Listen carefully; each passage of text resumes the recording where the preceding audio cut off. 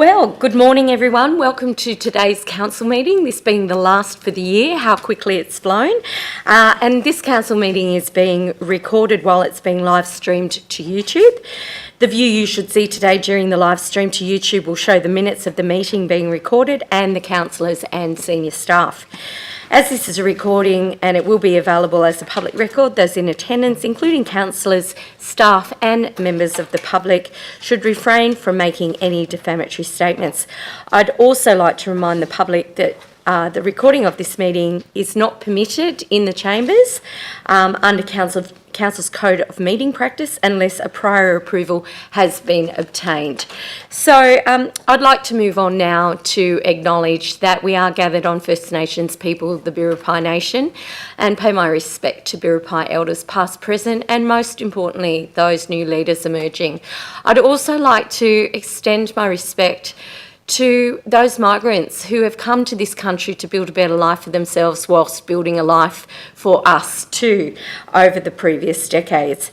I'd also like to pay respect and also acknowledge our veterans of wars past and current conflict and keeping our country safe to allow us to live the wonderful life of freedom that we do in regions such as ours. So, remote attendance at meeting. Madam CEO, I see there are none. No, Madam Mayor, no remote attendance. Thank you very much. So, we'll move on to the local government prayer, and I'd like to provide a very warm welcome to Eden McGregor from the Hope Community Church, who will be here to deliver our local government prayer. Merry Christmas to you, and we're really pleased to have you with us. Great, thank you. Thank you for the warm welcome this morning. Pastor Mark Vanderveer does send his apologies, and I'm going to fill in for his space this morning and pray for you guys. We're from the Hope Community, Hope Shops, and we're so thankful to our community and all that you do. So let me pray for you this morning. Heavenly Father, we just come before you this morning with thankful hearts. We thank you for the community that we do have. We thank you that we've been able to move through and stay together in some very difficult times over the last few years. We know that you go before us. We know that you have power to bring about change in our community. So we ask for your will to be done this morning. We ask for great wisdom for these people that are seated here, that lead our community, that lead families, that lead individual lives also. So we just ask for your blessing on family. We ask for your blessing on individuals. We ask for your blessing on community, Lord, as you give us your wisdom, guide us into the future. And we're so thankful that we have a great year ahead of us, 2023, to look forward to. So bless us, bless this year, bless our community, and we look forward to seeing the great things that can be achieved when we unite together. Thank you in Jesus' name. Amen. Amen. Thank you so much. Blessings to you, your family and everyone this Christmas. So we'll move on now to apologies. Madam CEO, do we have any? No apologies, Madam Mayor. Thank you very much. Item 5, confirmation of minutes from the ordinary council meeting 17th of November 2022. Someone to move, thank you. Moved by Councillor Shepherd, seconded by Councillor Lipovac. Thank you very much. Any comments or objections to this? I hear none. All those in favour? Thank you. I'll declare that carried. Item 6, disclosures of interest. Councillors, do we have any? Councillor Mortman. Thank you, Madam Mayor. I have a disclosure of interest in item number 13.04, which is the Lake Haddo Natural Resource Management Monthly Update for December 2022. I've taken all reasonable steps and rationale identifying no financial interest or financial benefit to declare a non-pecuniary interest, less than significant interest in item 13.04, the Lake Haddo Natural Resource Management Update for December 22. The reason being that I'm a non-financial life member and former president of the community organisation Revive Lake Haddo. Thanks. Thank you, Councillor Mortman. Any other disclosures? Councillor Slade. Yes, thank you, Madam Mayor. I'd just like to disclose an interest in 10.09, the business rating model. It's non-pecuniary, less than significant, for reasons that immediate family own properties and a business inside the Wallhope CBD. Thank you, Councillor Slade. Any other councillors? Councillor Lipovac. Thank you, Madam Mayor. So I have a non-pecuniary less than significant interest in item number 10.09, the Business Rating Model Independent Review. For the reason that the item relates to the TCMP, I will remain in the room during Council's consideration of this matter, and as such, interest will not influence my decision-making on the matter.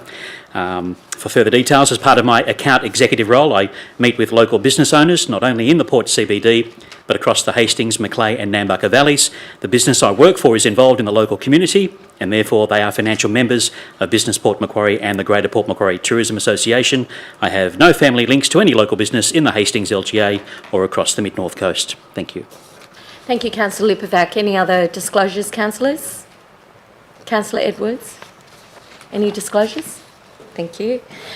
Hear none. So we'll move on now to item 701, which is a mayoral minute. And I've raised this with great pleasure because we're about to recognise a wonderful community member, and I have a recommendation before me that Council congratulate and recognise the contribution of 33 years to the local media industry of Mark Strawn OAM, and we wish him well on his retirement. So I'd just like to say we're going to miss someone who's been a constant in our life on the airwaves. He's probably really looking forward to a sleep in. He's been getting up very early probably before the Roosters actually. He's had a stellar radio career on the Mid-North Coast. I actually worked with Strawny for a period of time and, have had a lot of laughs and promised that I would keep the secret over that period of time. But, he started out in the 2MC studio as a producer in 1989 and he made his way into the studio for weekday and weekend afternoon shifts before he took on the breakfast show. He's worked through many natural disasters. He has celebrated many of the great achievements in our region. He's been there with us all for our birthdays, our funeral notices, our celebrations and our commiserations as well. He's worked tirelessly at many fundraisers for charities with the Give Me 5 for Kids charity, which is most closest to his heart. On behalf of Council and the local community, we recognise his dedication to the region. We wish him all the best in his retirement years, and it's well and truly deserved. And I don't usually welcome clapping in the chamber, but I think we should clap the wonderful Mark Strawn. Strawny, enjoy your sleep-ins. Any other councillors wish to speak on the retirement of Strawn? Thank you, Councillor Intiman. I need to say that he has been a remarkable, entertaining and informing voice in the community, and yes, I wish him every good wish. Yes. Thank you. Thanks, Councillor Intiman. Anyone else before I put it to the vote? No? All those in favour? Thank you. I declare that carried. Right, so we'll move on to item 8, confidential correspondence. Madam CEO, do we have any? There are none, Madam Mayor. Thank you very much.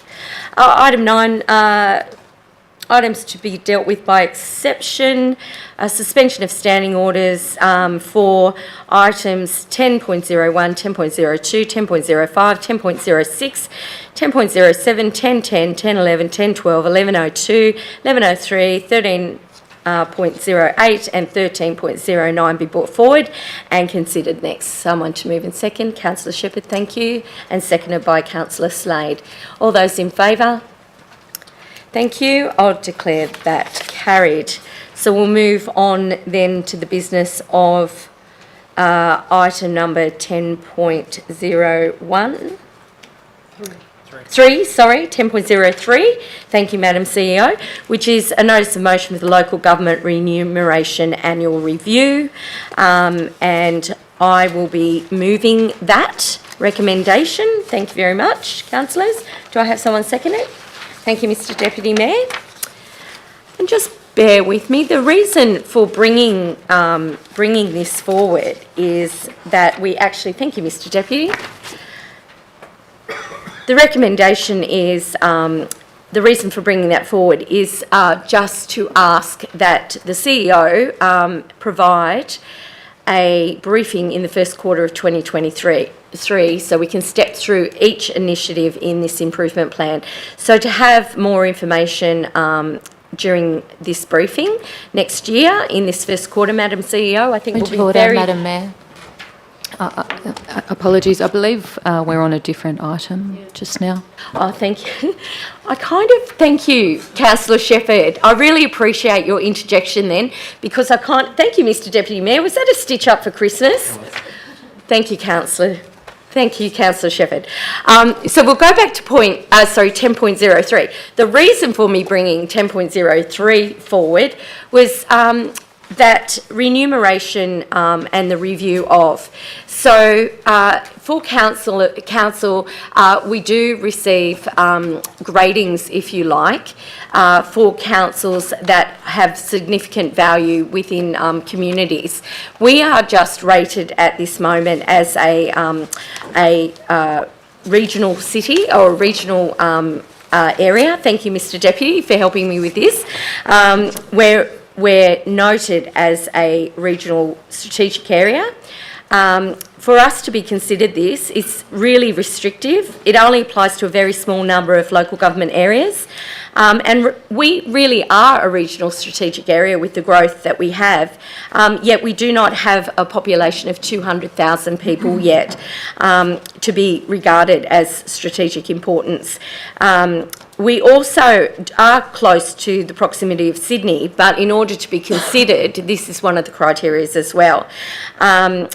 Further, I think we meet all the other criteria because we have health services, tertiary education services and major regional airports with services surrounding a wider regional community. So we certainly draw on Kempsey and even sometimes up into Nambucca for the services our air services in our airport provide. We also have high order other services, which include business, office and retail users, which include arts, culture, recreation and entertainment centres. Well, we know very well we have the very famous Glass House, which provides entertainment for our community and the wider region. Total operating revenue must exceed 250 million per annum. Well, Madam CEO, I would suggest that we exceed that also. So, significant visitor numbers to establish tourism ventures and major events that attract state and national attention. Well, we certainly have those events. We have Ironman, we also have the Australian Ballet that comes to the Glass House, and we have the state cups too. Now, these are criteria that need to be met in order to be considered a strategic area, a regional strategic area. So, I would like to move this for consideration that, Madam CEO, you make a submission to Local Government Remuneration Tribunal with these outlining considerations that our community actually hold here. Thank you very much. Any other discussion on this? And Mr Deputy, perhaps you'd like to discuss something about this, considering you stitched me up earlier on. Thank you, Madam Mayor. I will apologise. I read 10.08 instead of a 3, so my apologies for that. But I do concur. Obviously, we're a very unique area. We do fit the criteria on a number of levels, but also this would also help with some of those major strategic projects and initiatives that we might need to be associated with down the track. But also, I think this would put us on the map in a much bigger way as well. So absolutely support what you're saying. Thank you. Thank you very much. Councillor Griffiths. Yes, I'm actually going to speak against this. I did go back and have a look at all the categories and criteria of the local government areas and how they're classified. I do know that Coffs Harbour and other areas are also very similar to us. Tweed has already put an application in to change their criteria and they were actually rejected, even though they were suggesting that they were in very close proximity to the Gold Coast in Brisbane, so therefore they had that direct connection to a city location. Also, the only other area that has been given approval for a change in category was Central Coast, but Central Coast actually aligns directly between Newcastle, Sydney and Wollongong and creates that block zone, which is very similar to what Brisbane and the Gold Coast has. So, I mean, we could use resource to go and follow up on this. I also note too that this would change the remuneration for councillors by around about, including the Mayor, of around about 83,000, and again, given that the climate for our locals is actually quite tight, I don't know that it is something that we should be considering at this point in time. Thank you, Councillor Griffiths. Any other discussion? Thank you, my saviour, Councillor Shepherd, if you'd like to stand forward. Thank you. So just to clarify the point that Councillor Griffiths has just made, 83,000 in total, but of course it would be $6,000 increase for councillors from $25,000 a year to $31,000, and an increase of $36,000 a year for the mayor from $87,000 to $123,000.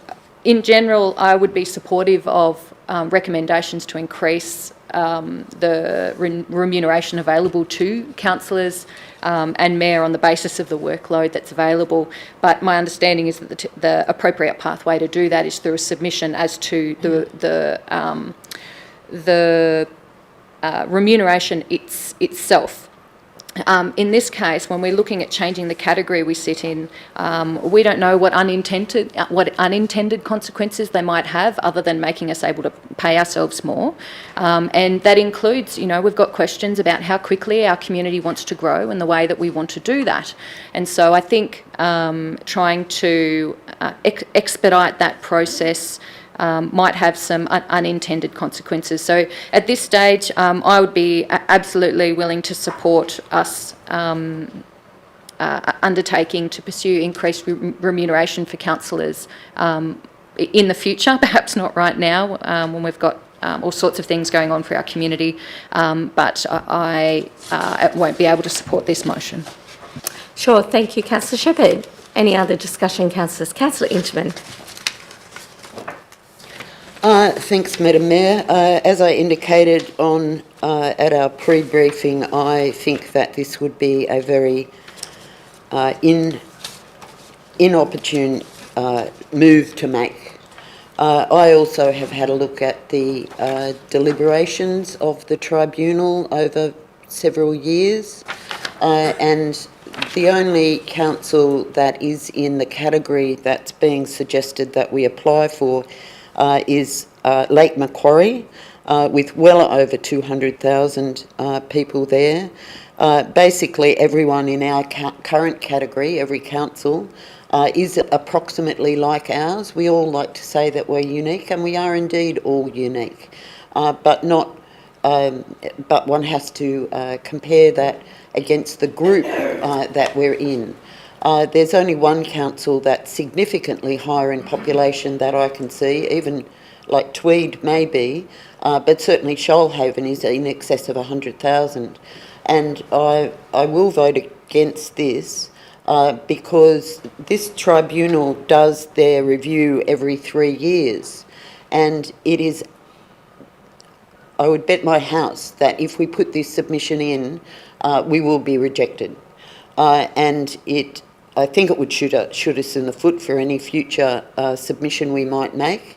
And so what would be better is if we use this next few years to talk to some of the councils who have got a higher population and a higher budget and a higher local economic value, which is also an important criteria, and speak with them and try to get, and Local Government New South Wales, and try to get a coordinated approach to the next remuneration, so that it's not just us going, oh, look, we're so unique, we need to be looked at separately. There are many councils very, very close to ours, and so I can't support this, but would encourage us to think about in future liaising with the other relevant councils and putting in a coordinated submission. Thank you. Thank you very much, Councillor Inchman. Any other councillors wish to speak to this? No? I'll have the right of reply then. The reason for me bringing this forward was that I hear a lot about benchmarking against other councils. Well, the fact of the matter is that our residents don't live in other LGAs, they live in our LGA, and we're a very fast and rapidly growing local government area, which, really has the pressure of supplying high priority, very expensive infrastructure. Now, in order, in my mind, to be identified as a regional strategic area, which I 100% agree we are, we obviously would want to, seek the attention of the state government in ways that we would be funded accordingly. So that is wholly and solely the reason for bringing it, is for the benefit of our region. This is merely, Madam CEO, is it not just a letter and a submission requesting consideration of this? Yes, Madam Mayor. Thank you. So it's not highly resourced. This isn't about more pay for councillors or for the mayor, whether it be me in the chair or whoever sits in this chair after me. And let me tell you, remuneration for the workload that you actually have as a councillor, is never enough. For what we do in the community, we certainly don't get remunerated, but we do it for the love of the community. So it has nothing to do with the cost. It has to do with the opportunity with state government. And that was the only reason, councillors, that I actually brought this in to all of you. 100% if, councillors aren't of a mind to support this, that's fine. But, I'm always going to be looking for opportunities where we can actually advance our community. And if it's just through a letter and a submission, I think what's the harm done? And if the submission isn't successful, that's okay as well. I don't think there's any harm in putting forward this kind of submission, given that we are being forced to grow, and there's no holding back the tide. People are going to continuously move here, and probably before the end of my days, Port Macquarie region will be a city with close to 200,000 people in it. So I'll put it to the vote anyway, councillors. All those in favour? Thank you. Myself, Councillor Slade, Maltman and the Deputy Mayor. Those against? Thank you, Councillor Edwards, Shepherd, Lipovac, Griffiths and Intamin. I'll declare that lost. Thank you, councillors. So we'll move up to item 10.04. Upcoming state election funding priorities. Do I have someone to move? Councillor Intamin. Thank you, Madam Mayor. I'm moving a significantly amended wording on this motion. The essence of it remains the same. It is a list of priority projects for our local area that is planned to be provided for information to all candidates for the state election coming up next year. The wording changed from the original published agenda. There is no significant change that I understand. I'll certainly ask that question shortly, but I believe there is no significant change. It is just a change in the wording to make around the same projects to make things clear. So I hope that is clear, and if I may ask just that question, please, Madam Mayor. Thank you very much. Seconder. Councillor Griffiths. Thank you, Madam Mayor, and sorry I did Sorry, Councillor speak. Griffiths is just asking a question, yes. Oh, no, seconded, just so we can discuss whatever it is. Thank you. Councillor Intamin. Thank you, Madam Mayor, and I got carried away by saying that this is significantly different to the agenda, and so I was not actually intending to speak, but I now ask a question as to whether or not this is substantially the same as was on the publicly exhibited agenda. Thank you. Through you, Madam Mayor. Yes, Councillor Intamin, you are correct. Thank you. Thank you. Councillor Griffiths. So, Madam Mayor, if I can just speak briefly on it, and my apologies, this was in two parts. This lists 11, I believe, 10 projects that Council considers to be priorities, and anyone who reads this would see the depth and significance of the works that are facing Council. And I've also asked the staff if please we could put a bit of a narrative around this. Not very much, I'm thinking like under a page, just to as an educational process so that the candidates can get a better idea of Council's work, its responsibilities, its relationship with the state government, and how important it is that we have a working partnership with the state agencies. Thank you, Madam Mayor. Thank you very much, Councillor Inchman. Councillor Griffiths, did you wish to speak to this? Any other councillors? Right of reply, Councillor Inchman. No, thank you, Madam Mayor. Thank you. I'll put it to the vote then. All those in favour? Thank you. None against. I'll declare that carried. Move on to item now 10.08, Mr Deputy Mayor, which is the Improvement Plan 2022 to 2026 General Fund Operating Performance. I'll move the motion that Council 1 note the update provided in this Improvement Plan 2022 to 2026 General Fund Operating Performance Report. And I've added here to the staff recommendation a point 2, which is request the Chief Executive Officer to provide a briefing in the first quarter of 2023 to step through each initiative in the Improvement Plan. Thank you. And I'll just do this after just consulting with you, Madam CEO. Thank you, Councillor Griffiths. And Madam CEO, I, in consultation with you, thought that this was probably a really good idea, that each of the points in the improvement plan of the General Fund operating performance we could go through and in depth get some more information. So councillors are totally across all of this. So yeah, just a point 2, nothing too significant, and just looking for your support in this, councillors. Councillor Griffiths, did you want to say anything, being a seconder? No, I would just say that this is something I really love to see all the time, improvement and moving forward, and especially in asset management. Thank you, Councillor Griffiths. Any other discussion, councillors? Councillor Shepherd.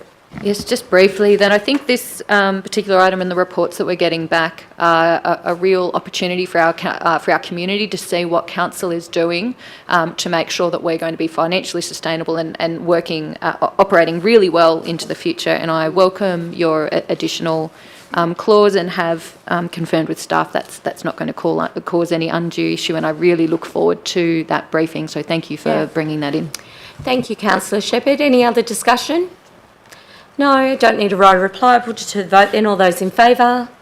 See none against. I'll declare that carried. Thank you very much. Moving on now to item 10.09. Thank you, Mr Deputy Mayor. Thank you, Madam Mayor. I'd like to propose a motion for this particular item. Happy to read that. It is on our screen. That Council note the independent report and the stakeholder and community engagement undertaken on the business rating model. Item 2, request the CEO prepare a draft 2023-2024 operational plan, long-term financial plan and revenue policy with the removal of the Town Centre Master Plan component of the Port Macquarie CBD ordinary business rate, with the reports including alternate financial arrangements to deal with options relating to A, paying out the existing council loan, funding TCMP initiatives, B, ongoing maintenance of the Port Macquarie CBD, and C, delivery of any outstanding projects funded by the TCMP reserve. Thank you. Thank you, Mr Deputy, and I'd be really happy to support that by seconding. Thank you, Councillor Inchman. Just to clarify the procedure, Madam Mayor, now that that proposal has been put, I would like to clarify that, in fact, that prevents the staff recommendation from being put as an amendment, and it has to come through as a foreshadowed motion. Thank you. I'm seeing nods around here. That's correct. Just so everybody else understands what's going on. Yep. Thank you. Thank you, Councillor Inchman. If you'd like to speak to it. Thank you, Madam Mayor. I think it's pretty self-explanatory. We have been on a bit of a journey with this particular item for many months now. It is something that I'm putting forward here that I think is in the best interests of our community, but also our CBD landowners as well. We've had considerable feedback, not only from landowners, but also through the engagement report. I didn't see anything in that report that changed my previous view on a personal level. I still think that the rate is inequitable. I think what I was trying to do with the original motion back in early 2022 was to try and find a better model going forward. That's still my view. I still hope that we can get there, and I hope councillors see some sense in doing that. And some of the reasons for doing that would be to put some of the issues of the past behind us and try and work up a model that's more fair, that's more equitable, that we can also utilise some of the work that we've done through the independent review to come up with a model that's actually going to be beneficial, not just for the Port Macquarie CBD, but potentially for broader CBDs or other areas in our LGA. So on that, obviously I know that there's an issue of an outstanding loan, which is item A. So just asking for those reports essentially to be worked up to show how that, obviously different ways of paying down that loan. That's something that obviously we've got to do as part of our ongoing processes with the operational plan. But also there's the question of ongoing maintenance of the Port Macquarie CBD. What I'd hate to see is that the TCMP be abolished, the rate that is, and then no works are carried out, when we know full well that there's money paid through another business rate and also a base level rate as well. But I'd hate to see, as some people would put it, the baby thrown out with the bathwater on maintenance, but also the delivery of any outstanding projects funded by the TCMP is also a big concern, but also obviously asking for the items in the first part of item 2. I'm sure there's other ways that we can fund these works. So that's what I'm asking for a clean slate going forward, but also that councillors do see some sense in putting the issues of the past as far behind us as we can and move forward with a much more fair, equitable and sensible model. Thank you, Madam Mayor. Thank you, Mr Deputy. I've seconded you because we have been working for many months as this term of council, but I have to say that I was certainly advocating for the community in relation to the business community in relation to this in the last term of council. And that being said, there's a lot of people out there that have been paying a very high rate in relation to this business rate model, quite exorbitant actually, which only benefits, is meant to benefit a small, I call it the magic square. Well, it doesn't. The ratepayers in this area actually burden the cost of things such as the Christmas tree, the original Christmas tree that we've put up. And I apologise to the TCMP members that are here today for our original Christmas tree that we put up earlier on. But I thank you for your contribution in the traditional Christmas tree, which has gone forward on our beautiful town green. The thing is, thank you. The thing is with this is that it isn't fair and equitable, and this has been a burden for many, many years. And Mr Deputy Mayor, I concur with what you're saying. What we're wanting to see is an equitable rating model spread across our whole LGA, so we can improve our business districts and our CBDs, and we can upkeep them in the way that not only the business operators expect, but those locals who use these CBDs want to see them upkept, and the way we want to present ourselves to our tourists as well. So it should not just be up to a small minority to service the majority. For this reason, I do want to see a clean slate, as you do, Mr Deputy, and I really do want to see this unfair rate abolished once and for all, and that we go back to the drawing board in consultation with our business community in our areas of Port Macquarie, Wauchope and Laurieton to ensure that we have a sustainable rate so that council can provide those services most needed in those areas. Thank you very much, councillors. Any other? Councillor Griffiths. Councillor Shepherd. Thank you. I'll foreshadow a motion that I've put through as an amendment. Thank you. Would you like to read it out, Councillor Shepherd, please? I would be comfortable to not read it out, noting that it's been available to all councillors, but if you would like me to, I'm happy to do so. Oh, I just thought you might like to step through it. That's all for the interest of the... Yes, so if the current motion is unsuccessful, I would absolutely take the time. Thank you, Councillor Shepherd. So we'll and question following. Okay, we'll listen to your question then. Question through you, Madam Mayor, to Deputy Mayor Roberts. In terms of having secured the independent review and walked through that process with some extensive resourcing associated with that, what was the purpose of us doing that review if we were going to disregard completely the results? Fair question. Thank you. Through you, Madam Mayor. Happy to answer. I think for the most part, a lot of the information that's contained in the report was something that wasn't already public. I'd obviously been following this issue for best part of a decade. It's good to have that information on the table now, so everyone can see exactly what the thoughts are of the community, but also the landowners, because there's been multiple reports over the years that have been a little bit light on information in my view. So having all of that on the table absolutely puts us in a better position to understand how far forward we can go, but also it's a marker in time to show that essentially we tried to get this sorted out. So from my point of view, I think it's an incredibly important document, but also there's a lot of information in there that we could use for potential models going forward for other CBDs or the Port Macquarie CBD, so I don't at all see it a waste of money. Thank you, Mr Deputy. Councillor Shepherd. Thank you for that answer. And with that in mind in particular, I will speak against.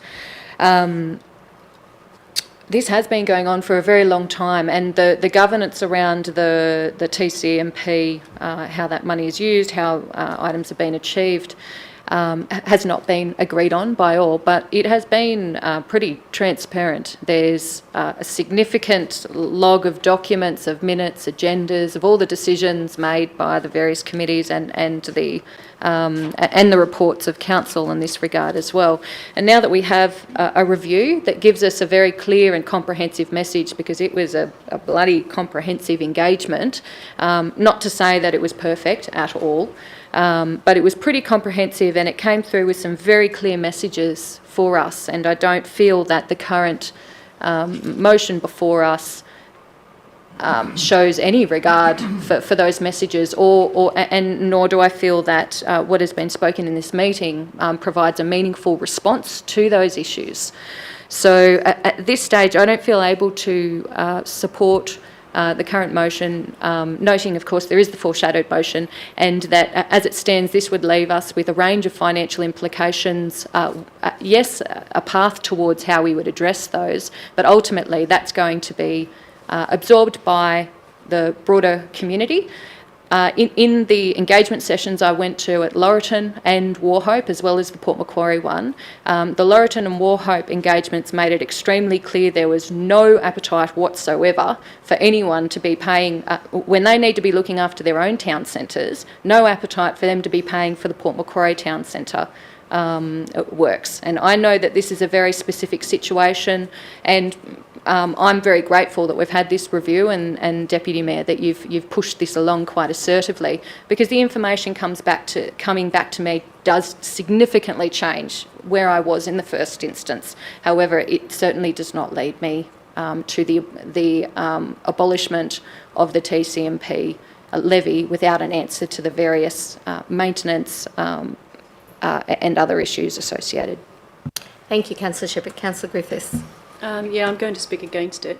I'm pleased that we actually did this review. I think it was timely that it was done.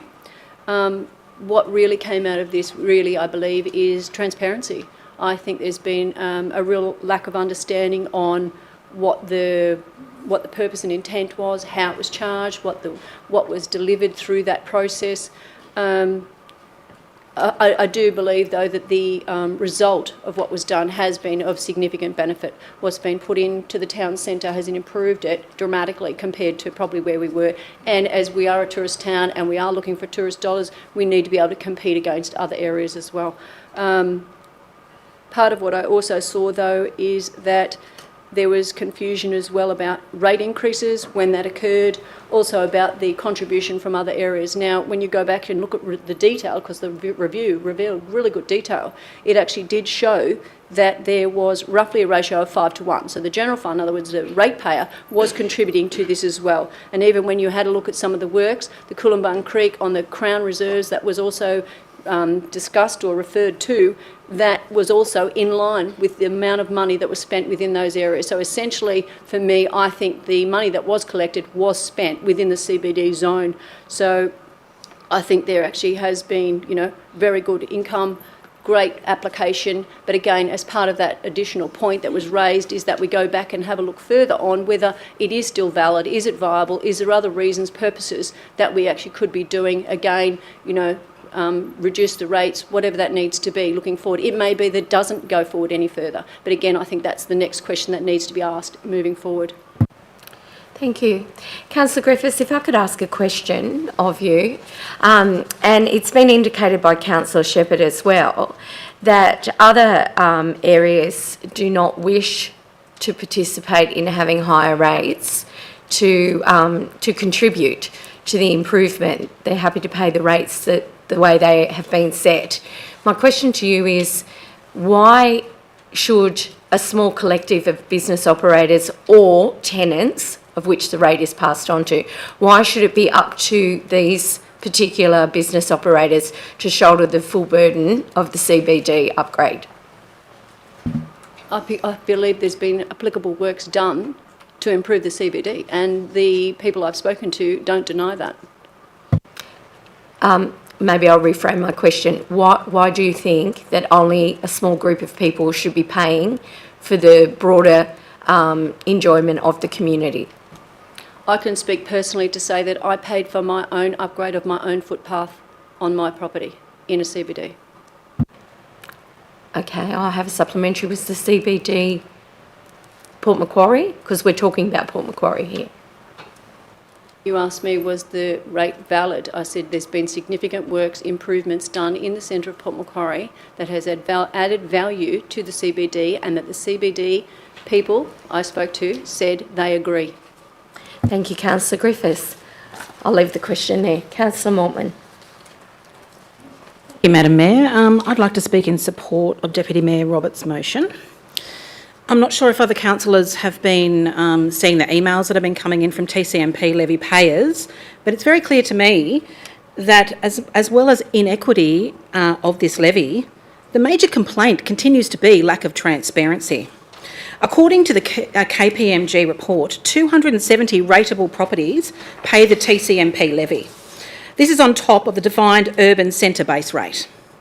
As representatives of our community and our ratepayers, it should be a concern to us all as councillors that even one of those payers feels that there has been no transparency. In the Port Macquarie Hastings Town Centre Master Plan Business Rate reviewed by KPMG, you'll find more people are recorded in that document as being opposed to the Port Macquarie CBD levy. I have been informed this is mainly due to lack of transparency and parity. Payers of the TCMP rate have advised they have not been engaged in relation to charges and expenditures related to the TCMP, and I agree with their calls for abolition of this rate and greater transparency. I've been doing my own due diligence in relation to the TCMP, and my concerns are very high. It concerns me that it's been expressed by those paying the TCMP that expenditure may have been used for projects outside the TCMP boundary, or Magic Square as the Mayor likes to refer to, namely Coolumbung Creek and the Transport for New South Wales Port Macquarie Breakwall upgrade, which is owned by Crown Land, which is on Crown Land. Those paying the TCMP are legally required to pay their rates, which they feel rates that are not transparent. This rate is being charged at this amount, which is inclusive of rates in total, a number of rates in total. Some of the councillors are continuing to seek consultation on other smaller issues that come before us. So it's quite surprising to me that councillors do not want to push for further consultation on this issue for our community members. I've been informed that TCMP ratepayers have had no input into committee meetings and have never been kept informed as stakeholders. I've also been informed that owners don't mind paying an equitable share of the TCMP cost as long as it's equitable. The current 30-year-old TCMP is not only equitable now, it is also equitable going forward. Going forward. Not equitable, inequitable going forward. To put this expense in perspective, I've been informed by one TCMP levy payer, one small commercial business owner in the main street. His tenant wears, I think there's only one that doesn't pass a TCMP levy as a commercial owner onto their tenants. This tenant wears a $6,000 extra bill annually for the TCMP levy. This rate does not encourage commercial investment, business or employment into the CBD, it stifles it. This small business is only one example of one small retail business in the Port Macquarie CBD. In this harsh economic climate, continued payment of this fee will unfortunately inevitably create unemployment for our locals. That's it. Thank you, Councillor Mortman. Any other discussion, councillors? Councillor Interman. Thank you, Madam Mayor. Speak briefly against it. Number one, to respond to a question that you said before about unwillingness of other CBDs to pay into it, and also to reflect on a couple of comments just made. I think it's very significant that the benefit to landowners, property owners in the TCMP area has gone back to those owners who were originally intended to be the payees of the levy in the form of significantly increased property values. That's a direct benefit, as I see it, to those who are paying the levy. But what we are finding is that the cost of that levy is being passed on to tenants. And I think it's vitally important, it would be vitally important if we're talking about transparency, that in fact that area of it would be more looked into, and how significant that is, that the cost is going to the tenant, whereas the benefit is going to the, it appears, is going to the landowner. That is not an inequity that is caused by council. That is an inequity that is being chosen to be imposed by the business owners. The next point is concerning the matters, the expressions of discontent that have come forward, the suggestion that the committee, the TCMP committee, was not open to being approached. I challenge that. They were all members, active members of the local community, and from what I gather, very willing to be approached by people, and indeed it happened during the time. To say now that this has been a process lacking in transparency and accountability is, at least in part, due to those who, the inaction of those up till now, up till about 2 years ago when this started to come forward, from actually coming forward and vocalising in clear terms their objections. Now we find that those people are very against this proposal, and I cannot agree that it is the majority of the landowners in the CBD. These are some people who have got an objection, perhaps did not take up their opportunity in the past to speak clearly enough to council, and I cannot agree with us now abandoning that because partly of what the consultant said it would be so difficult to return to. Thank you. Thank you, Councillor Interman. Any other discussion? Councillor Mortman, I'll just get you to take your microphone off. Thank you. Any other discussion, councillors? Right of reply. Thank you, Madam Mayor. I just want to make a couple of points. Obviously, there's a bit of opposition to this one, so we might continue to debate momentarily. However, this one for me is, it's really important that as a council we draw a line in the sand, recognise that there's still so many unanswered questions in and around the processes, but also the fairness and equity of the current model.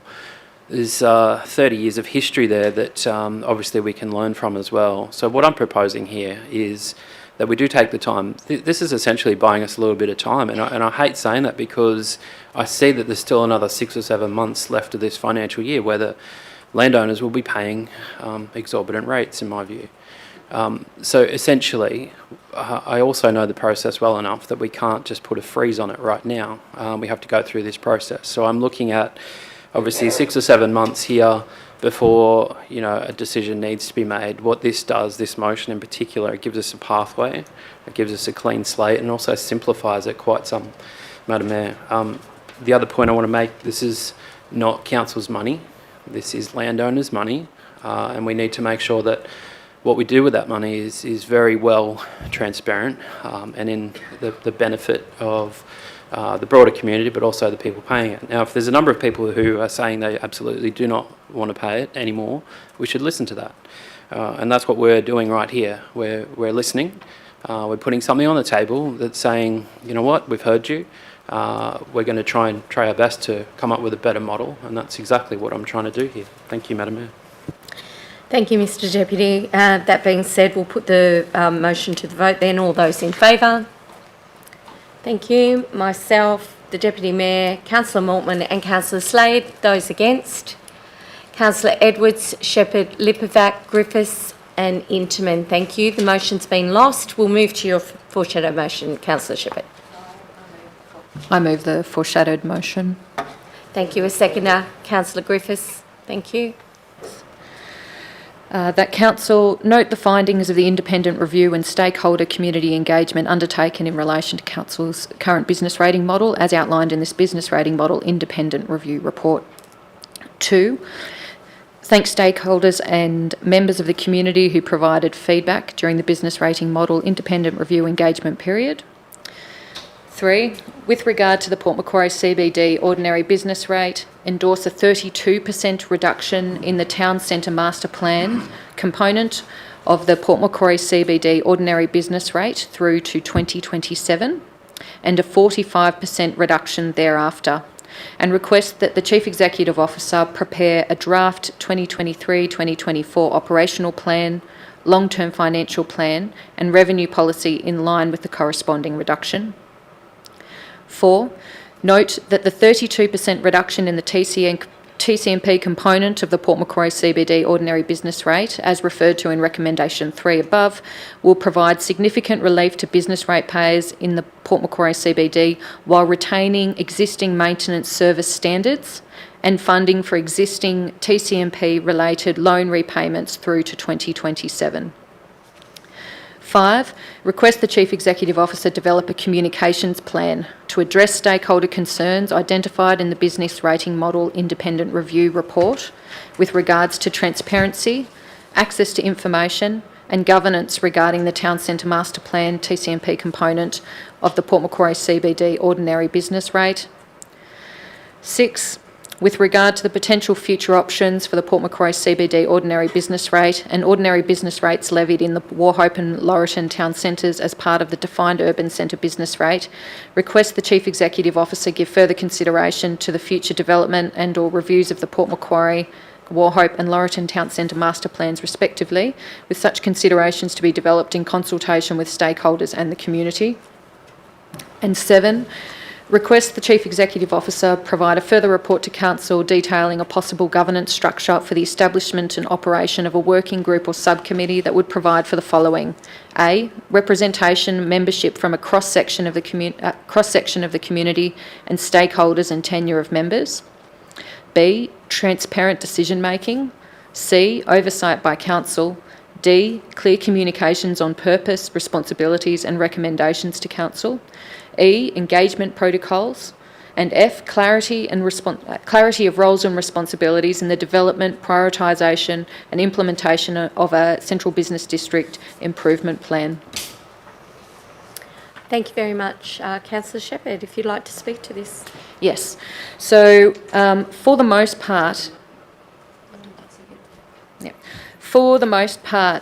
this motion is the staff recommendation with some changes I want to draw to your attention momentarily. But at the outset, I want to say that the review told us that we need to change what we're doing. It told us very, very clearly. And so that's what this motion is intended to achieve. While I understand the desire to have a clean slate, we've also been advised very clearly that if this levy were abolished, it would take an enormous amount of work to get it back. It's not an easy thing to get rid of a levy and bring it back. It would take a whole new and expensive engagement and consultation period. And so it's not something that could be substantially reintroduced if there was seen to be value to that. So by retaining it in some form, it gives us the options into the future.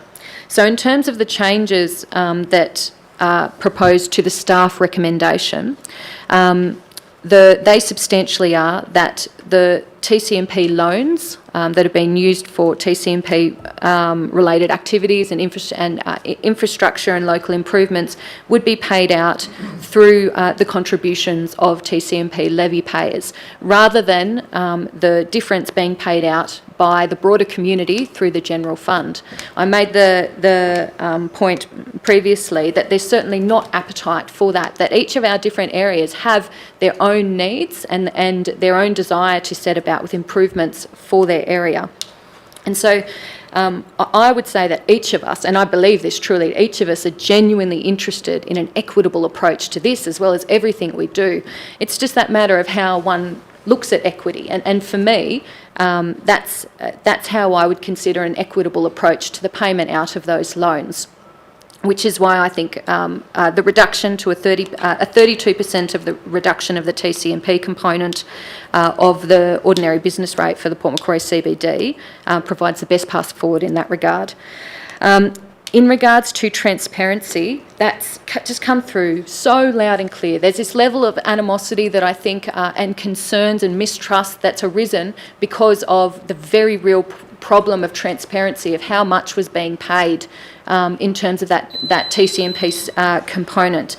And so my intent with the number 7 is to make sure that we're pursuing, ideally, I think, but at the discretion of the CEO, a truly well fleshed out and clear charter, formalised charter, where we will know who's on the committee, who's making the decisions, where's the agenda, what are the minutes, who's got interests, they're required to be disclosed as a part of the process. These are all the things I want to see, and that's what I'm hoping to achieve with that clause 7 in particular. Thank you, Councillor Shepherd. Councillor Griffiths. Yes, just quickly to follow through on that as well. I do believe that, the review process has occurred, but I do believe that we need to follow up on it, and it was definitely clear that we needed transparency, governance, and we do need further consultation, and I just believe we need to be following up on that further. Thank you, Councillor Griffiths. Mr Deputy Mayor. Thank you, Madam Mayor. Just like to speak in opposition to this one in particular. How messy is this one? The fact that it took 487 minutes to read out shows you how complex this situation is.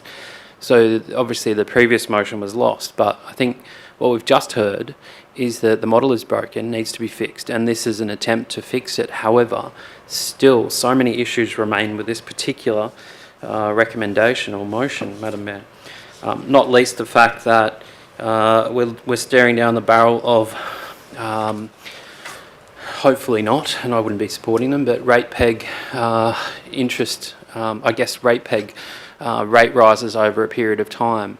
I do understand the next one is about 4.7%. So if you have a look at one of the items in particular, maybe if we could scroll to, I think it was item 4 maybe. We're looking at, so the reduction of 45% thereafter. But reality, if we just scroll just a little bit further up, and I'll point this out because it's a really important point, with regard to the Port Macquarie CBD ordinary business rate endorsed a 32% reduction. Well, by the time it gets to 2027, there's a high chance that that's going to be a lot more than 32% that people are paying. So reality is this is incredibly complex, and what I was trying to do before is draw a line in the sand and simplify the whole process going forward, because as well put together that this is, and I agree there's probably some good intent in trying to do something, I still don't see a reduction the best way to go. I think abolition and starting again is a much better proposition. Again, this is not our money. We're essentially imposing a tax in this particular case for many years to come.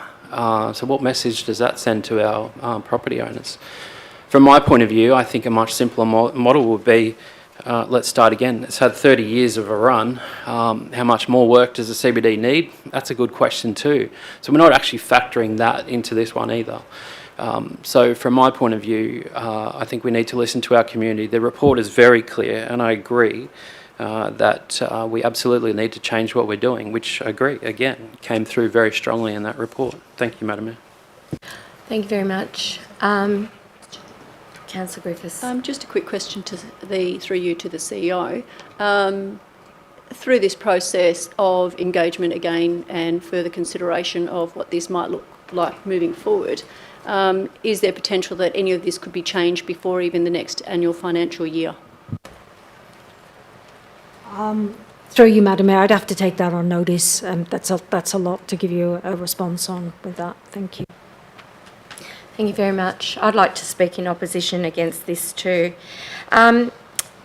I literally have a physical reaction to this. It literally makes me sick that we take money from a small group of ratepayers to benefit a majority, whether it be our tourists, whether it be people from other CBD areas of Wauchope, Laurieton or further afield.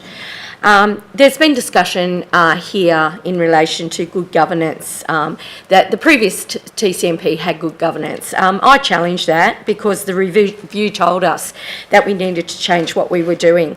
In my opinion, I feel like we're just clinging to the old and we're refreshing with some new clauses here. I specifically want to address clause 7 in this motion, which is to provide a report to council detailing a possible governance structure for the establishment of a working group or subcommittee. So what we're going to do is possibly, this will be supported, that we just go back to a silo of a subcommittee that we had before, where the representation of membership will we had representation of membership, which was apparently from a cross-section of stakeholders. And it's asking for transparent decision-making. Well, shouldn't have that happened in the last committee of the TCMP? And if it was transparent, how did we get to the stage where a loan was taken out with the majority of the ratepayers not even knowing about this loan? Clear communication on purpose. Well, all of this Clause D here was part of the charter on the previous TCMP committee and the engagement protocols. We had a full-time landscape architect, not a landscape gardener, but a landscape architect that was actually paid for by the TCMP. The clarity of roles and responsibilities in the development, prioritisation and implementation of a central business district improvement plan. Well, in my mind, that was called the TCMP master plan. So what's different here, except for we're just going to paint over this with a different colour? Again, a physical reaction. I had a real reaction to the last time we discussed this, and I can only make my apologies to my personal apologies to those ratepayers, because the compounding interest, as we know, on 32% means jack. So for that reason, I'll be very strongly opposing this. Thank you, councillors. Any further discussion? Councillor Interman. Speak briefly, Madam Mayor. A wonderful man once said, make everything as simple as possible, but no simpler. Thank you, Mr. Einstein. We sometimes deal with very complicated issues here, and to say that a complicated issue does not warrant an in-depth response is really, there's quite a dichotomy there between realism and imagination. I would like to congratulate Councillor Shepherd for taking the time to consult with staff in order to get this right. I am sorry, Madam Mayor, if you feel sick about this, but in reality we are here to debate facts and figures. Yes, certainly we have a visceral reaction to things, but ultimately our responsibility is to debate the facts and figures. One of the facts that came forward from the consultant was that the changes made to the TCMP were not unlawful. One of the other points that they brought forward was that if this was abandoned at this point in time, that we would have a very great difficulty getting it back again. The fact that Councillor Shepherd has put forward a number of points regarding how we go forward, and yet it's being said that this is pointless and it's just painting over with a different colour. I believe, is to abrogate our responsibility to do all that we can to ensure that a decision such as this is in fact put into place and takes effect. We are not powerless sitting around this table. We are in fact here to make decisions and help make them stick. I commend Councillor Shepherd's motion, and I urge my colleagues to support it, and for everyone to realise that this is in fact a messy item. We have landowners who support it, who have very greatly valued the increase in valuation of their own properties that has come forward over the years, and that Port Macquarie has gone ahead because, in large part, because of the dedication of people such as who were on the TCMP and their involvement there, and also otherwise, to help this town move forward. And then we've got the notion that people are now complaining about the levy and yet they're passing it on to the tenants. There's a lot to be looked at here. It is messy, it's not simple, but Councillor Shepherd has grasped the essence of it. Thank you. Thank you, Councillor Inchman. Councillor Edwards.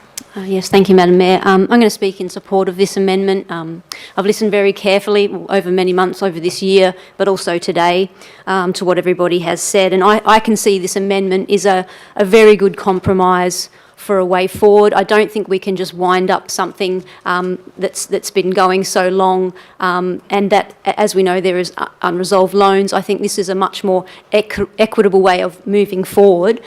So I'm really behind this. I think it solves a number of challenges, but gives us the room to continue to review and to consult and to come up with a better model. I think, we can see that we definitely needed a rate reduction here, but we also need to consider those things that were already set in motion be wrapped up properly, fairly, and so I support this motion. Thank you, Councillor Edwards. Any other discussion, councillors? Councillor Griffiths. Just on point 7, through you to the CEO, Alex says a further report to council.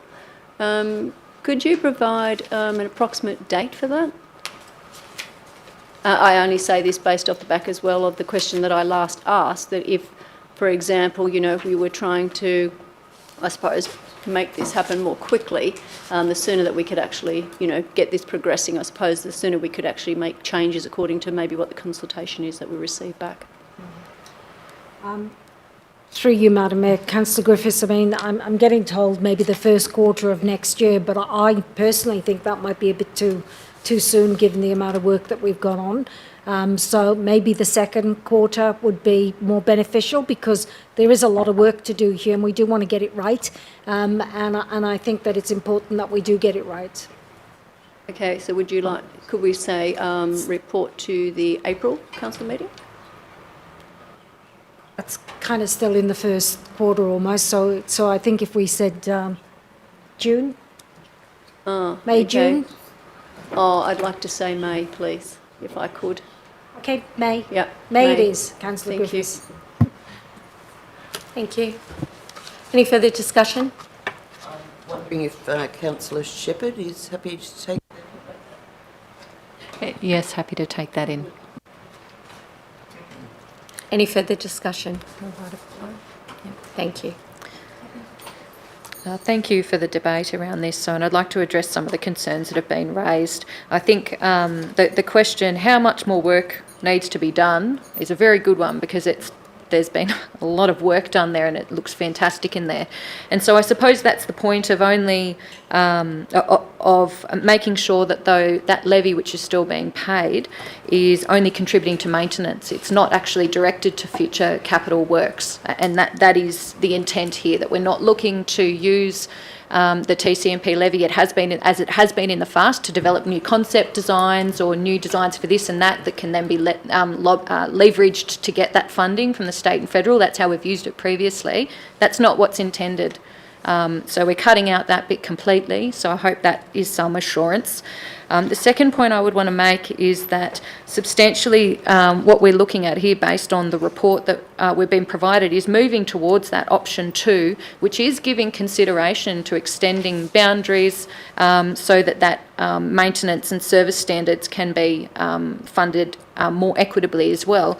However, the whole point of clause 7, and in fact I included that because I thought that might be of interest. That doesn't have to be a subcommittee modelled on the previous one. There absolutely were concerns with that. However, it was there were very strict requirements around certain things, and to me that's reassuring in terms of the legalities associated.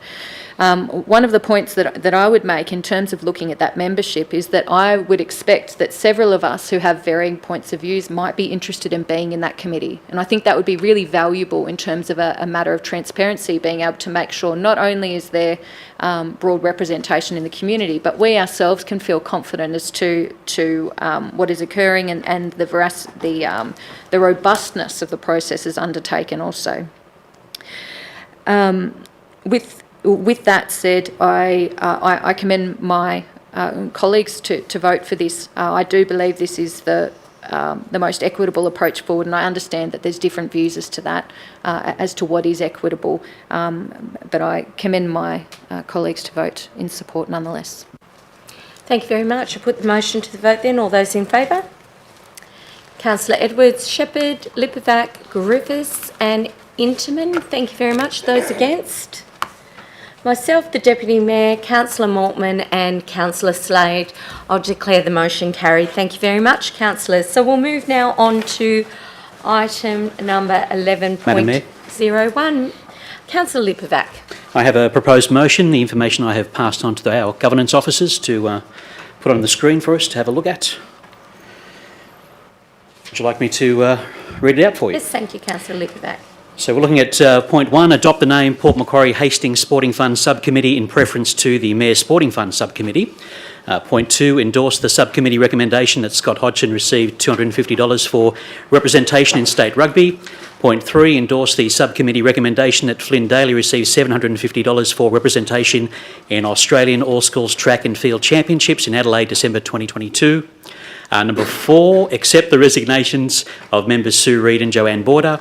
5, note the 8 applications received for membership to the subcommittee and appoint the following applicants: Cathy Walsh, Clayton Pickworth, Troy Highlands, David Barnes, Claudia Buckby, Simon Thresher, Ben Ismay, Belinda Gaunt.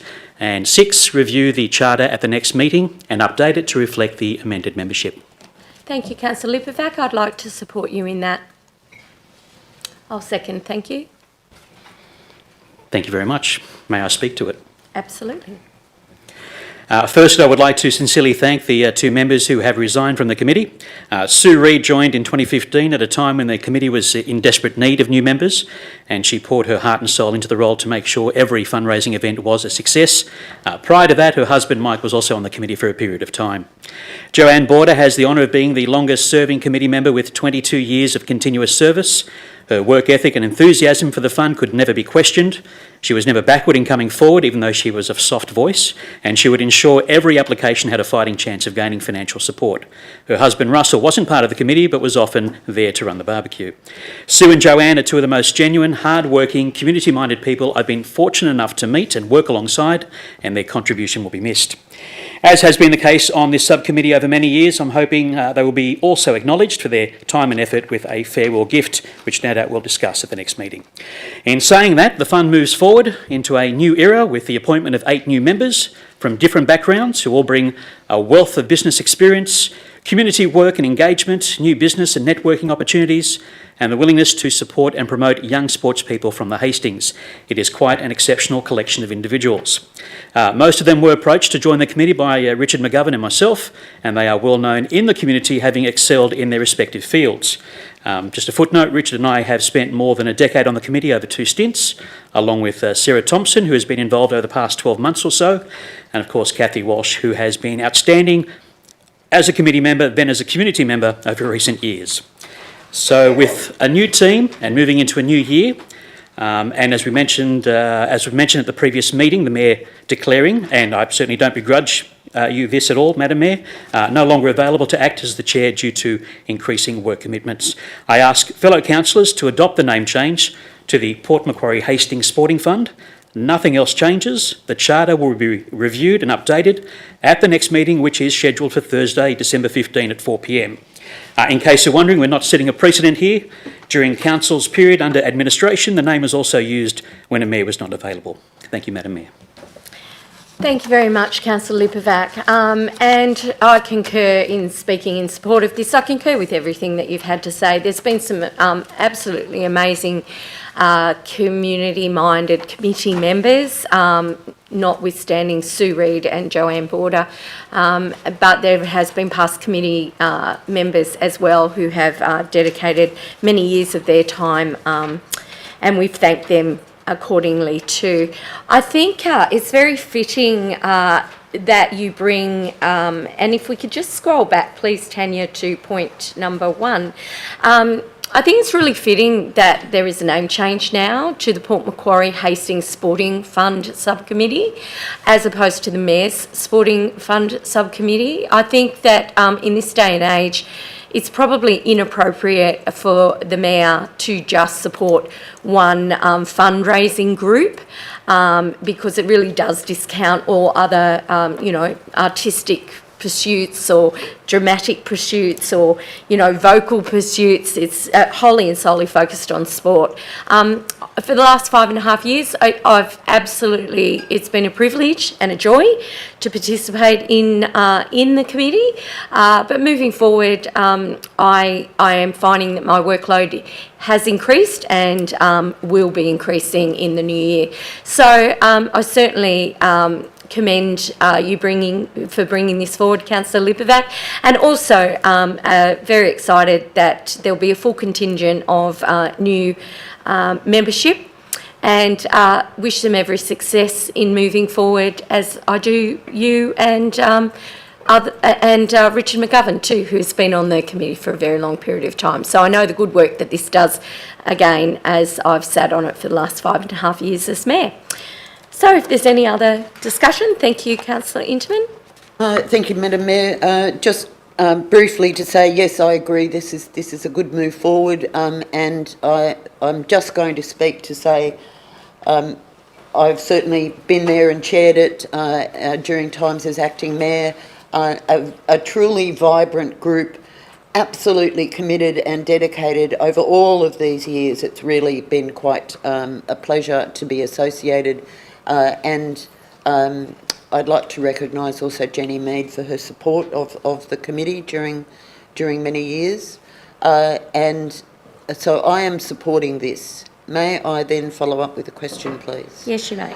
Madam Mayor, bearing in mind you've indicated that you don't have the time, and I know that also both yourself, that you're not going to be available on the 15th, and so 2 questions. Number 1, through you to the CEO, could we have no provision in the current charter for another councillor to take over, and so I would like to move 2 things here. Number 1, that Councillor Lipovac chair the 15th of December meeting.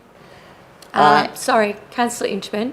Yes. I'm not sure where you get the idea that I won't be at the last meeting.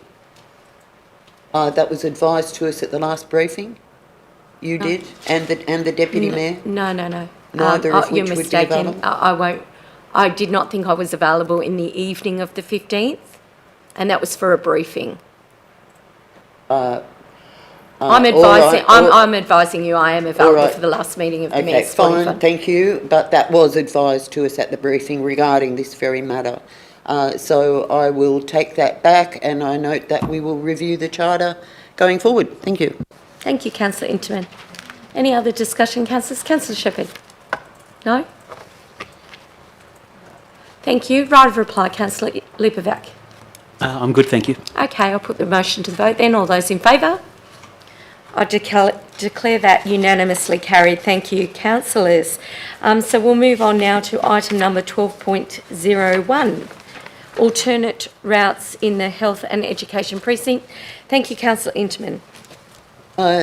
Thank you, Madam Mayor. Firstly, I will just note that there's a slight change in what I'll be moving here, and that is at the end of clause 1, where instead of saying regarding land in the vicinity of Lake Road and Ocean Drive, and also only mentioning National Parks and Wildlife, we're going to mention New South Wales Cranlands as well, and noting also that that goes westward. So I'm happy to move this motion, please.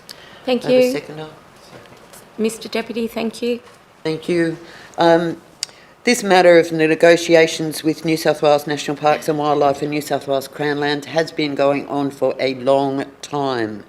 I understand it's difficult, but I felt that it was necessary at this moment in time to get this on the agenda so that it is publicly known in this room, so that we can push it, and known in the community, because this is a time when we're going to need good partnership and negotiation with the state government to ensure that we correct the problems with the road alignment in this particular area, and also ensure that we're able to go to 2 lanes in each direction for the full length of Lake Road, including in the vicinity of the intersection with Ocean Drive. Secondly, another item that has come up concerning the potential for alternate routes through the industrial area to the health and education precinct, and vice versa. It's an opportunity that was certainly raised with us at a briefing and seemed to get good support from both councillors and the staff, but it's not formally on the agenda. And again, this brings it forward. This comes from a little bit of frustration about the slowness of delivery on some things. This brings it forward so that both of these items are publicly in the agenda, and asking for a report to come back to April. Thank you, Madam Mayor. Thank you, Councillor Interman. Mr Deputy. Thank you, Madam Mayor. I was waiting for this one all morning. Just want to address some of the comments just made about getting this one on the agenda. Just draw councillors' attention to item 1409 from the March council meeting, where it was proposed that there was a number of roads of strategic importance. Every one of the roads mentioned just now and also in this was noted in that particular proposal or motion put forward back in March. I will also remind councillors that it was a 5-4 vote. There was a number of councillors who didn't support that at the time. There was also a rescission motion a month or so later to try and reverse the need to address these particular issues. So I just wanted to make that clear that we are actually working on these things. It is a resolution of council that we have a look at our roads of strategic importance and work with all the available partners, as mentioned in item 1409 from March 2022. Having said that, I absolutely support this one because it doubles down on that proposal from March, Madam Mayor, that these roads are incredibly important to the traffic management and also the congestion, which we all know is there. So again, I appreciate that there might be a view that we're not doing a lot. However, I have been personally following these, and I do suggest that councillors maybe have a chat with some of our staff. We are working with National Parks and Wildlife Service, not only that particular corridor that we're talking about on Lake Road, but others as well, and trying to bundle some options together. So we are, as a council, doing a lot in this regard. So I didn't want this one to go without those comments and to have any suggestion that we're not making these a priority. Thank you, Madam Mayor. Thank you, Mr Deputy Mayor. I'll support it as well, because this is also known to not only the federal members but the state member for Port Macquarie as being significant to our motorists and to the flow of our traffic. And I certainly am hopeful that those councillors that didn't support this issue earlier this year may have had a change of heart and will certainly support this motion of yours, Councillor Interman, and also in support of you, Mr Deputy Mayor. So, yeah, I think it just reinforces what's already happening behind the scenes. Thank you. Any other discussion? Councillor Shepherd. Yes, I'll just speak to the concerns. I think that, certainly I was one of the people concerned about that 1409 item in March, and so I'll reassure you that you don't need to worry about this moment, because as I said very clearly at that stage, that in fact several words named in that motion, including this one, had in fact been prioritised as been listed as short-term priorities for a number of years actually before that notice of motion came forward.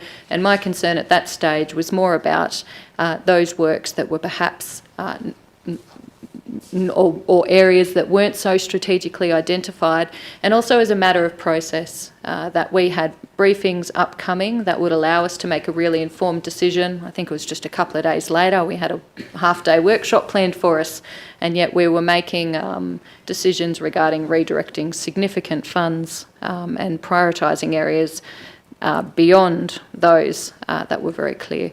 So I can absolutely speak my support to this, and my understanding is that staff have indeed been working very hard on this. However, there were some outstanding questions from previous briefings that we have had trouble getting answers to, and I think this provides a really solid path forward, and I'm hearing that we're going to have very strong support from councillors and I'm sure staff on the back of this item. Thank you, Councillor Shepherd. Any other discussion? Right of reply, Councillor Interman. Thank you, Madam Mayor, and thank you for the comments. We talked earlier about a messy motion. Well, if I could say, the 1409 March motion was possibly the messiest we've ever come to, and that was part of the reason why people had a split view on it, because it intertwined so many different issues that there was not a clear path forward. And also to reiterate, as Councillor Shepherd has said, that these matters had already been put on a priority list from nearly 2 years prior to that. Perhaps I've got that date wrong. And so therefore, what is it that we are still here wondering what is happening about this? And I thank you, Mr Deputy Mayor, for saying we are aware that we are working on National Parks and Wildlife, those negotiations. Well, can I say I have not received any such information, and so it would be great if such information is going to councillors, that it goes to all councillors so that we can know what's going on. This is a matter, I mentioned the word delivery in the previous matter. I am very concerned that we've got so many items on the agenda and the delivery is not coming forward. We're still getting ad hoc items coming forward for random expenditure of staff, of funding, and there is no, I see no clear prioritisation of getting works done. This is not a criticism of anyone in particular. This is a criticism of how the system seems to be working now, and I see very little collaboration between councillors and lots of briefings with staff where we get information. I'm really looking forward to the opportunity when we actually sit down together again for strategic planning and can get more clear on these matters. Again, this is not a criticism of anyone in particular. This is a criticism of what I am feeling the situation is happening now, which is not productive, and we hear it reflected in this notion that, oh, these things are happening. Well, we're not hearing about them. If the Deputy Mayor is privy to certain information, it'd be really great if he would share it with us. And I commend this motion to councillors with the encouragement that this Lake Road matter is so important to the community. Let us please move fast, move quickly. Happy to help in any way in the negotiations with NBWS and Crown Lands, but we need to get it done. Thank you. Thank you, Councillor Interman. I'll put the motion to the vote then. All those in favour? Declare it unanimous. Thank you very much. So we'll now move on to item number 1202. Thank you. Councillor Griffiths. Move the motion. Thank you. Could I have a seconder? Thank you, Councillor Lipovac. Councillor Griffiths. Yeah, I'll just speak to it quickly. I know from reading financials and speaking with staff that we do have significant backlog. It's been in place for a very long time. From feedback from the community through Micromex surveys and a lot of other aspects, we know that, again, it is still a key priority of our community. What I'm actually intending here is that we actually have a breakdown of what these areas look like, so that when we go to the budget process, that again, we actually focus more closely on this area, so that we actually know that we can actually start having a look at our operational performances and our backlogs, etc., moving forward, in that we actually start tackling this area more significantly. So the idea and intent of this is that we actually have information available, whether that's A, B, C, D, E, F options, whatever they look like, but get us better informed, so that when we get to the budget making process, that we actually are able to make those decisions very clearly, and not necessarily just for 1 year. It may be that we consider it for 2, 3, 4 years, whatever that needs to be looking forward. Thank you. Councillor Lipperback. I concur with those comments from Councillor Griffiths. Thanks, Madam Mayor. Thank you. Councillor Shepherd. Yes, and I'd just make the additional comment that of drawing the line from this to the general fund improvement plan item that we received, and just noting that, especially looking at the asset maintenance framework or program moving forward, that this fits perfectly with that. It's really well aligned. In fact, is complementary, and it's going to flesh it out a little bit further for us. And so I think. And I've inquired to make sure that my impressions that was the case are in fact correct. So I think this is a really good opportunity to make sure that we've got a bit of extra in-depth work done. That's also going to substantially benefit towards our general fund improvement plan in the longer term. Thank you, Councillor Shepherd. Any other discussion, councillors? Right of reply, Councillor Griffiths. Put the motion to the vote. All those in favour? I declare it unanimously carried. Thank you, councillors. We'll move on to item number 12.03. Councillor Edwards. Yes, thank you, Madam Mayor. I'll move my motion. Notice of motion, Council's long-term energy strategy 1203. That council, one, note the Port Macquarie Hastings Council's long-term energy strategy as adopted in 2017, and points 1 and 2 of the strategy, which state that council aims to source 100% of its electricity from renewable sources by 2027, and to implement one or more mid-scale solar projects when this technology becomes cost-efficient to install and operate in the medium to long term. And 2, request the Chief Executive Officer provide a report to Council no later than the March 2023 Ordinary Council meeting on suitable Council-owned land and asset sites that could accommodate renewable energy projects, such as mid-scale solar plant and or community battery projects. Thank you. A seconder? Thank you, Councillor Shepherd. If you'd like to speak to this. Yes, I'll just speak fairly briefly to this. I didn't put a lot of comments, but essentially we've had this long-term energy strategy for 5 years. It was a 10-year strategy, and we've not yet sort of seen any of these projects develop. So I think it'd be great to investigate, in earnest, identify and evaluate in earnest suitable sites, so that we could weigh up cost efficiencies and then determine if that's a good way forward. Thank you very much, Councillor Edwards. Councillor Shepherd. Thank you. So I think this is a good timing, probably for other reasons, just because I understand there's other work happening right now, especially in regards to the review of our property portfolio and whatnot. And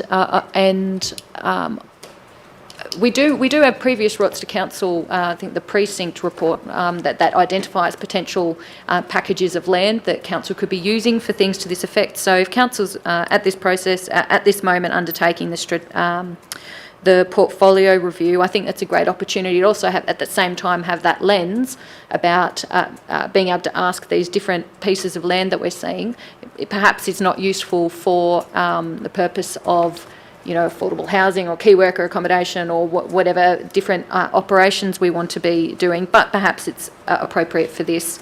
I also think it's a good time for us to be doing it because there has been such incredible changes regarding cost efficiency of the available technology, and there's a huge, including locally, movement and momentum from the grassroots around community batteries and mid-scale projects. So potentially there's the opportunity for council to do a little and get a lot out of it because of the community energy to pursue. Okay, thank you, Councillor Shepherd. Councillor Griffiths. Just a quick question through you to the CEO or the appropriate director. It actually says there that, where are we? When this technology becomes cost efficient to install and operate, could you advise, is there any information in regard to that particular point? Through you, Madam Mayor, through to Director Henschke. Did you want to, oh, Director Watkins, sorry. Through you, Madam CEO. At this stage, we would have to investigate. There is a lot of information available. It's all of varying different scales. It's all different technologies. So it is a bit of work, but we could certainly come back to answer that question when that information becomes available, clearly for what we're proposing. Yeah, so quickly, so we don't have any information or evidence available at this point in time? It would depend on what we're actually, through you, Madam CEO, it would depend on what we're pursuing. So we do have some information, yes. It is broadly available about the efficiencies, but that's limited to whatever it is being proposed. So we need to know what that opportunity is in order to determine the question. Okay, could I request a further question, please? Would it be appropriate then that we incorporate as part of point 2 that we actually receive information on the efficiency to install a mid-scale solar project? Would that be too soon? Through you, Madam CEO, I think at this stage it would be. We're embarking on the review of the sustainability strategy, Yeah. And our intent was to actually incorporate a review of this strategy into that work and actions to come out of that strategy. But in order to then resource another project in this space, that would be taking away from actually reviewing the strategy, the sustainability strategy. Can you repeat that last sentence, sorry? So in order for us to pursue more work in this, for this particular initiative, as you're proposing or suggesting, would actually take us away from completing the sustainability strategy. Okay. So it would be additional work.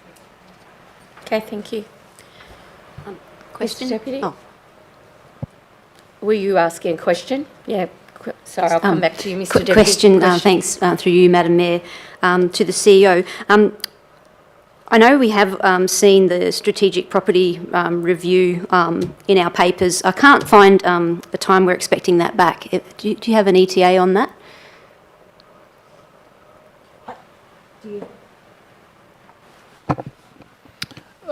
Through you, Madam CEO, I believe it's first quarter next year. First quarter. So this would sort of be able to tie in with that. So by March, by the end of March, you'll have that. That's my understanding at this point, yes. Okay, thank you, Mr Deputy.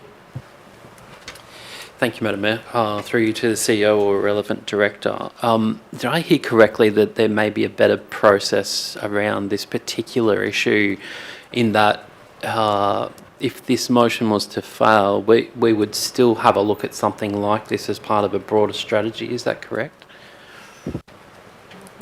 Through you, Madam CEO, that's correct. Thank you. Councillor Inchman. So sorry if I lost the date. When is the sustainability, through you, Madam Mayor, to the Director, CEO and Director, when is the sustainability strategy due?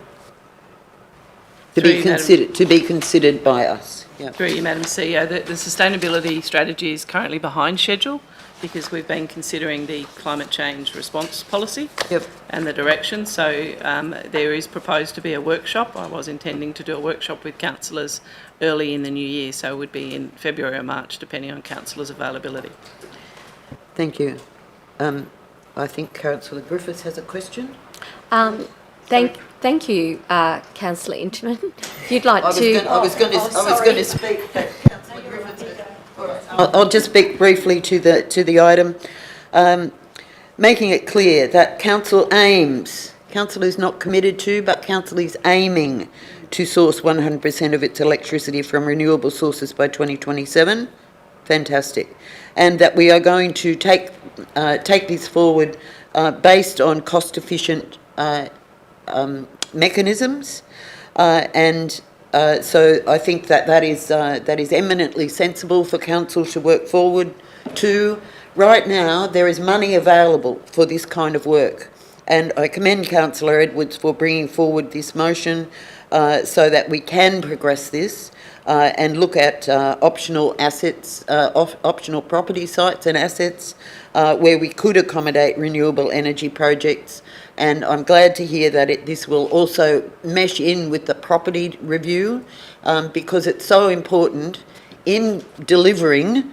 It's so important that we are in harmony with and coordination in where we're going forward. So this is very appropriate because of the money that's available, the importance of the project and our goals, and also its alliance with both the sustainability strategy and the property management review. Thank you. Thank you. Councillor Inderman, Councillor Griffiths. Quick question to Councillor Edwards. Would you consider an amendment to your point 2 and say you request the Chief Executive Officer incorporate into the property review on suitable land, etc., etc., etc., rather than asking for a specific report? Yes? Okay, can we make that amendment, please, to point 2? Request the Chief Executive Officer incorporate into the property, is it called the property review? I think so. Is it called the property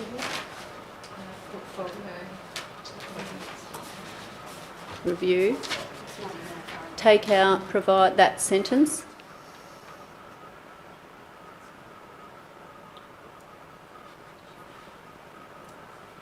Through you, Madam Mayor, it doesn't actually relate to all of our assets, so I wouldn't actually put that in terms, I would leave it as it is if you're going to leave it as it is with Councillor Edwards, because I think that it doesn't relate to all the assets and you're not going to get the picture that you actually need. Right, that's fine. Thank you. Okay, thank you. Okay, thank you. Mr Deputy.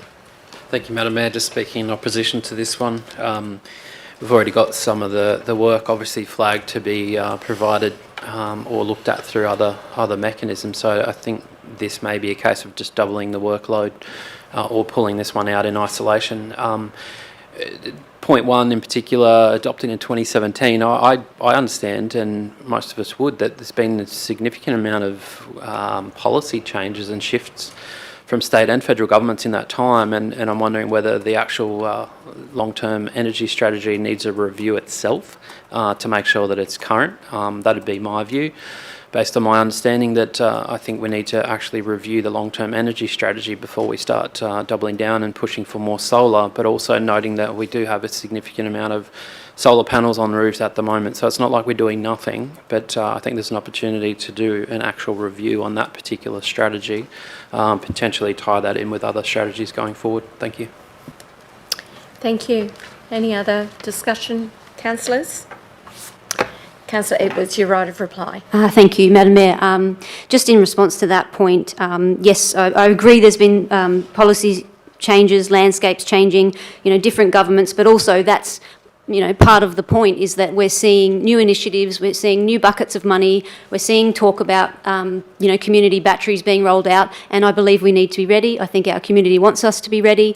I attended a forum a few weekends ago, which was a community energy forum. There were people working in communities all up and down the Mid-North Coast getting projects happening, and this just simply gives us a head start on being able to know what land is available, and then the next step would be, what's feasible, what's cost efficient, what makes sense. At a time where we're seeing, insane increase in the cost of energy, this is the things we need to investigate so that we can get a handle, we can get a control, we can keep our costs down. It's high time that we just investigate and start with this first step. It's not going to detract from anything we do in terms of the overall sustainability strategy, but this is already here and we could explore this component, which will give us a head start. So I commend you to vote for this and get us this information. Thanks. Thank you, Councillor Edwards. I'll put the motion to the vote then. All those in favour? Councillor Edwards, Shepherd, Lipovac, Griffiths and Inderman. Those against? Myself, the Deputy Mayor, Councillor Maltman and Councillor Slade. I'll declare that motion carried. Thank you very much, councillors. Moving on to item number 12.04. Someone to move the Port Macquarie Airport Pilot Training and Aircraft Noise Fly Neighbourly Agreement Trial 6-month review. I do Appreciate that. Thank you very much, Councillor Interman, and seconded by Mr Deputy Mayor. This matter's been going on for quite some time. This is the 6 monthly review regarding the Fly Neighbourly Agreement. It seems that, I know things go in cycles, but nevertheless, it seems like this issue has certainly calmed since this Fly Neighbourly Agreement, and huge amount of work. I would like to congratulate the staff for the enormous amount of work that they put into establishing this. It's not an easy matter. I'm not saying that this is going to stop all potential complaints in future, but it does give council some leverage in terms of negotiating with those who use the airport in the air, and to acknowledge that, as with all things, it comes down to partnerships, shared use, and the willingness to discuss with each other the problems and try to address them. This takes us forward on that. It's not perfect, but I do congratulate the staff on what they've done, and I would also like to congratulate the partners in this, which is the air operators and also the residents in the area. The best outcomes come from people working together, and this certainly demonstrates that at this moment, but it might change. Thank you. Thank you very much. Mr Deputy, Councillor Griffiths. I spoke about this, against this originally when it first was proposed. I believe it was a lot of work. The complaints are generally, I think, from the person I spoke to originally who raised this complaint, live pretty close to the airport. So for me, I thought, well, again, if you live near an airport, you're going to have airport noise. This is a non-binding agreement, so essentially it is still open for the contractors or the people who are flying their planes to do what they choose to do. The other thing as well that I know, I believe also as undertaking this process, is that essentially once you start a process, people believe then they have more buy-in on what will happen moving forward. So for me, this was potentially looking at more future issues once the airport itself does progress and change its functions and operations. So essentially today it's just an agreement, but as the airport changes its structures, legalities, etc., it will completely change and transform how this interaction is happening and what the expectation will be of community to actually be able to stand over the top of what that might look like moving forward. Thank you, Councillor Griffiths. Any other discussion, councillors? Right of reply, Councillor Interman. No, thank you. I'll put the motion to the vote then. All those in favour? Thank you. Myself, just keep your hands there. Myself, the Deputy Mayor, Councillor Maltman, Councillor Slade, Councillor Edwards, Councillor Shepherd, Councillor Lipovac and Councillor Interman. Thank you. Those against? Councillor Griffiths. I'll declare that motion carried. Thank you very much. We'll move on now, and I will move for item 13.01, the notice of motion for Friends of Camden Haven Headland Volunteer Group. And the recommendation that I'm moving is that Council 1 resolve to commence the process for the establishment of a Friends of Camden Haven Headland Volunteer Group to assist in the enhancement of the council-managed Crown Reserve at the Camden Haven Headland. To request the Chief Executive Officer to provide a report to the February 2023 Ordinary Council meeting outlining the steps involved in establishing this volunteer group. So the comments that I've made are there for all to read, and thank you for seconding, Mr Deputy Mayor. This headland has been up for discussion with community members in the last term of council, and I was approached by community members wanting to contribute in some way to make this a community space where people could actually go and enjoy the space. Instead, what is there at the moment is dead or dying trees.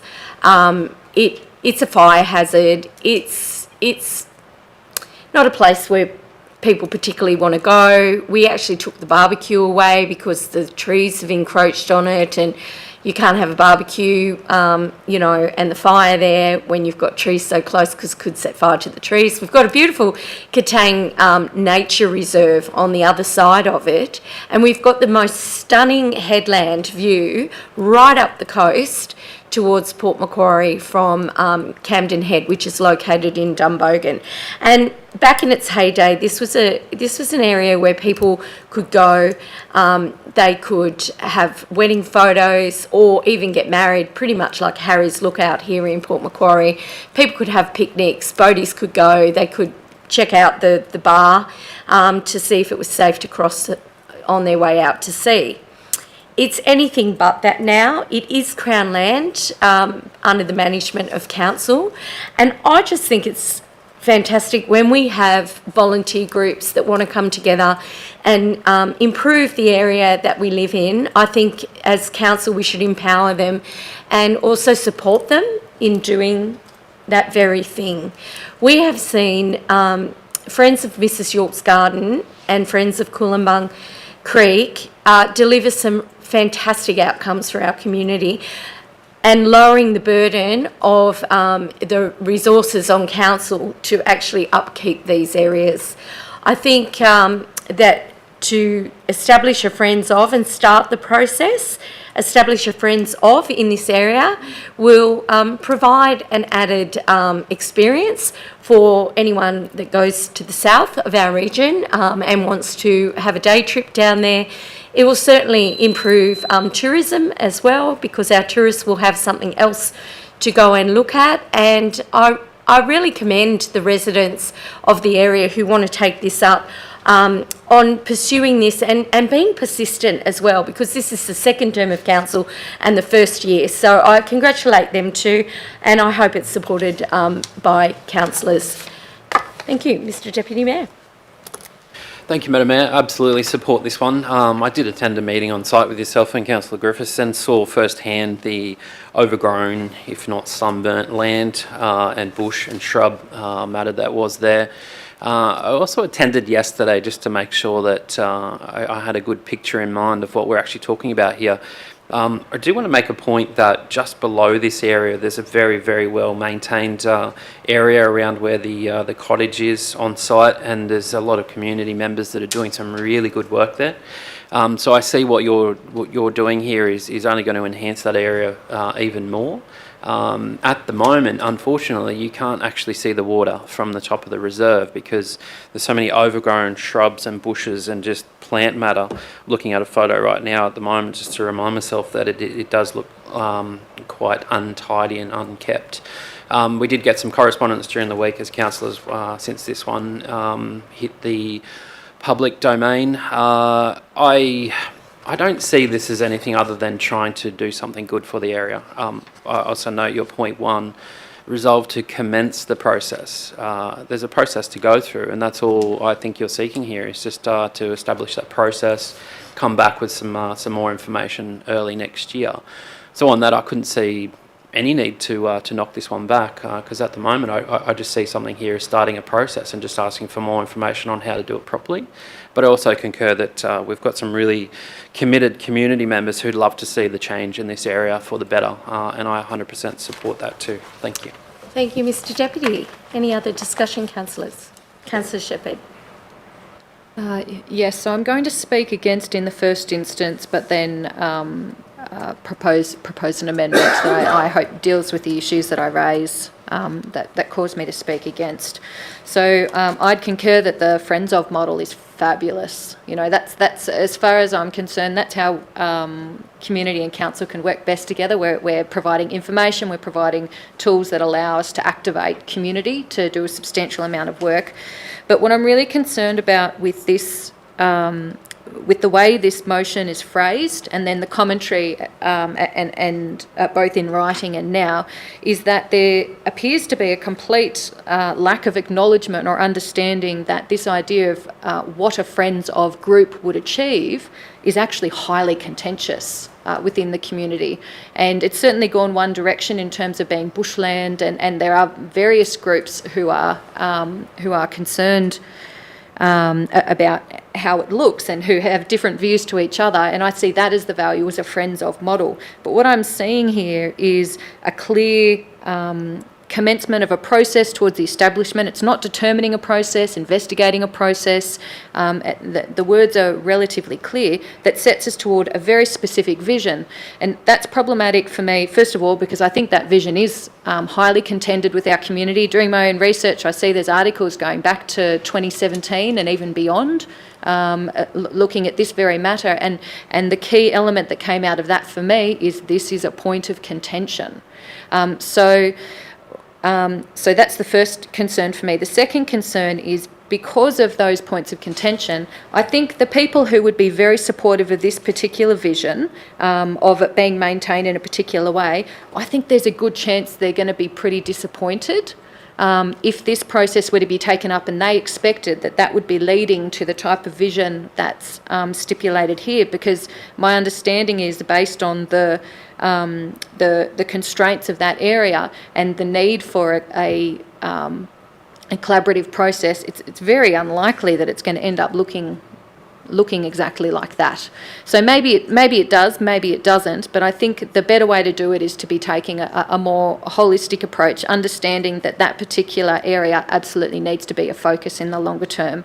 And so with that in mind, I'll put up my amendment. I'll move my amendment, please. Thank you. Someone second? Would you like to Sure. read the amendment out? Thank you. Thank and you, then I'll Madam seek Mayor. a seconder. Thank you. So, one, note the request to commence the process for the establishment of a Friends of Camden Haven Headland volunteer group to assist in the enhancement of the council-managed Crown Reserve at the Camden Haven Headland. 2, note that a draft volunteer policy is currently under development by Council and give consideration to the inclusion of a project for the development of a Friends of Community Volunteer Framework as a part of the development of the draft 23-24 operational plan. And 3, note that it is intended that engagement with existing volunteer groups working on the Camden Haven Headland, nearby residents and the Camden Haven community would form part of the framework for establishment of a Friends of Camden Haven Headland community volunteer group. Okay, thank you. A seconder? Thank you, Councillor Edwards. Thank you. Councillor Shepherd? Yes, so just briefly speaking to the merits of this specifically rather than my concerns about the initial motion. What I think this does is that it puts this work in the context of the broader decision-making that we need to make in terms of how we fund things. You know, we don't just pluck out particular things that we might wish to direct resources to, but rather we consider it in the broader needs of our community. We consider it within the context of the broader needs of our community. And if we're giving consideration to excluding this in the operational plan, what that means is that including this in the operational plan, what that means is that people are able to give that input from the outset about where it occurs. You know, perhaps we have other areas that would want that model trialled earlier. I would certainly be suspecting that this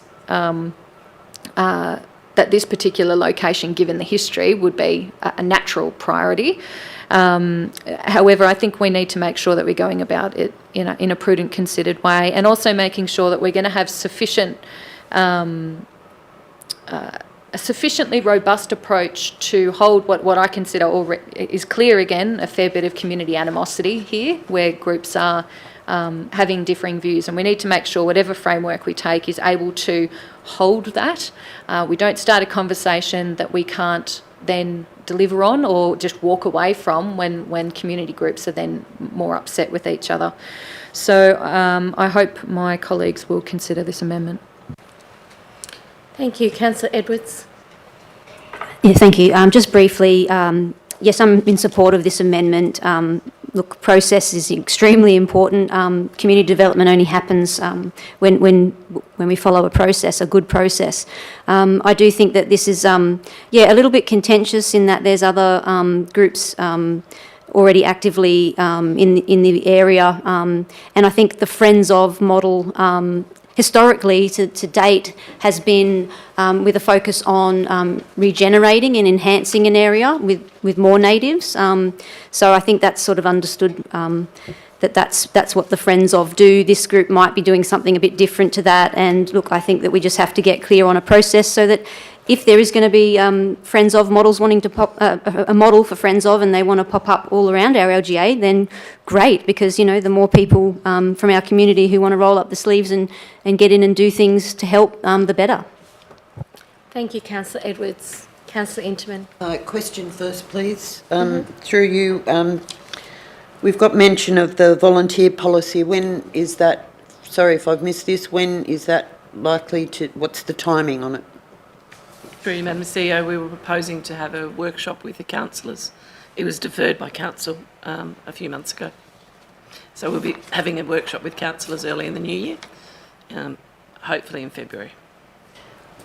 Thank you. And through you, Madam Mayor, if I could just ask a couple of questions to Councillor Shepherd regarding the wording of her amendment. Thank you. Thank you. Councillor Shepherd, this is just a technical thing. I'm wondering if you would consider in clause 2, where you go and give consideration, could you perhaps change that to and request the CEO to give consideration? I'd be happy to take that in. Thank you, Councillor Shepherd. If we could, Tanya, have that change made? Are you happy with that, Councillor Edwards? Thank you. To give consideration. CEO to.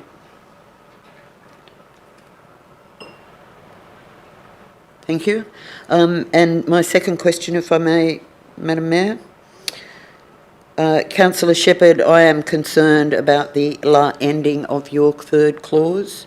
I think that it presumes that there would be a combined Friends of Camden Haven volunteer group, which, bearing in mind the diversity of groups that are already in the area, may not be feasible. And so I am wondering if you would consider backing that off a little bit. And my suggestion would be, where we are on your third line here, would, instead of form part of, would take place, so that's engagement, would take place in considering the Friends of Volunteer framework.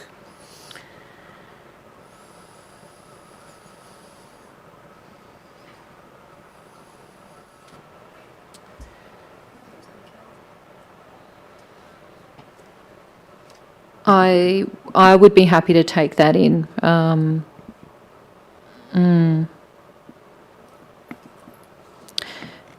Look, I think we can be pretty confident that this is going to end up happening for them.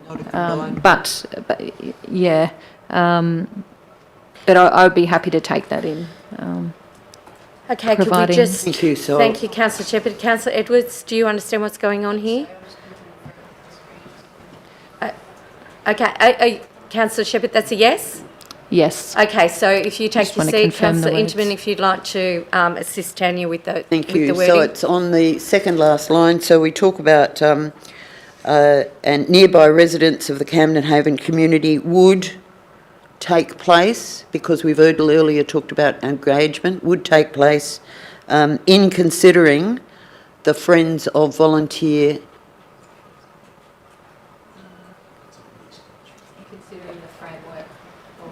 Well, I'm just following yours, the Friends of Volunteer framework.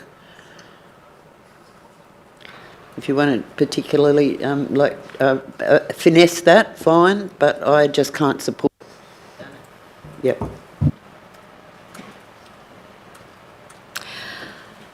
So I think there's a little more amendment needed of that clause 3. So in considering the Friends framework, so delete from of, the Friends of framework, sorry.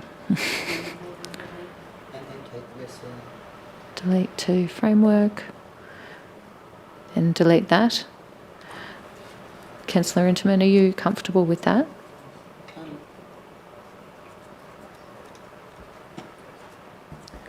in my opinion, we should simply stop at considering the framework, considering the Friends of framework, or the Friends of volunteer, Friends of, quote unquote, volunteer framework. Madam Mayor, if I may. She may. Yes. So can we just, it's Friends of volunteer framework, and then I would suggest all the rest of that sentence goes.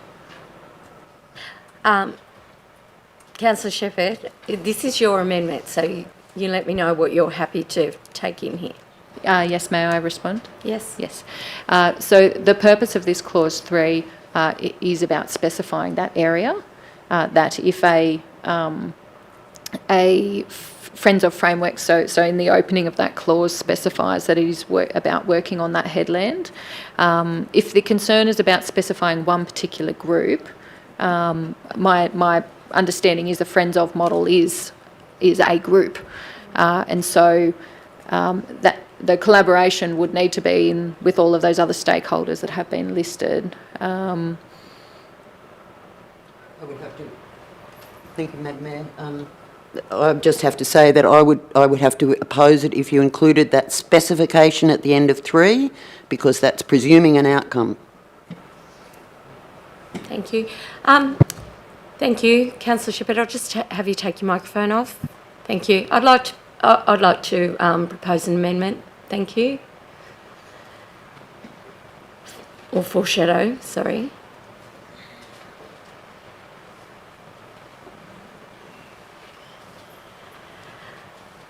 And to make it simplistic for you, if you just cut and paste everything that you've got above you. Thank you, and place it below.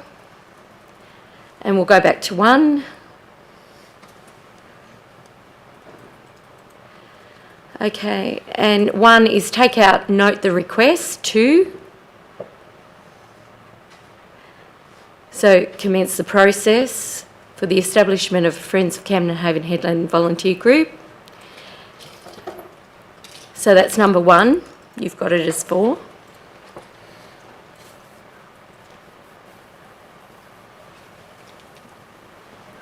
Thank you. Number 2, that council note that a draft volunteer policy, I'm sorry, I'll just read through it. Note that a draft volunteer policy is currently under development by council and request CEO to give consideration to the inclusion of a project for the development of a Friends of. Yes, totally agree with all of that. Number 3,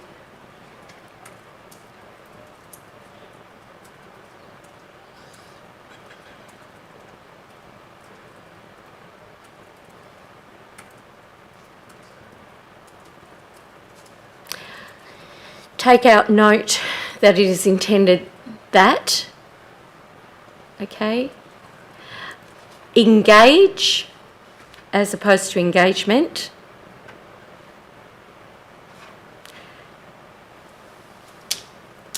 with existing volunteer groups working on the Camden Haven Headland, nearby residents, working on the Camden Haven Headland, comma, sorry, just go back to working on the Camden Haven Headland, where you've already got it, comma, sorry. First line. First line, sorry, Tanya. Sorry, I was trying to make it easy for you. Okay. Engage with existing volunteer groups working, take the comma out, okay, on the Camden Haven Headland, leave the comma in Dunbogan,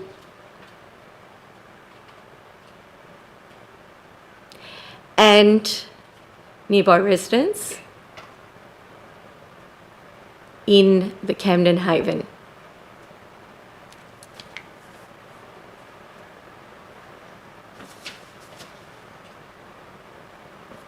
Okay, so engage with existing volunteer groups working on the Camden Haven Headland in Dunbogan and nearby residents in the Camden Haven community in relation to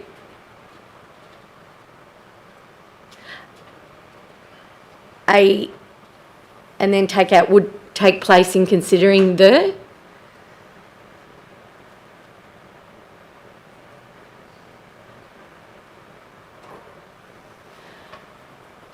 Take out the. Friends of Volunteer Framework for the establishment of a Friends of Camden Haven Headland Community Volunteer Group. Now, I'll just ask you, Director Watkins, is there any objection from a staff perspective to any of that? Through you, Madam CEO, I might make a suggestion rather than an objection. I'm happy to take a suggestion If here. you wouldn't mind. Yes? It's the people working on the headland, comma, nearby residents.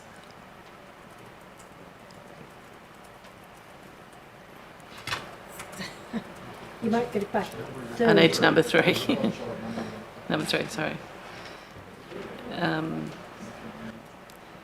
Nearby residents. I have in Dumbogan because down further, Yeah. I know we've got land care working, and that's not on the headland per se. So, anyway, continue. Through you, Madam CEO, I was considering the fact that it's the nearby residents Yep. and the broader community of Camden Haven for your consideration, Madam Mayor. Do we want to?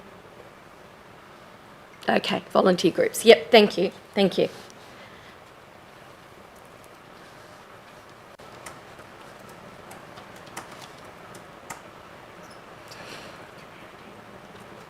So in Dumbogan has to come out. So engage with existing volunteer groups working on the Camden Haven headland. Take out in Dumbogan.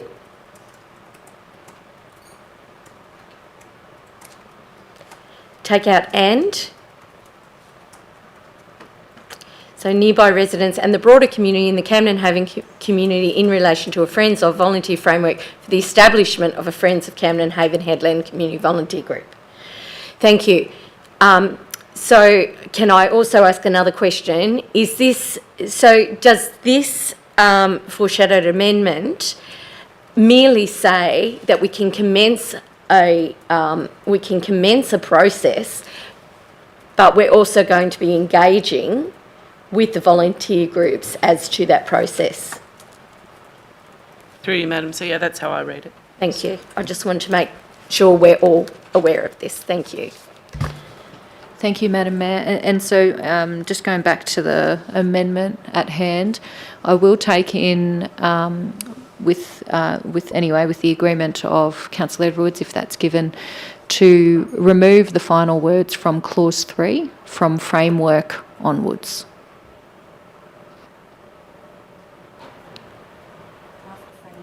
Oh, sorry, after framework. Okay, great. Thank you. So is there anyone that hasn't spoken to the amendment? Is there anyone else that wishes to speak to that? Thank you, Mr Deputy. I'll just speak against this one, Madam Mayor, because I thought yours was a lot better. It's a lot more simple, but it also progresses the issue. I think this one, it's really just kicking the issue down the road. I think there's a lot of residents there that would absolutely love to get involved. On the topic of it being contentious, well, I reject that, Madam Mayor. I think, if anything, there's a lot of people asking us on the daily to help tidy up the area. If anything, I think there'd be a lot more positive than negative to come out of this particular Friends of group. Obviously, we're talking about a process as well. I think that's well covered in your motion, but also is further strengthened in your amendment. So I'll just vote accordingly on that. Thank you. Thank you. Councillor Inchman. Thank you. I support the amendment as proposed. Success comes when we all work together, and this original proposal was just cutting across the existing groups and all of the good work that they were doing down there. There has to be respect for what is already happening and not simply let new things come over the top of it. Things are messy. They're not always as simple as we want. But nevertheless, it's up to us to grapple with that messiness and try to make it simpler whilst respecting everybody's not only point of view, but the thousands and thousands of hours of volunteering that has already gone into the Camden Haven headland from various groups. And I cannot support anything which does not respect that and to put the movement forward into the framework of what we're already doing, which is a volunteer policy. And so I support the amendment because it respects what we're doing about the volunteer policy. It is better respectful of the groups and the people that have already been working down there for a long time, and it puts this new request into the context of what has already been done down there. There's some suggestion that this new request is completely at odds with the work that has already been done down there by other groups.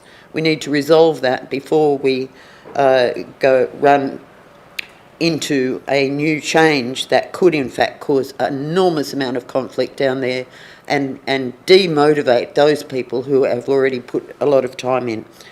Thank you. I commend the amendment. Thank you, Councillor Inderman. Just have a question, Madam Mayor, through you, through the CEO, I think to Director Watkins.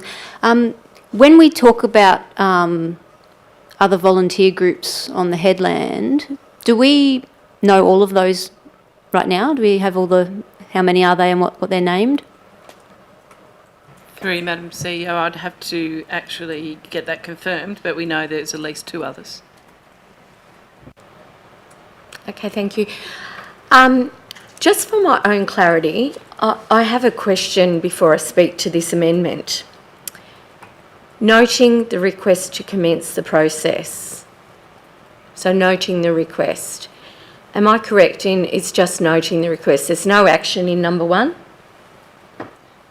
That's how I read it, Madam Mayor. Thank you. Number 2, note that a draft volunteer policy is currently under development by the council, of which we're aware of, but noting is not an action. Through you, Madam CEO, that's correct. And number 3, note it is intended that engagement with existing volunteer groups working on the Camden Haven headland would take place in considering the Friends of Volunteer framework. Again, noting is not an action. That's correct, Madam Mayor. Thank you. I'll speak in opposition to the amendment. We have an amendment that actually has... Thank you, Councillor Shepherd. We actually have an amendment that has no action to it. It's just an amendment. Order, Madam Mayor, you've excluded some in clause 2. Thank you, Councillor Inderman. We have an amendment here, in my opinion, that... and I'll just order, Madam Mayor, I believe you're required to make a ruling on a point of order. I consider your point of order is out of order. I've just sought advice from Director Watkins for clarity before I spoke against the amendment. For that reason, I consider your point of order is out of order. Thank you, Councillor Inderman. Thank you, Madam Mayor. Facts are really important.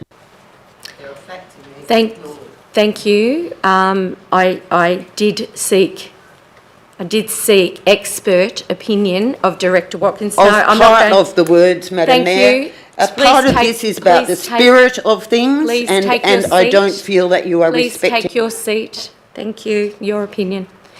So I will speak against the amendment because we have an amendment that only seeks to note.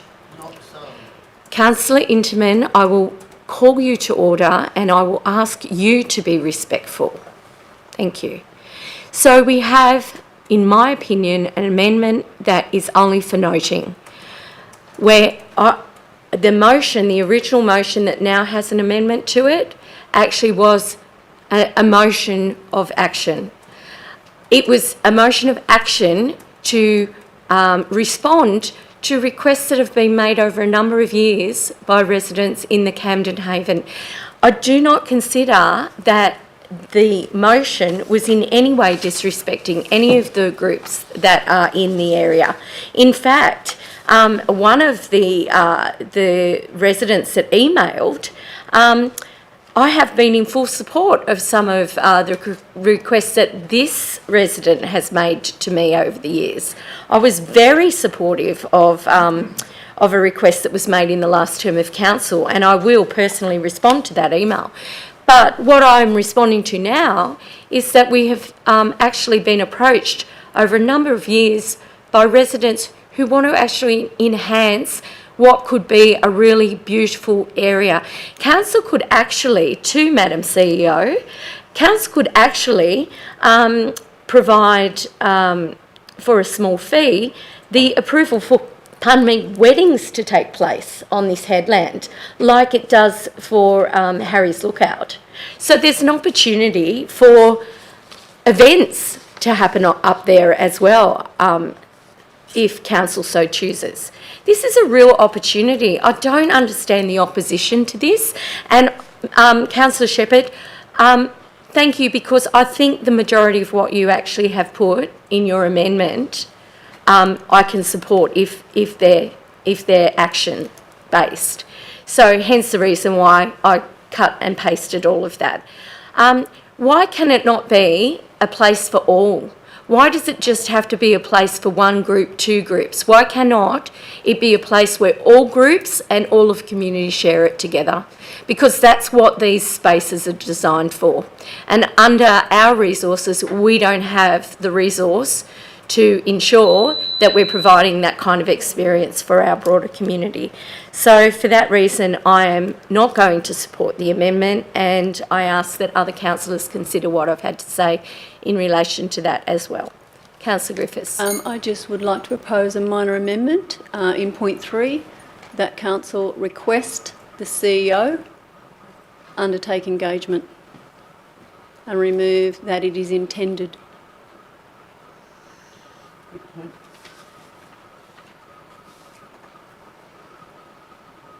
Undertake. Remove note that it is intended that. The end of that sentence. Everything until engagement. Remove those next words. Note that is intended that. Remove those words.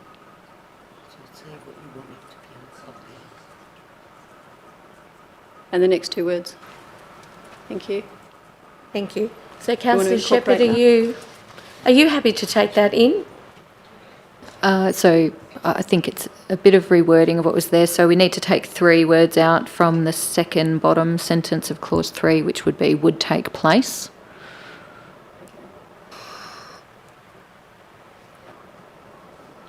But I'm comfortable with that. Councillor Edwards? Okay. Thank you. Any other discussion on this, councillors? If I might ask, through you, Madam Mayor, to the relevant staff about whether they have any concerns about that clause 3 now. Through you, Madam Mayor, if you could take out that council and just have request the CEO. Thank you. Thank you. All right, any further discussion, councillors? Before we do go, I just do want to ask another question. Sorry, I'm making you work for it today, Director Watkins. So we've got a note the request to commence the process. Again, not an action, but down the bottom we've got request the CEO to undertake engagement with existing volunteer groups. So if we're not going to commence the process of an establishment of the Friends of Camden Haven Headland, why are we engaging about it? I just want to understand that. So up the top, number 1, we're just noting the request, but in number 3, we're requesting engagement occur. I just want to be clear about that. Through you, Madam CEO, I don't think it's at odds specifically. I think the fact that you're noting there's been a request and that you're asking the CEO to undertake the engagement, perhaps it could actually, and it's to do with in considering the Friends of Volunteer framework as distinct from their request. If that assists. I guess, Director Watkins, once this is resolved, what happens to it from here, apart from requesting an engagement? Should there be a point 4? I kind of feel like it'll just go into the ether, and I'm just wondering what's going to happen to it. Through you, Madam CEO, it would result in us, in council staff, actually undertaking engagement. So perhaps it is, and that number 3 needs to be amended slightly. Request the CEO to undertake engagement with existing volunteer. I'll say it again, just we don't have to type it. Request the CEO to undertake engagement with the existing volunteer groups working blah blah blah, regarding a proposal or request to establish. If I may comment on that. So the second part of point 2, which was ostensibly an action, which to request the CEO to give consideration of inclusion of the project in the OP. So that's the action, that's the crux of this entire amendment. That clause 3 would be in the context of that. So we could specify it further that in considering the Friends of Volunteer framework in the next operational plan, if you prefer that clarification, so that it's clearly connected to the action which is specified in clause 2. Yeah, thank you, Councillor Shepherd. I guess my question for Director Watkins is, because I'm trying hard to find a way to support this, provided there's an action to it. And I just want to understand, once all of this happens, because we're not commencing any process. So I want to know, after these things happen, where we go from here. So, thank you. Through you, Madam CEO, as I indicated, based on number 3 as it stands, I would see those as discrete items. So number 2, included in the draft operational plan, is one item, but you're also asking at the same time, or now, because there is no date, to undertake engagement. With that in mind, I think we would need to return clause 3 to its initial Can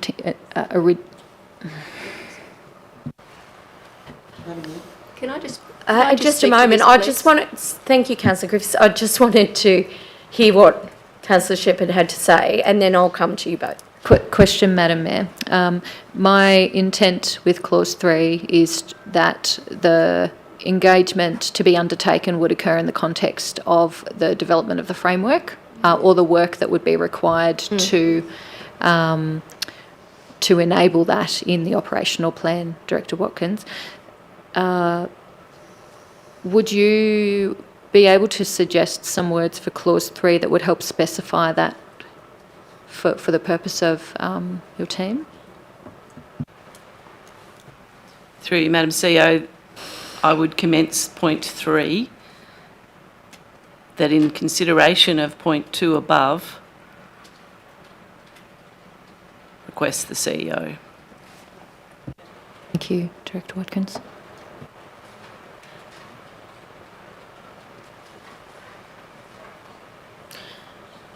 Councillor Griffiths, Councillor Good, Griffiths. thank you. I just want to speak to this. I think it actually links quite well together. It simply says, in the development of the volunteer framework, which is already existing, which is already under review, that we will actually consider a Friends of volunteer group as part of that framework.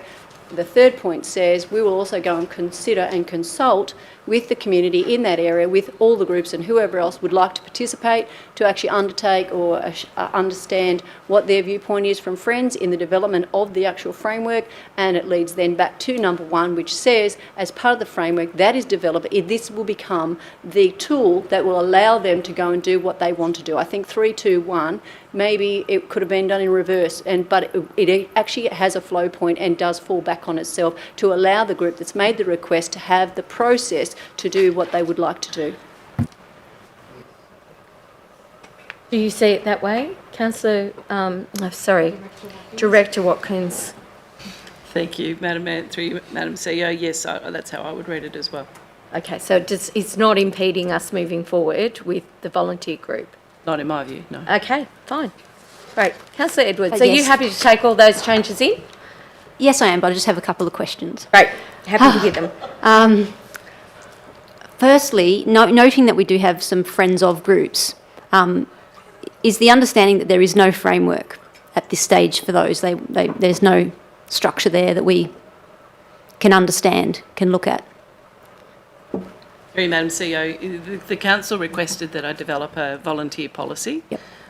We currently have 2 Friends of that I'm aware of, and they are very different Friends of, so they have very different frameworks. So, and they were developed at different top points in time. So it would be good to have a consistent process or framework. Just a supplementary question just to that. Are they both working with the Natural Resource Management team? Through you, Madam CEO, no. One actually works closely with the Natural Resources team, and the other one works more closely with our Rec and Parks team. Okay, all right. So there's already that precedence for the two.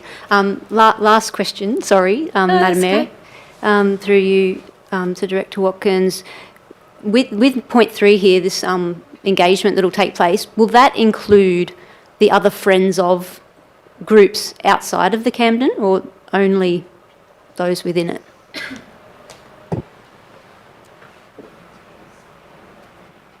Through you, Madam CEO. Through you, Madam CEO, my apologies. My reading of it, it relates to item 1, which is the specific to the Camden Haven headland. Okay, thank you.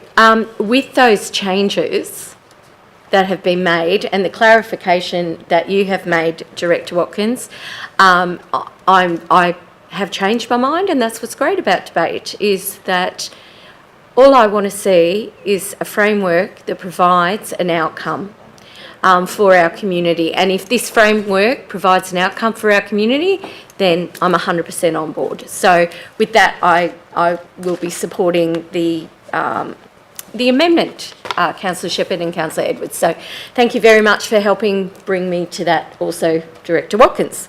Thank you. Is there any other discussion about this before we put it to the vote? I'll put it to the vote then. All those in favour? Unanimous. Thank you.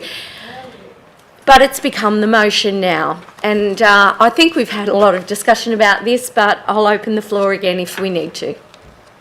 Yes, oh, sorry, right of reply? Thank you. No, we're in the motion. Thank you, Councillor Griffiths. I'll take it from here.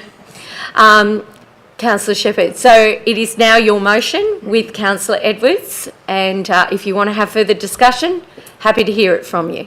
I just reserve right of reply. Any other discussion, councillors? Councillor Inchman.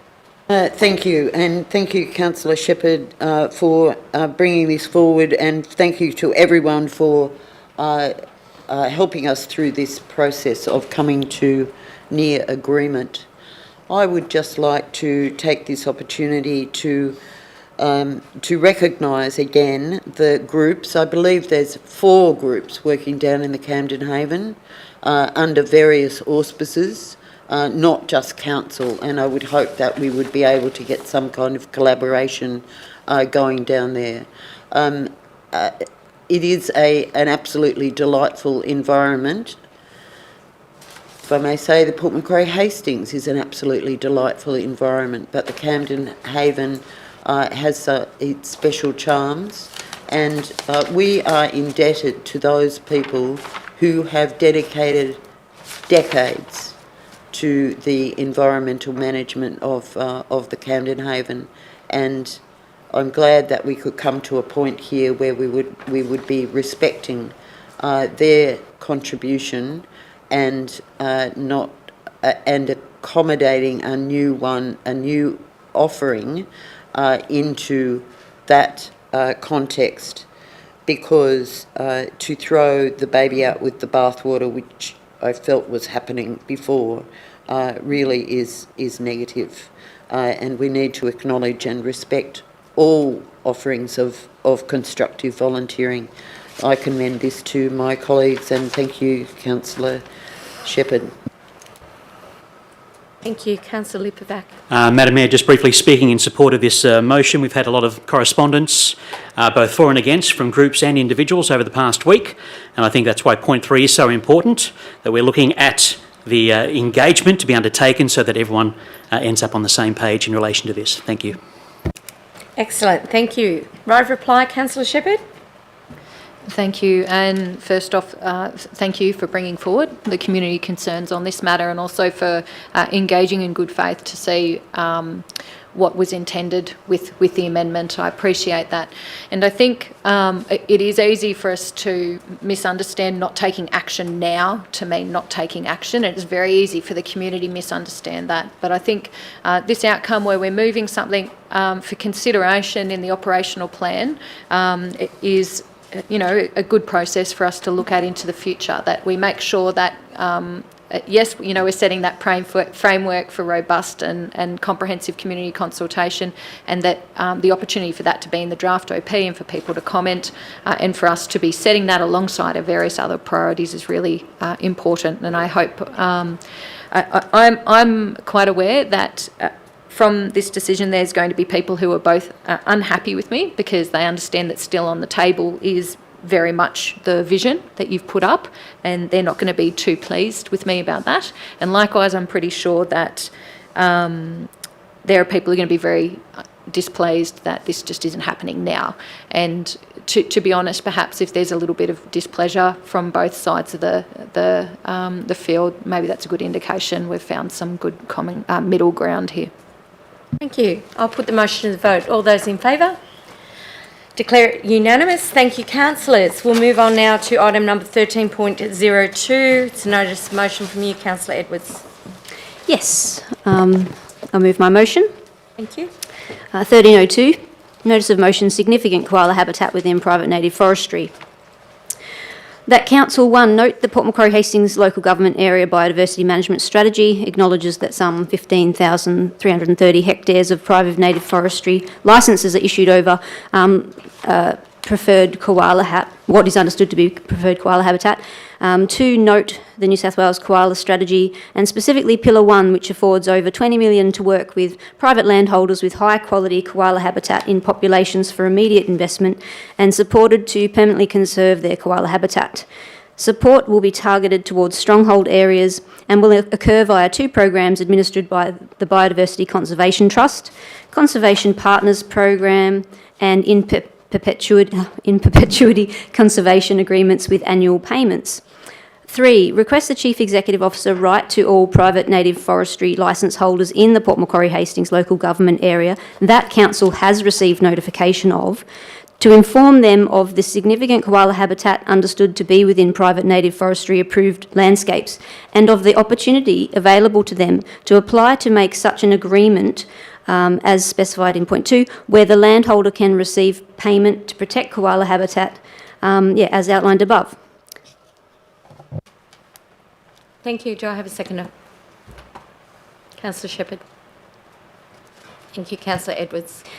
Thanks. I didn't provide too many comments on this. I'll just read from that because I think it's a pretty simple thing. We can put together a koala strategy from the New South Wales Government and link it to our residents who might have some of that preferred koala habitat and see if they'd like to make an agreement whereby, biodiversity, the koalas and the landowners would benefit financially. So yes, very simple motion. I think just a very simple letter just stating those points in 1, 2 and 3. Thank you. Councillor Slade. Thank you, Madam Mayor. I will be speaking against this. We are talking about one of the most heavily regulated industries, and I don't see a need for council to get any further involved with. The process, when done right, has the ability to be renewable and sustainable into the long term, and it's in the owner's vested interest to make sure that this happens so that it's commercially viable, and for that reason I can't support it. Thank you, Councillor Slade. Councillor Griffiths. I'm sorry, this is probably a bit late, but I'd like to move an amendment, and I'll speak to why I'll move the amendment.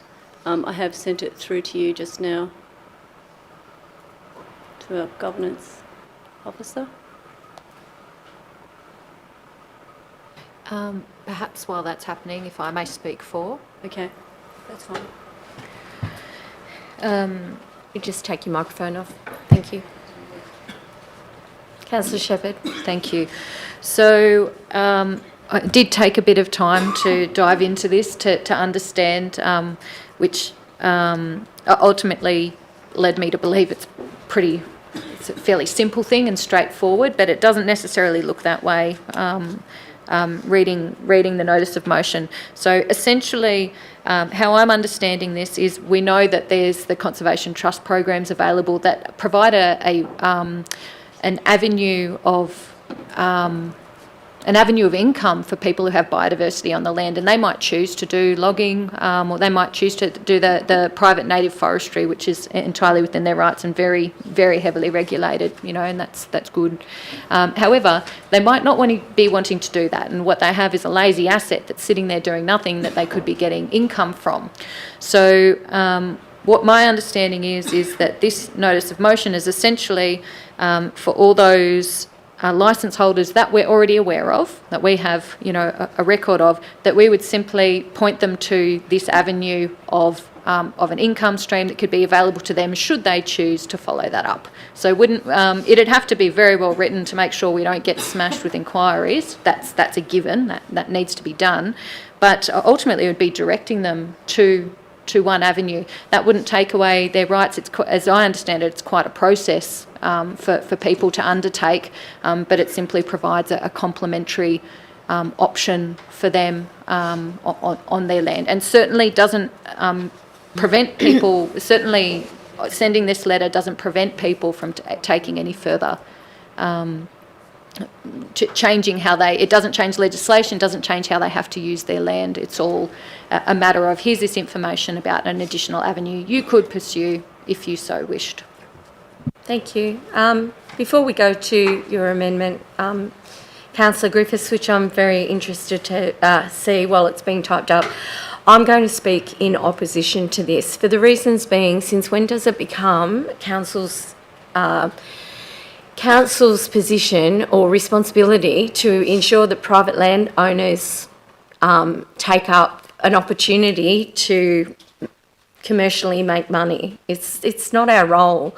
We talk about cost shifting all the time, and usually it's state government that cost shifts upon local government, and you know, in the tens of millions of dollars, I might add, for this council alone.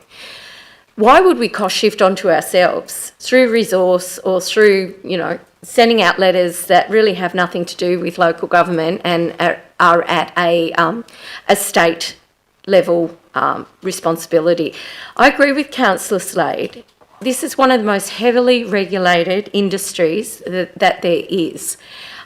We really don't need to be getting involved in this, in my opinion, and for that reason I can't support it, but I am looking forward to seeing what Councillor Griffiths' amendment looks like.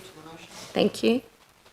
Thank you. Look, I understand that forestry is a heavily regulated industry, but this is not putting new regulation on forestry. It is simply providing the opportunity, giving the information to people that there are, in fact, biodiversity opportunities that could be available for them. So I think the notion of heavily regulated industry, hence we should not do this, is it's just a contradiction in terms. There is no negative interaction between this and the industry. It is offering information to the owners of land as to options that they may have for their land. The second thing is, it's been said that this is not a council responsibility. Absolutely not. But we do have responsibility for the well-being of our community. We do have a responsibility for education. This seems like just such an easy opportunity for council to make sure that we are getting this information out to the community.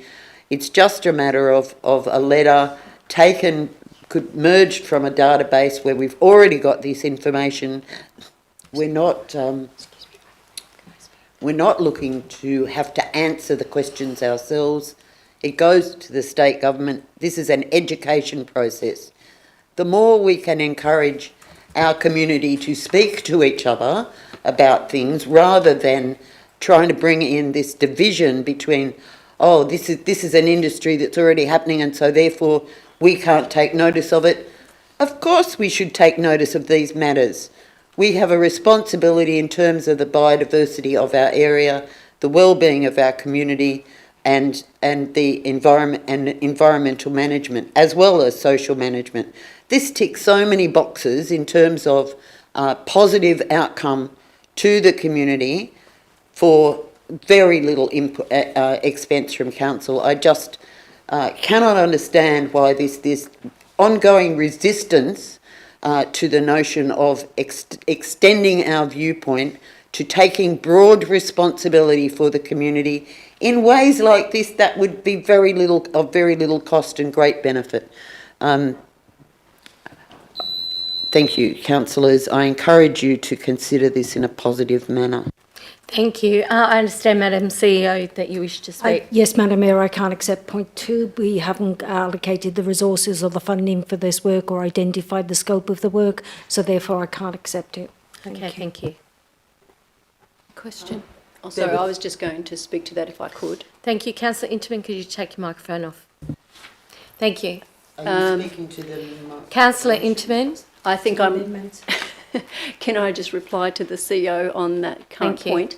I think what I would do is actually change the words "to write" to just inform, which could be by a quick email, through a rate notice, or anything similar to that. Therefore, you know, the implication is actually reduced to being simply, here's an opportunity, and as part of economic development, really, it is something that, not being specific to the timber industry, but any area within the whole LGA. So in other words, it could be part of biodiversity, but it could also just be part of an economic development opportunity that says, you know what, here is something we have available. It could be as simple as 2 sentences. This is not an onerous task. It's Thank actually you. Councillor Griffiths, I do hear the CEO nodding in agreement. I would if it was just simply to put something up on the website, but we've just had a conversation around area where benefit may be received. We don't know that, so we would be really careful not to say that. We could say to inform people about what's available, but I think if we derive that there's a benefit when we clearly can't articulate that at this point, I think inform is fine at the top, not write to, but if we could put something on the website or find a mechanism to educate, inform that's fine. on Thank whatever you. is appropriate. Thank you, Councillor Griffiths. I'm just going to go to you, Councillor Edwards. Councillor Edwards, I'm just going to go to you because this is your motion. Do you wish to change number 2 so that people can be educated through council's website, as the CEO has suggested, and make that change? No, look, I think I'll seek to defer this motion.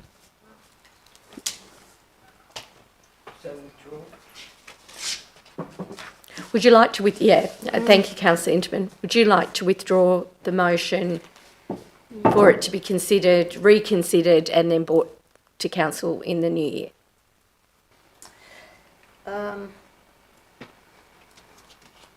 Yes, all right, I'll withdraw the motion. Okay, thank you. Well, the motion's going to be withdrawn, so thank you very much for that, Councillor Edwards. So we'll note that the motion has been withdrawn. So, councillors, we are about to head into the next item, which is item 1303. I believe this is going to be quite a very big discussion. We do have news here. So can I just suggest that we take a 5-minute comfort break? So I move. Can I have someone second that, Mr. Deputy Mayor? And could we take just a 5-minute comfort break, come back here so we can deliberate item 13.03. Notice your proposed amendment includes reference to a petition. Yes, and you're welcome to view that during the 5-minute break. Can we please have more than a 5-minute break so that we can review the petition and have a comfort break? How long do you think you will need? Well, 10 minutes. Well, you can have 10 minutes then. Thank you. So I'll move a 10-minute comfort break with review of the petition, seconded by the Deputy Mayor. All those in favour? And if we could make it exactly 10 minutes because we do have news here. Thank you. For those of you who are still with us, I might just add we are just taking a break. We will come back in 10 minutes and we hope that you will come back and be with us as well. Thank you.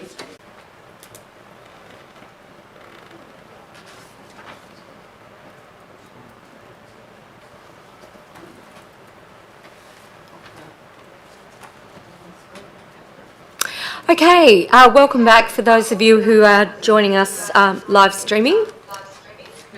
Sorry, now continue. I just turned something off. Thank you. You were echoing through here. Thank you. We're live streaming, Councillor Interman.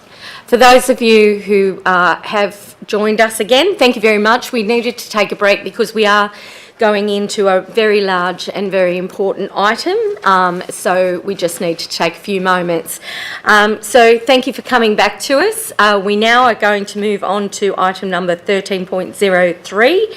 We have a notice of motion from Councillor Interman in relation to the Southern Breakwall Upgrade Project. The floor is yours, Councillor Interman. Thank you, Madam Mayor. I have a notice of motion which is in the agenda, and I wish to move it if there's a seconder. Thank you. Seconded by Councillor Griffiths. Thank you. I've brought this motion here because we have not had an opportunity to discuss the broader issues of this matter. Those broader issues being, number one, that this is a New South Wales government project, and there's various studies that have been done on this project, and there is a perception in the community and there is great passion in the community of their opposition to what is being proposed.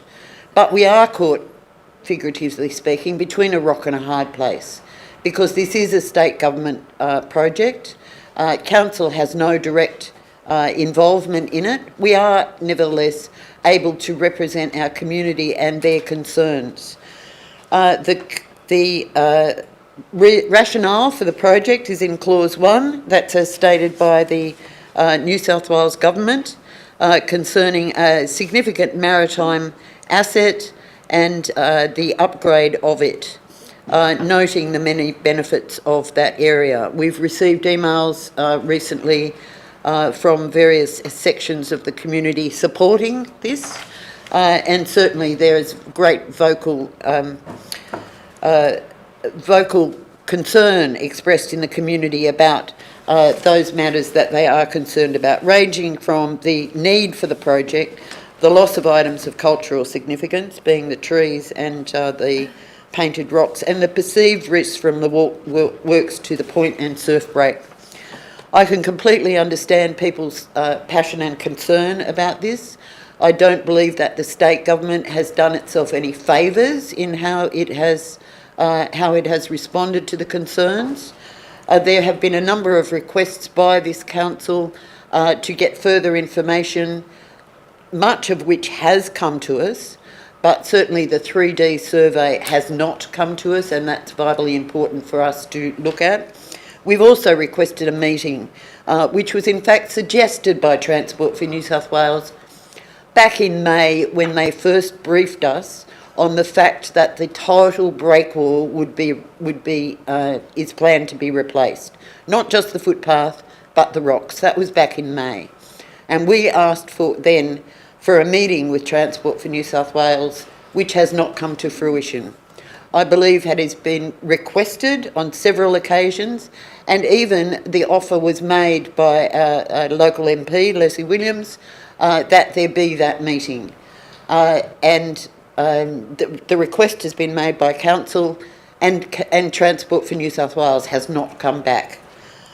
I am endeavouring to stand in the difficult position in between these two points of view so that we can try to get some reasoned debate and face-to-face exchange with Transport for New South Wales about the basis for their decisions, particularly the 3D LiDAR survey, which we can certainly look at.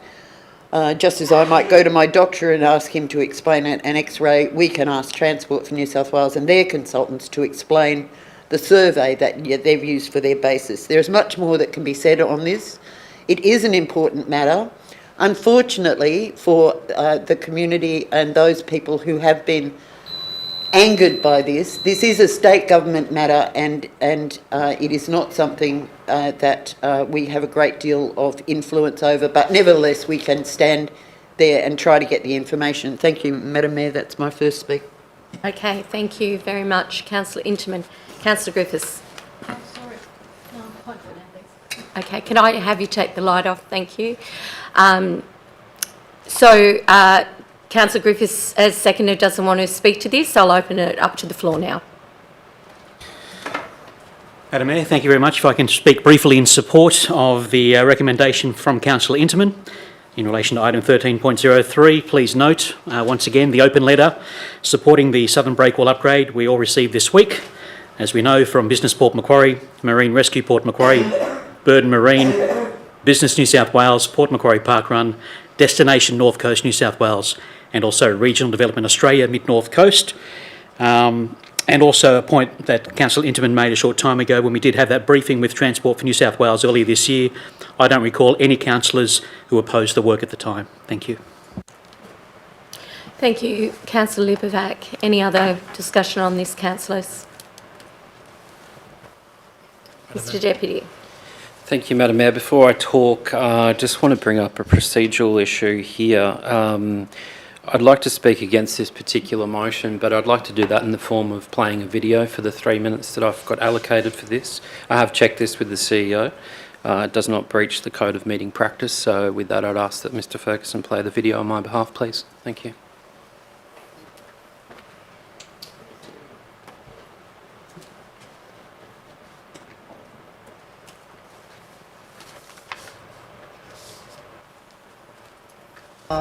I'd like to introduce Angus, and he is an engineer. Well, I'm going to let you introduce yourself and a bit about yourself. Thanks, Darian. I'm a coastal engineer with over 50 years experience working on projects in all states of Australia and overseas in Brunei, Dubai, Kuwait, Hong Kong, New Zealand and Indonesia. Yep. And a lot of those projects have involved breakwaters. I've also been in New South Wales. I've been involved one way or another in looking at the all of the 70 breakwaters of the same nature as the one at Port Macquarie. Okay, and you also set up a coastal program as well? Yes, I was involved in setting up the New South Wales beach improvement program, but then I was also asked to join in when the 1979 Act was being put together, the Coastal Protection Act, and more recently I was put on the expert committee advising the Minister on the new 2016 Coastal Management Act. Right, so you've got a pretty good resume. It's not too bad after 50 years. Alright, well look, I'm going to move the camera so we can focus on Angus and not myself. So I'll just... There seems to be an assumption in some of this work that is not, in my experience, correct, and that is that these breakwaters, this type of breakwater, for example, fails underwater. In actual fact, they tend to fail around about mid-tide level and above. And what tends to happen is that area is where and I say this from not just looking at a lot of breakwaters, but also doing a lot of testing of breakwater structures in model testing in flumes at Manly Lab, for example. What was your position at Manly Laboratory? I was in charge of the laboratory. Manly Laboratory? Yeah. I was the manager of Manly Laboratory. And prior to that, I worked at the Water Research Laboratory at the University of New South Wales as well. So, and my actual thesis involved looking at breakwaters and the behaviour of breakwaters, and involved a very large number of tests carried out in flumes looking at this. Because I was told by the engineer on Royal Haskellanian, from Royal Haskellanian, that, because I said to him, look, the Manly Hydraulics report came out with a 5 out of 6 for the top of the breakwall, and he said to me, well, you didn't see the multi-beam survey that was done underneath the breakwall, and that's where all the problems were. That's why I dived it, and when I dived it, I still didn't see it. So we're kind of like, we're basically saying, well, you know, what was underneath the water was where the issues were. But in your experience, it kind of doesn't.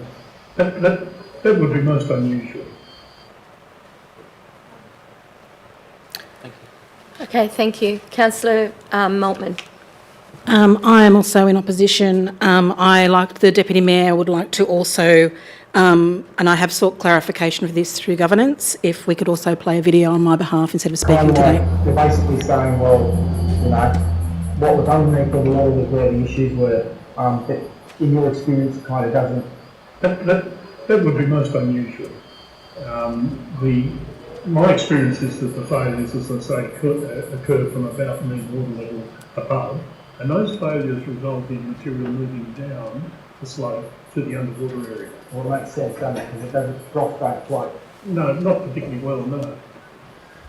From the coastal management point of view, and I haven't inspected this breakwater recently, that has to be borne in mind, because one has to be careful unless you've looked at it recently. But the question I'd ask, and particularly looking at this older report from Manly Hydraulics Laboratory, is I don't see anything detailing whether or not what's there at the present time couldn't be repaired as against upgraded.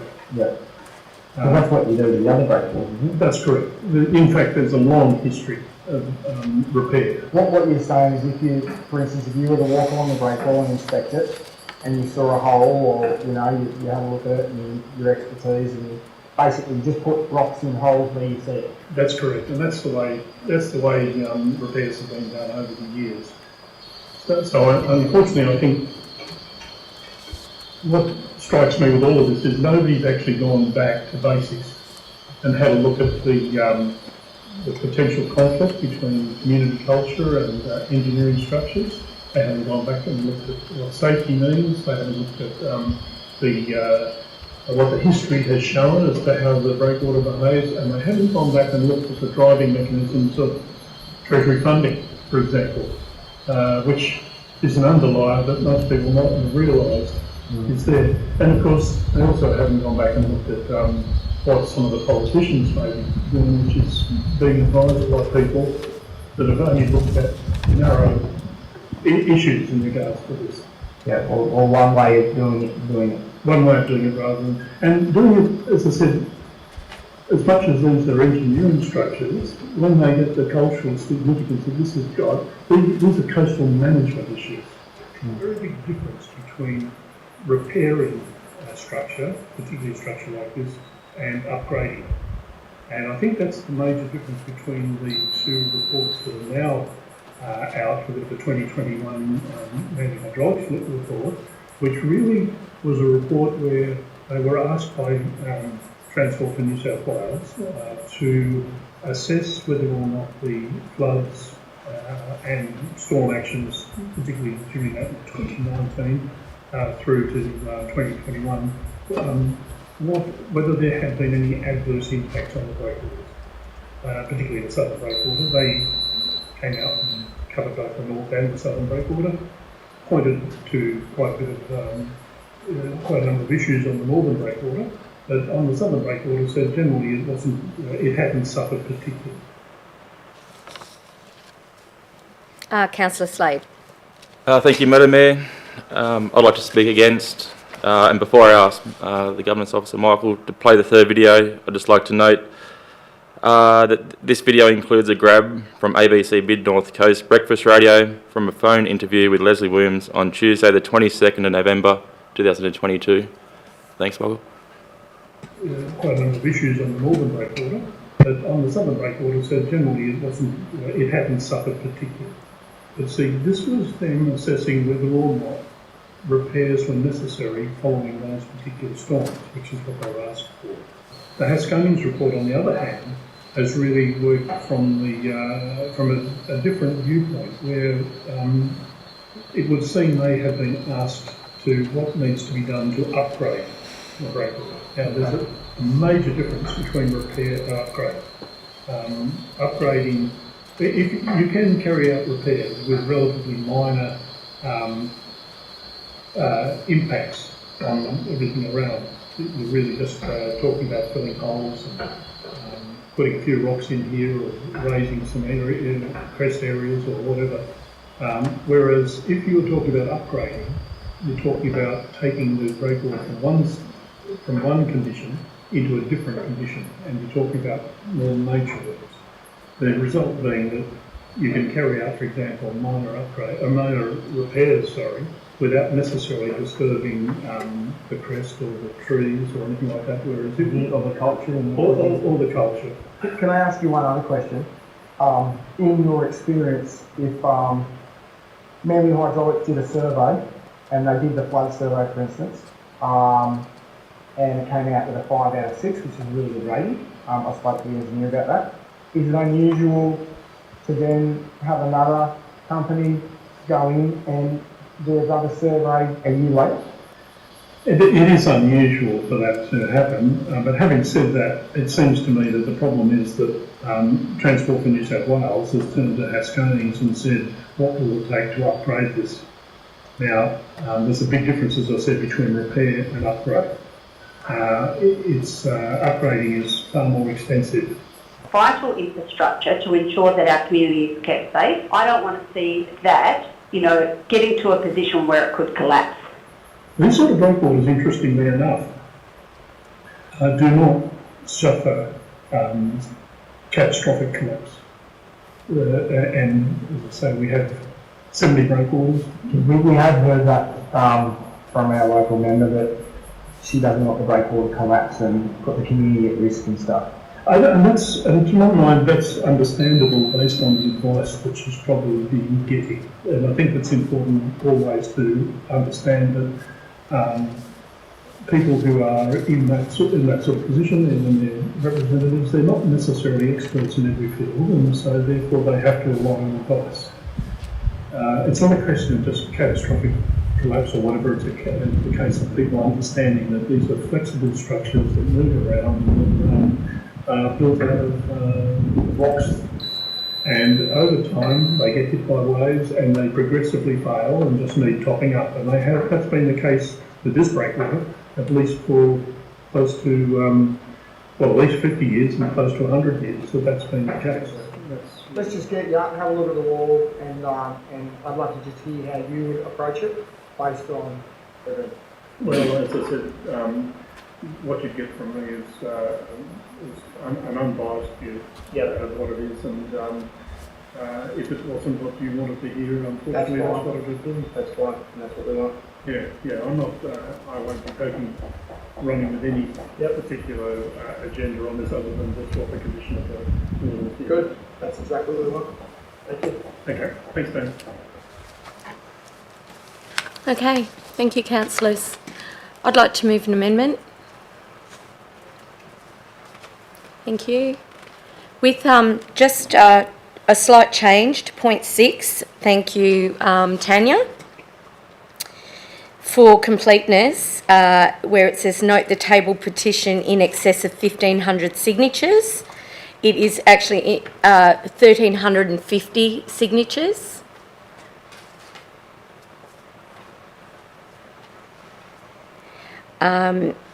Proposal, full stop, sorry, note the detailed petition in excess of 1,350 signatures, petition of 1,350 signatures collected in opposition to the current state government proposal, with an additional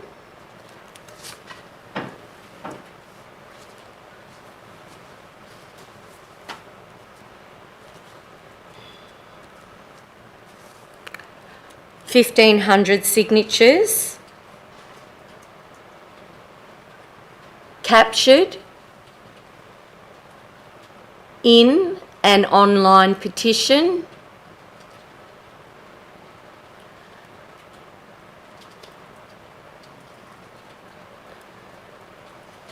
unable to be tabled due to our petition policy. Oh, not our council's petition policy. Sorry.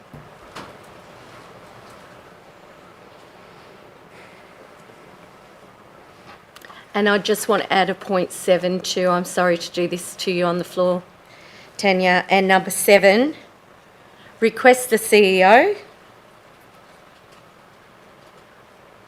to place the interview between Damien, as in D-A-M-I-A-N, King, and Angus Gordon on council's website as a matter of public interest. Question, Madam Mayor. Yes. Through you, Madam Mayor, to the CEO, I have serious concerns about what that might expose council to in terms of some of the commentary that was made throughout that video that isn't necessarily verifiable and that sort of nature. Do you have any concerns about that final point 7 of that nature or anything else? Through you, Madam Mayor, look, it is part of this council. You've seen it now as part of the council agenda. I think as long as we make it clear that this was the video that we showed as part of this amendment, I think then that it's really clear where that's been put forward. But we'd have to be really clear around that when we actually put that up. If I might ask the question of our Group Manager for Governance, Michael Ferguson, we are live streaming right now, and after we live stream, the 3-part series is actually captured in perpetuity on our website anyway. Thank you. Councillor Griffiths. Question to you, Madam Mayor. Would you consider changing point 7 to include that a copy of that video series actually be forwarded on to either RMS and including Leslie Williams, at least for, I mean, we've been requesting information, detail and data. If we're going to be following the due process that we've been doing currently, it would be probably fortuitous if we actually continue to do the same process rather than just put it out in the public domain and hope it was effective in some form. Yes, I'm happy to maybe point 8, request the CEO to provide a copy of the interview. You can just cut and paste between Damien King and Angus. So, yep, request the CEO, yep, as point 8.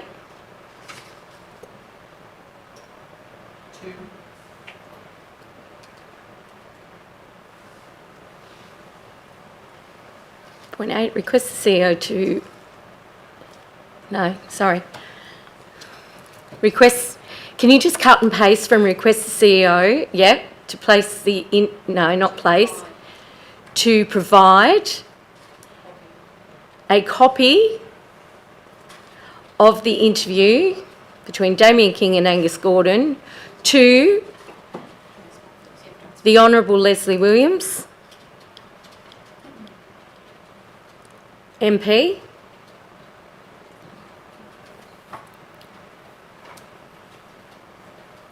and Transport for New South Wales. Thank you. So that's a point 8. Thank you. Is that what you had in mind, Councillor Griffiths?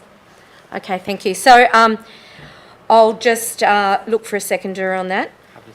Thank you, Mr Deputy Mayor. Just question, Madam Mayor. Could you briefly speak to the significance of Clause 6, your last comment regarding due to Council's petition policy? So that the...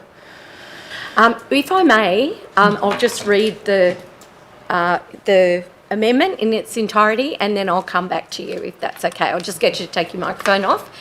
Thank you. All right, so the proposed amendment is that Council 1 note the resolution of Council at the ordinary Council meeting held on the 17th of November 2022, where it was resolved by Roberts and Pinson that Council 1 note the information provided in this report. 2, request the Chief Executive Officer write to the Honourable Premier of New South Wales, Dominic Perrottet, advising of Council's significant concerns in relation to the Port Macquarie Southern Breakwall project due to the need for further information and to address significant concerns expressed by the community, and request the New South Wales Government A, undertake a thorough independent review of the community engagement process and the engineering and arborist reports. B, comprehensively address in writing the numerous questions raised by the Port Macquarie Hastings community that have been previously provided to the state member for Port Macquarie, Leslie Williams.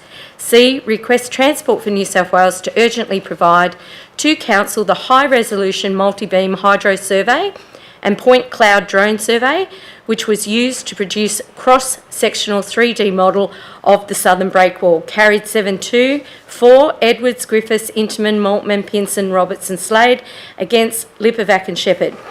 2. Note that no further information from Transport for New South Wales or the Honourable Leslie Williams MP has been provided. 3. Note that the current proposal is a project of Transport for New South Wales and supported by Member for Port Macquarie, the Honourable Leslie Williams MP. 4. Note the significant community concerns expressed, including the loss of cultural significance, which includes removal of painted memorial rocks, felling of mature trees, which include mature Norfolk pines, and perceived risks from the planned work to the point of the breakwall, which could destroy the world-renowned surf break.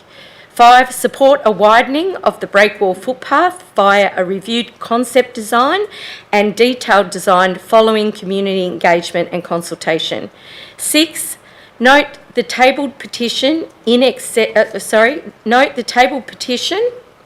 Sorry, I just need to go to this now. Note the tabled petition of 1,350 signatures collected in opposition to the current state government proposal, with an additional 1,500 signatures captured in an online petition unable to be tabled due to the Council's petitions policy. 7. Requests the CEO to place the interview between Damien King and Angus Gordon on Council's website as a matter of public interest. 8. Requests the CEO to provide a copy of the interview between Damien King and Angus Gordon to the Honourable Leslie Williams MP and Transport for New South Wales. Thank you, and thank you for your seconding.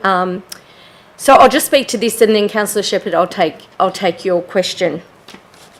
I raise this amendment, and I do so because back at the last council meeting, we noted all those things, and there were 7 of us that agreed that on behalf of our community, we had more questions than answers, and it is our role as council, even though this project is not a project of council, it is our obligation, it is our role, councillors, to ensure that we are, representing the voices of the community. In a couple of short weekends, volunteers secured those 1,350 signatures that are here. And these are people that live in Port Macquarie. These are people who are local. These are people who want to see our cultural significance protected. The ones online that can't be tabled because it's an online petition and it could have come from anywhere, even though it's significant that they still want to support us in protecting our breakwall, won't be tabled. But it is significant that we understand that there is an online petition out there swirling around, and it's important that we understand this. The experience that Angus Gordon has cannot be underestimated, and he has over 50 years, 52 years to be exact. He is world renowned, but he is government recognised as well, and he has led some of the most successful coastal management plans, proposals, and been part of that act. So if there's anything that he doesn't know about breakwalls, in my opinion, it's not worth knowing. Lastly, we all agree that we want to see a widened footpath. No, even those in opposition to this want a widened footpath. I'm in support of that. Does it have to be a concrete footpath? Does it have to be a footpath that is 5 metres wide? Could it not be a boardwalk that actually loops back around and heads back into town? Let's be visionary here, rather than the concrete thinking that matches the concrete footpath that we're actually presented with at the moment. I think the state government needs to listen very intently to what is becoming very loud voices of our community in regards to this project. And I ask councillors, like we did in the last item, let's just open our minds and maybe change our point of view when it comes to this. Who are we representing here? Is it our community or is it Transport for New South Wales and the state government? Thank you. Councillor Griffiths. Yeah, I'm just going to speak to the observations that I just got from those videos, and really what was said there, that there was no inspection carried out. There was also a suggestion that failure did occur mid-tidal, mid-water tidal, so there was no denial that there may be a failure. I've seen large sections of those rocks collapse and fall away, so I know that it does occur if you happen to have residents, our residents, or visitors, whoever, in that space at that time, there is a risk. So again, I'm making sure that us as a council, we're not suggesting that this project actually be held back, that we do need to make sure that we're not getting involved in a process that the state government may need to undertake. So again, if the previous report also said there was imminent failure due, again, that is something that we need to absolutely recognise, because as a council, we would not allow our community to be put in a position of undue safety. It would be something we would absolutely consider. So for me, essentially, I think we should be doing what we intended to do originally, which was to gather more information if we have the ability to do so, but not impede the process of the state government doing the work that they may absolutely need to do. Thank you, Councillor Griffiths. Just before your question, so I don't lose it, Councillor Griffiths, you said that it was mentioned in what you've just seen about there was failure midway. Could you just clarify what you've said? I specifically said, as I wrote down as he was speaking, there was no inspection completed, and from his expertise that he is known to have, apparently, not that I know, but that he has known of or did comment on mid-water failure. Thank you. I need to correct you because we are live streaming. That is not what was said. He said that breakwaters, if they are to fail midway. That's what I just said. Yes, but he was not commenting about this particular breakwall. Thank you. Councillor Shepherd. Thank you. And perhaps this issue speaks to some of the matter of trying to use a video in the room as a source of significance in our decision making, and perhaps we should be relying on more veracious sources, as well intended as they may be. But the question I had was in regards to clause 6. Sorry, Tanya, if you might scroll down. So you've made the comment regarding Council's petition policy and the importance of it's not able to be tabled because it's not consistent with Council's petition policy. Can you speak to that a bit further, the importance of that? Thank you, Councillor Shepherd. I thought I had explained that when I addressed Council, which was that because it is an online petition, it's unable to be tabled. Okay. So I don't know if you're aware then that also that there's a very specific way that also paper petitions need to be lodged, and that the petition that you've showed us does not meet that criteria on a number of counts. Thank you, Councillor Shepherd. I sought some advice yesterday before I brought this into chamber. So whether you feel that this doesn't satisfy you per se, I did seek the advice, so I haven't just ad hoc brought this in to you. And the other thing is, there's nothing insignificant about 1,350 signatures of our community. Supplementary, Madam Mayor. Just noting that the policy requires that every page that has signatures or upon it states the facts upon which the petitioners wish to bring the notice of council. Could you just read out at the top of the first of that page exactly what it is that's written that signatories have endorsed through their signature, just for the room to hear? Certainly. Petition to save our breakwall. Please help us to save our breakwall, our Norfolk Pines, our Memorial Rocks, and our amazing world-renowned surf break. Okay. Thank you. So with that, speak against. Sorry. Thank you. Yes, thank you. So it was stated in your words that a petition collected in opposition to the state government proposal had been collected, and I don't think that that's in fact what's occurred, because there's no information that's been provided to community members about exactly the nature of that proposal. So I think there are really significant and good faith misunderstandings within our community about this breakwall upgrade, and that one of our responsibilities as councillors is to help our community, is to help remedy those misunderstandings, and where we've been provided with information that can help remedy those misunderstandings, we should use our platforms as councillors to address that. One of the key points of misunderstanding, I believe, I think is summarised somewhat in clause 2 of the amendment, which is note that no further information from Transport for New South Wales or Leslie Williams has been provided. I understand there hasn't been further information since our most recent resolution. However, there's certainly claims within the community that no information has been provided to Council in response to our questions from the August meeting.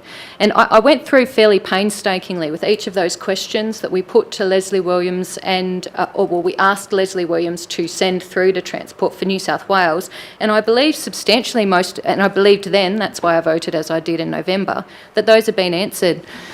In August, we requested engineering reports, surveys or specific advice considers express need to replace or repair the rocks. That was point A. And I believe that that was answered in points in 8 pages 6 to 9 of the design report of the Port Macquarie Southern Breakwall upgrade, which appeared in our last meeting as a report to us. We got the link to it so we could go and see it, so I could find it.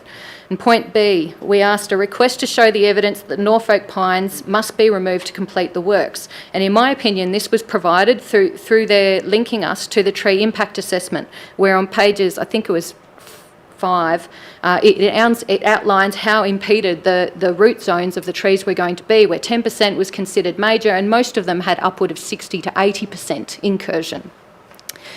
Point C, we asked an indicative timeline for the works to be provided. Again, we provided the link to the facts which indicated that the works are intended to be commenced in May and would take approximately six months, and that information was also available on page 62 of the submission report that were also provided. I also believe we provided that information as the potential way forward when we had our initial briefing. On item D, any final designs, in my opinion, they were provided through the detailed design that we were also linked to. Item E, I don't feel like that was answered. And that was copies of written submissions from the most recent community consultation process. I couldn't find a full appendix of everything, and I accept that. Point 4, any evidence for the most recent community feedback, may I finish? Thank you. Has been taken into, the most recent community feedback has been taken into account in determining the final designs for the works to be completed. And in my opinion, the Transport for New South Wales submissions report reflects that they were very strongly responding to the community feedback. And while not everyone absolutely would be happy with that, I felt there was genuine consideration given to the community concerns. And so I hope that we're able to certainly encourage people to engage with the information that's been made available through various sources, and I hope that we use our councillor platforms to encourage that active and critical engagement with the information available. Thank you, Councillor Shepherd. If I may ask you a question. So you are in agreement that subject matter experts are people that we should pay attention to?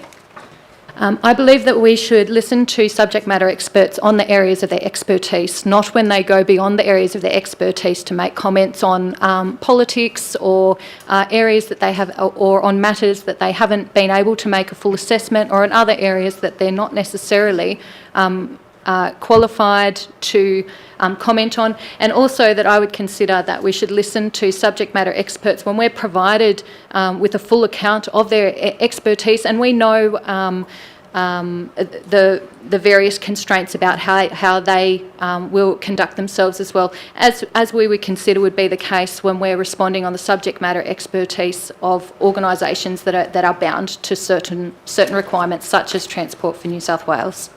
Thank you. And just a supplementary.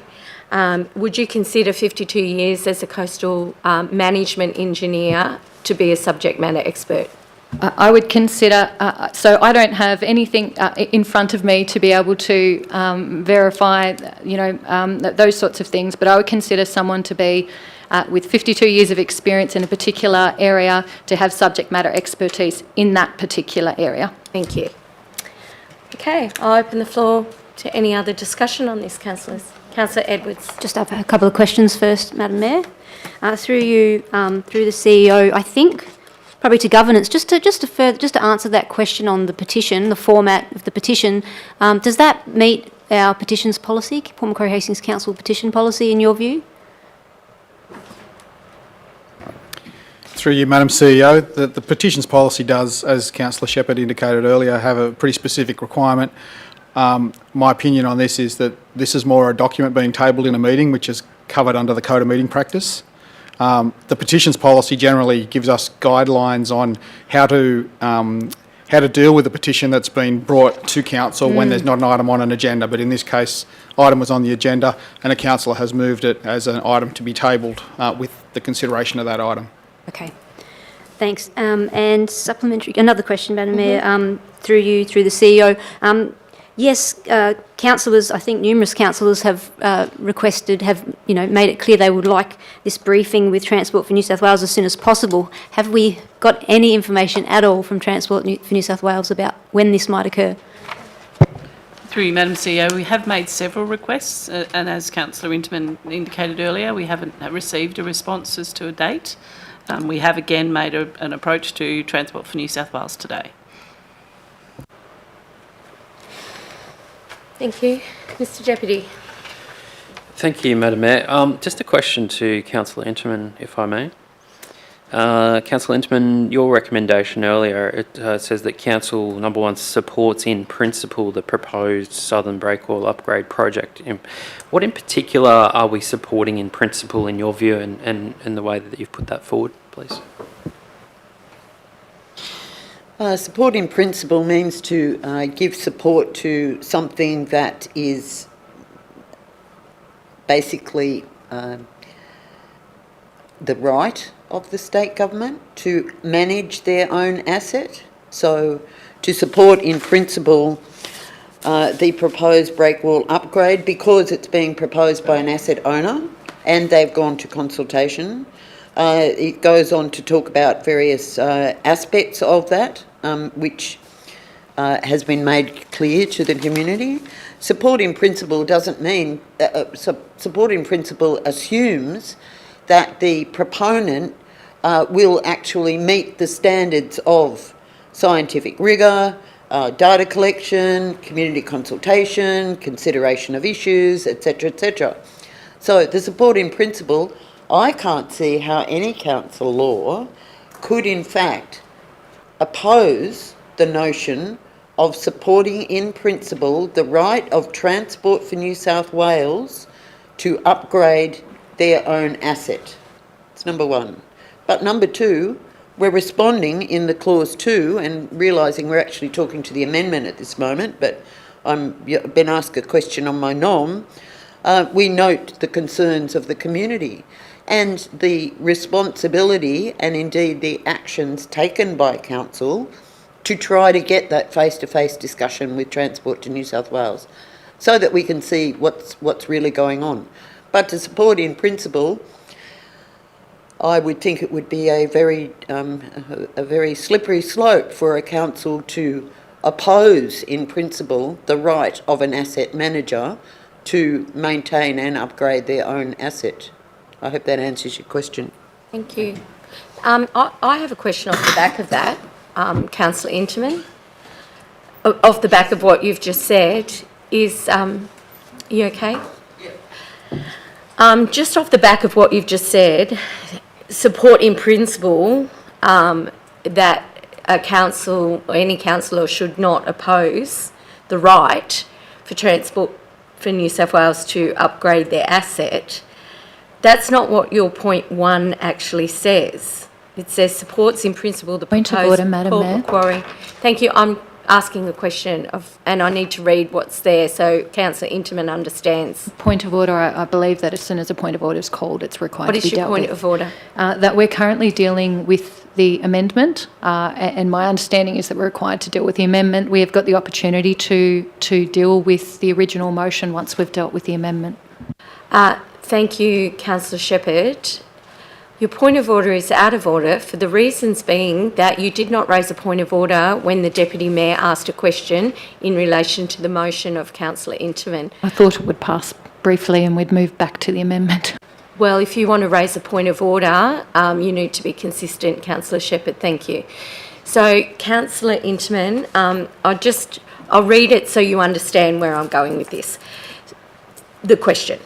So, it says supports in principle the proposed Port Macquarie Southern Breakwall upgrade project to be completed in 2023 and fully funded by the New South Wales Government, the primary purpose being to maintain this critical maritime asset and improve the public amenity of the breakwall surrounds, noting it has many other benefits as a tourist attraction as well as supporting economic activity and community health and wellbeing.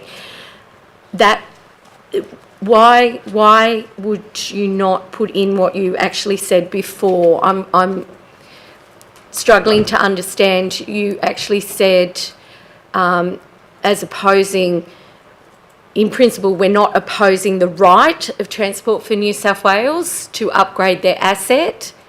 So I'm wondering why you chose these words over opposing to upgrade their asset. So we're supporting them in principle to exercise their right, I guess, to upgrade their asset. Why these words were chosen?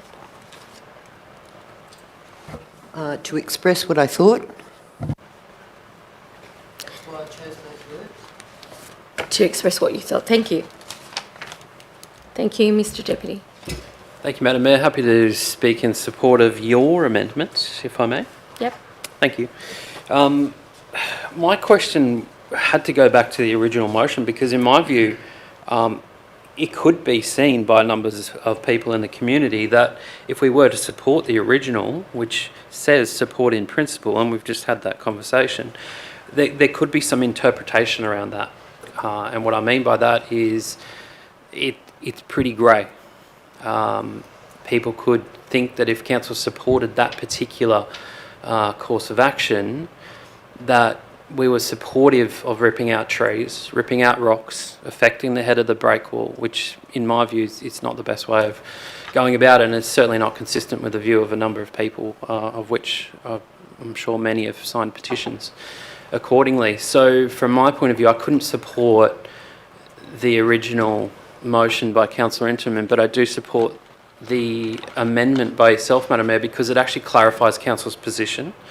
And in one of the points in particular, the one that really deals with the footpath itself, I just want to make it abundantly clear.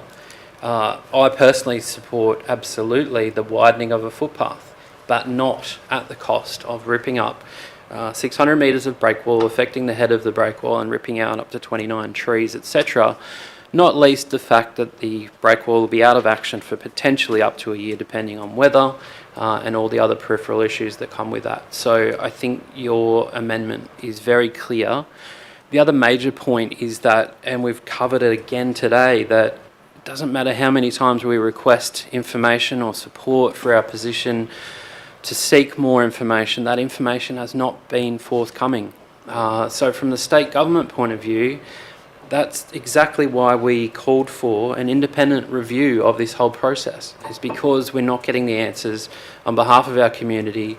It does not pass the pub test, and in my view, the state government absolutely needs to listen to our community because this one is not going away, and I'm sure we'll see that on Saturday. Thank you.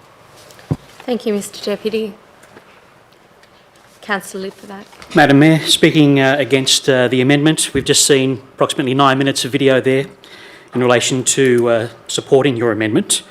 For myself, it's hard to take on board the gentleman's comments about the current condition of the breakwall when he said, and I quote, "I haven't inspected this breakwall recently."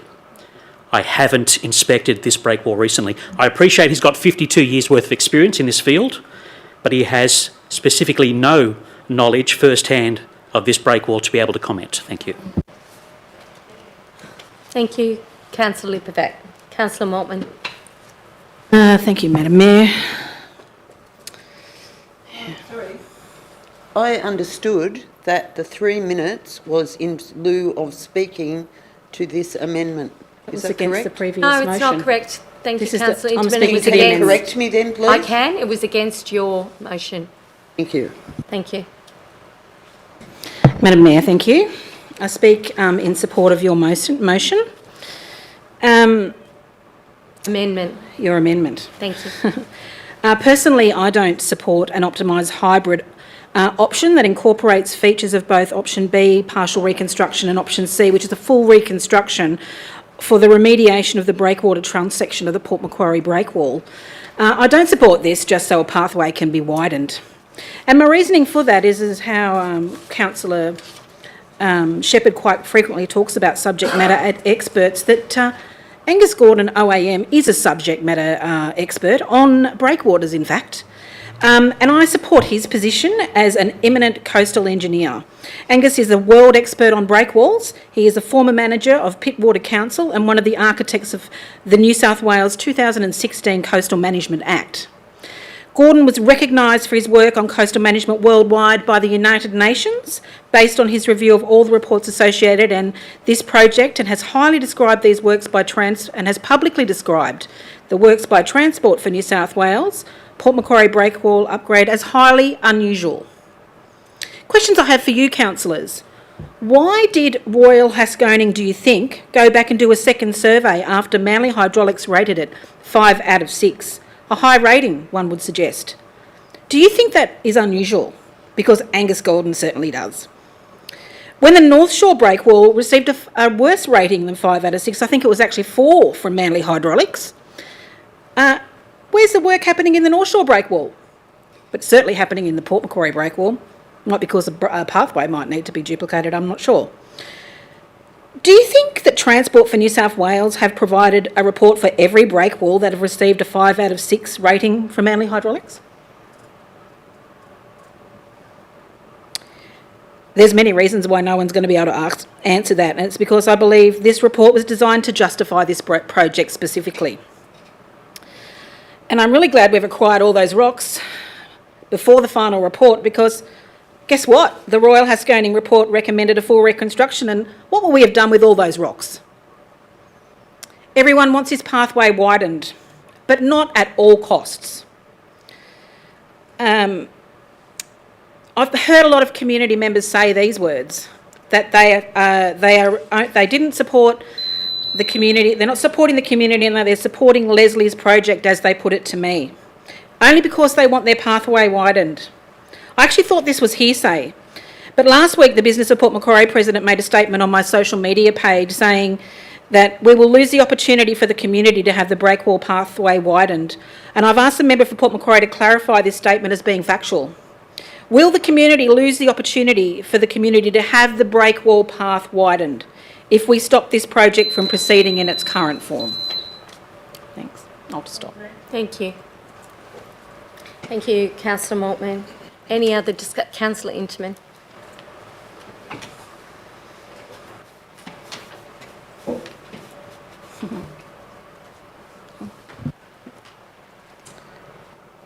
I don't support this proposal, has just been said.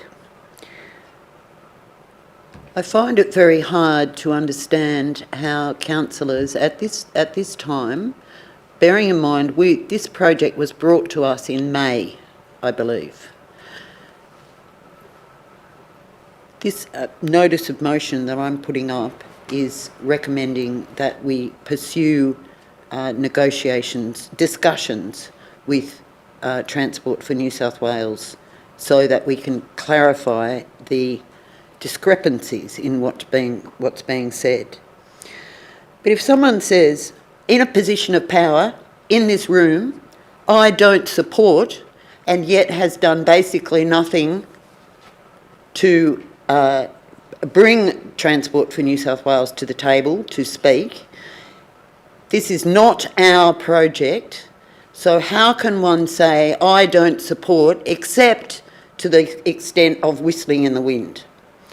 I speak against this amendment. It takes us no further forward than we had been before, and does not express the action that we can actually take as an organisation to try to hold Transport for New South Wales to account. I don't support Transport for New South Wales proposing something and then not providing the information that this council has rightly asked for so that we can be clear. I want us to move forward on actual action to bring Transport for New South Wales to the table. I do not support this notion that suddenly an expert, admittedly an expert in his field, but nevertheless not part of this process, and nearly 3,000 signatures which don't even fill our criteria and from looking at them don't even represent people who live in this area.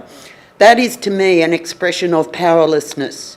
I brought this, the notice of motion that I brought because it is time for council to stand up and actually do something to try to get this resolved. I cannot support the amendment because it takes us nowhere forward. It's relying on word of mouth and is not credible information to change Transport for New South Wales' opinion. We need to be actually negotiating with Transport for New South Wales, and I would have hoped that as a council we would have gone down that pathway in May.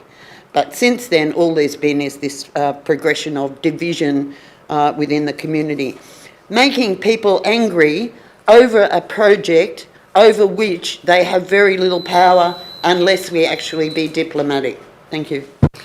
Thank you, Councillor Interman. Director Watkins, off the back of that, it raises a question for me. To hold Transport for New South Wales, or bring them to the table, to negotiate with them, to get an outcome, have we not been trying this? Have we? Can you advise what you as staff have been doing to discuss with Transport for New South Wales this very issue? Through you, Madam CEO, we've had numerous meetings prior to the exhibition of the current plans with Transport for New South Wales, indicating that there would be public concerns about various components that we've heard here of the proposal. We have had updates from them. We haven't been able to influence the process. We have just received updates and provided our feedback as to what Council's view or discussions amongst Council has been, and then Council had a briefing with Transport for New South Wales on the 14th of June. Thank you. Councillor Montman. Through you, Madam Mayor, to Director Watkins. Director Watkins, are those updates from Transport New South Wales any different than the community updates that the community has been getting, or are they one and the same? Through you, Madam CEO, possibly the updates from Transport for New South Wales would be very similar to the public's, but the advice that we certainly as staff have been providing to Transport for New South Wales would be along the lines that we knew that there would be concerns about the impacts of the upgrade to the breakwall. Okay, thank you. Any other discussion on this amendment, councillors, before I put it to the vote? No further questions? Yes, Madam Mayor, I think I will speak against this one. For a range of reasons. It's been helpful to hear from everybody, but I do believe that it was only last meeting in November, just before that meeting actually, that I remember requesting this urgent briefing with Transport for New South Wales. That's not very long ago to have given them to provide this information to us, so I do think we need to give them a little bit longer. To my mind, some of the points in this motion, look, I want to do things that are bringing us together, not feeling like it's sort of dividing people. So I would like to get back to debating the original motion and move that this motion be put. Thank you. So we have someone to move the motion, it's the amendment rather. Sorry, the amendment be put. A seconder for the amendment to be put. Councillor Griffiths. Okay, all those in favour? I'm happy to put the amendment as well. There you go. So I'll put it to the vote then. All those in favour of the amendment? Thank you. Myself, the Deputy, Councillor Maltman and Councillor Slade, those against the amendment. Councillor Edwards, Shepherd, Lipovac, Griffiths and Interman will move to the motion. Thank you. The amendment has been lost. Councillor Interman. No, you spoke to it and then there was an amendment. We're back to the motion. Do you wish to speak again? Speak more in it? I believe other councillors would be given the opportunity to speak before a right of reply be given. Thank you, Councillor Shepherd, but we have moved back after a discussion. I'm just seeing if Councillor Interman has anything further to say. Madam Mayor, as per our procedure, I spoke to the motion when I moved it. We've now moved to an amendment. The amendment's been lost. We're going back to the motion. Thank you, Councillor So it's Interman. open to debate for other councillors and I have a right of reply. Thank you, Councillor Interman. Councillor Shepherd. Thank you. So I note that this debate, in my opinion, has included, and I would say the debate regarding the Breakmore Wall more generally, has included multiple and extensive inaccuracies, in my opinion, and that these have been stated in a way that I can't argue against in 3 minutes. But I think the gist of these inaccuracies is basically to suggest that there's some sort of hoax or conspiracy going on between the various parties that is inappropriate and not tenable to me.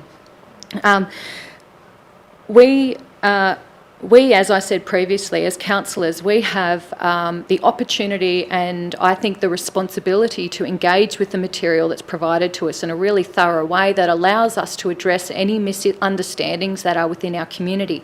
And so if we're provided with information such as that contained within the submissions report Transport for New South Wales put together, which speaks to the very issues that our council staff would have astutely raised with Transport for New South Wales, as well as those matters that were raised by Community Matters themselves, I think when we have that available to us through that submissions report, we should thoroughly and responsibly direct community members back to that.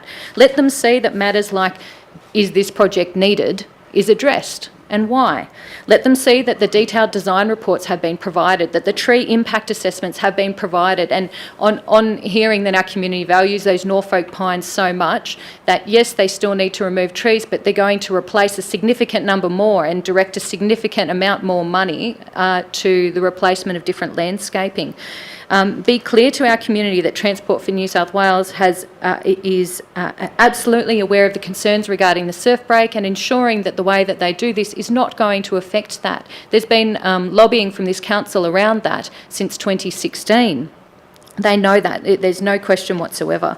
So I would ask that as we go out from this, regardless of our position, yes, put forward what we consider reputable information, but I would ask that at the very least that councillors and any reporting on this matter thoroughly encourage people back to the information available on this report, the submissions report, and allow people to make an informed decision about the need for this project and how it's carried out.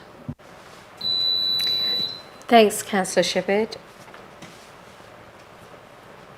The floor's open for debate. Any other councillors wish to wade in?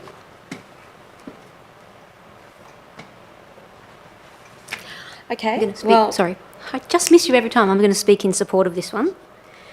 Madam Mayor, I'd like to speak in support of this motion because I do believe that the gist of what Councillor Interman is trying to do here is to bring us back to a position of some neutrality. We're waiting for information. That is still the case. We are still waiting for further information. I've personally consumed all of what's been sent to me. I saw those videos already. I certainly think there are, some mismatching of words, maintenance versus upgrades. I think that there's definitely a lot of questions that we know the community wants answers to and we want to hear about. But I can support this motion because I don't believe it's saying it supports the project in its current form or otherwise. And I believe we are waiting for more information and that this is a helpful thing for us to resolve to do. So I'm speaking in support of this motion and I urge you all to do the same. Thank you, Councillor Edwards. Could I ask a question of you? We're waiting for more information. What do you suggest we will do when we have that information? Well, I believe we've already asked for a review in our previous resolution, so I believe that there will be a further review.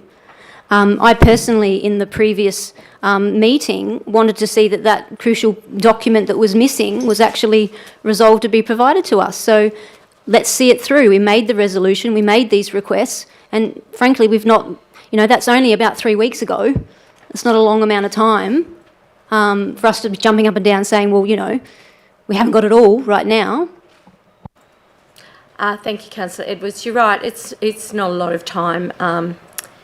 So I'm going to speak against this motion, supporting in principle for all the reasons that it says that we should support it in principle. And it's not a lot of time, but you would think, wouldn't you, with Transport for New South Wales hearing the absolute outcry from our community and growing day upon day, that they would actually provide information to council who manages the foreshore on their behalf. You'd think if they had that information that they would provide it, or do they have that information? I wonder. The other thing is, the fact that make an informed decision. How can you make an informed decision when you don't have all the information? We don't have all the information. So how are we able to, in principle, support this proposal? The other thing is that next Tuesday at 11 a.m. on the very boardwalk that our community is fighting for, Transport for New South Wales will be hosting a pre-tender meeting to commence the destruction of our break wall after the Ironman. It mustn't be that catastrophic at the moment because we're going to use it for Ironman.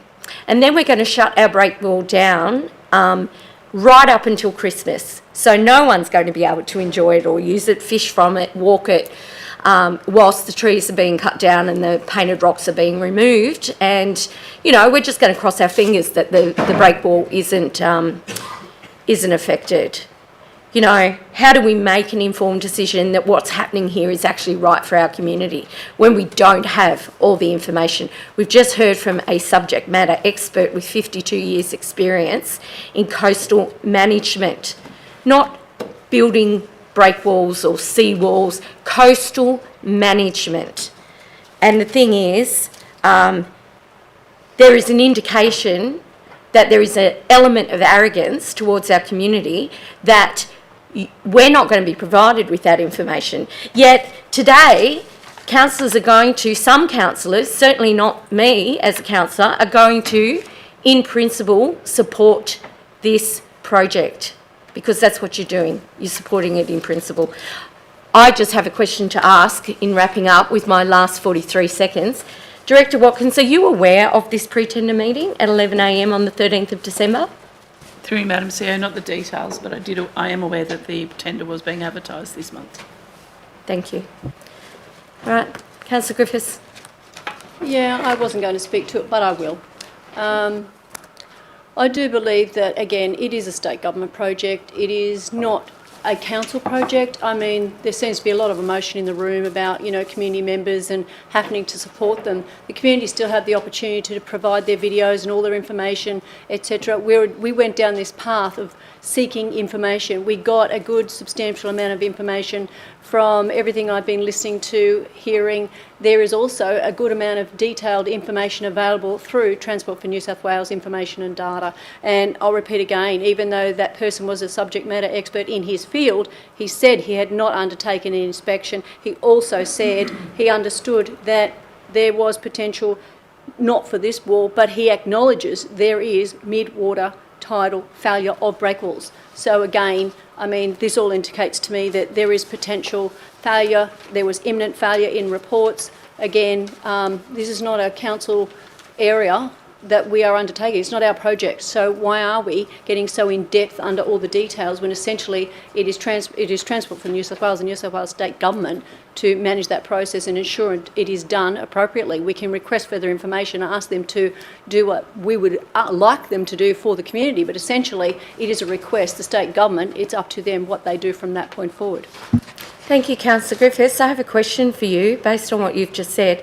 So if that is the case, why would any of us support point 1, support in principle the proposed Port Macquarie Southern Breakwall Upgrade Project. Support when it's not our project, to be completed in 2023 and fully funded by the New South Wales Government, the primary purpose being to maintain this critical maritime asset and provide the public amenity of the breakwall surrounds, noting its many benefits as a tourist attraction as well as supporting economic activity and community health and wellbeing. So my question is, why would you support this? Because because council actually, including myself, asked for the area to be upgraded at some time ago as part of a resolution of council. Councillor Griffiths, I have to have a supplementary here. Council asked for the breakwall to be upgraded, or was it the footpath? My understanding is council has asked for that area to be upgraded as part of a TCMP process, but I mean, I'm open to clarification if someone wants to provide me fact. But again, this has gone well past that point, and I have no issue in supporting, in principle, that area being upgraded to actually benefit our whole community. And again, if the state government has to undertake works and the detailed design through engineering or whatever that might be, and the work they undertake, how do I question whether that's appropriate or not? Just lastly, last question, because I will seek clarification from Director Watkins. At the time that you voted for that, and I voted for that as well, and I understood what I was voting for, did you understand that you were voting for an upgrade to the breakwall, as in reconstruction, or did you understand that you were voting for a upgrade to the footpath, a widening of the footpath as per the TCMP plan? I think we'll go past that point again and say, regardless of where this is up to now, if the state government understands... It's just a question, Councillor Griffiths. If you don't wish to answer it, that's okay. I'll repeat it again, and I'll just say all the detail that I understand is that the data we've been given is that whatever is needed to be done, it needs to be done by the state government, regardless of what our current position is or not. How do we disagree with what the state government is proposing to do? Thank you. I move that the motion be put. I do have a question for Director Watkins prior to that.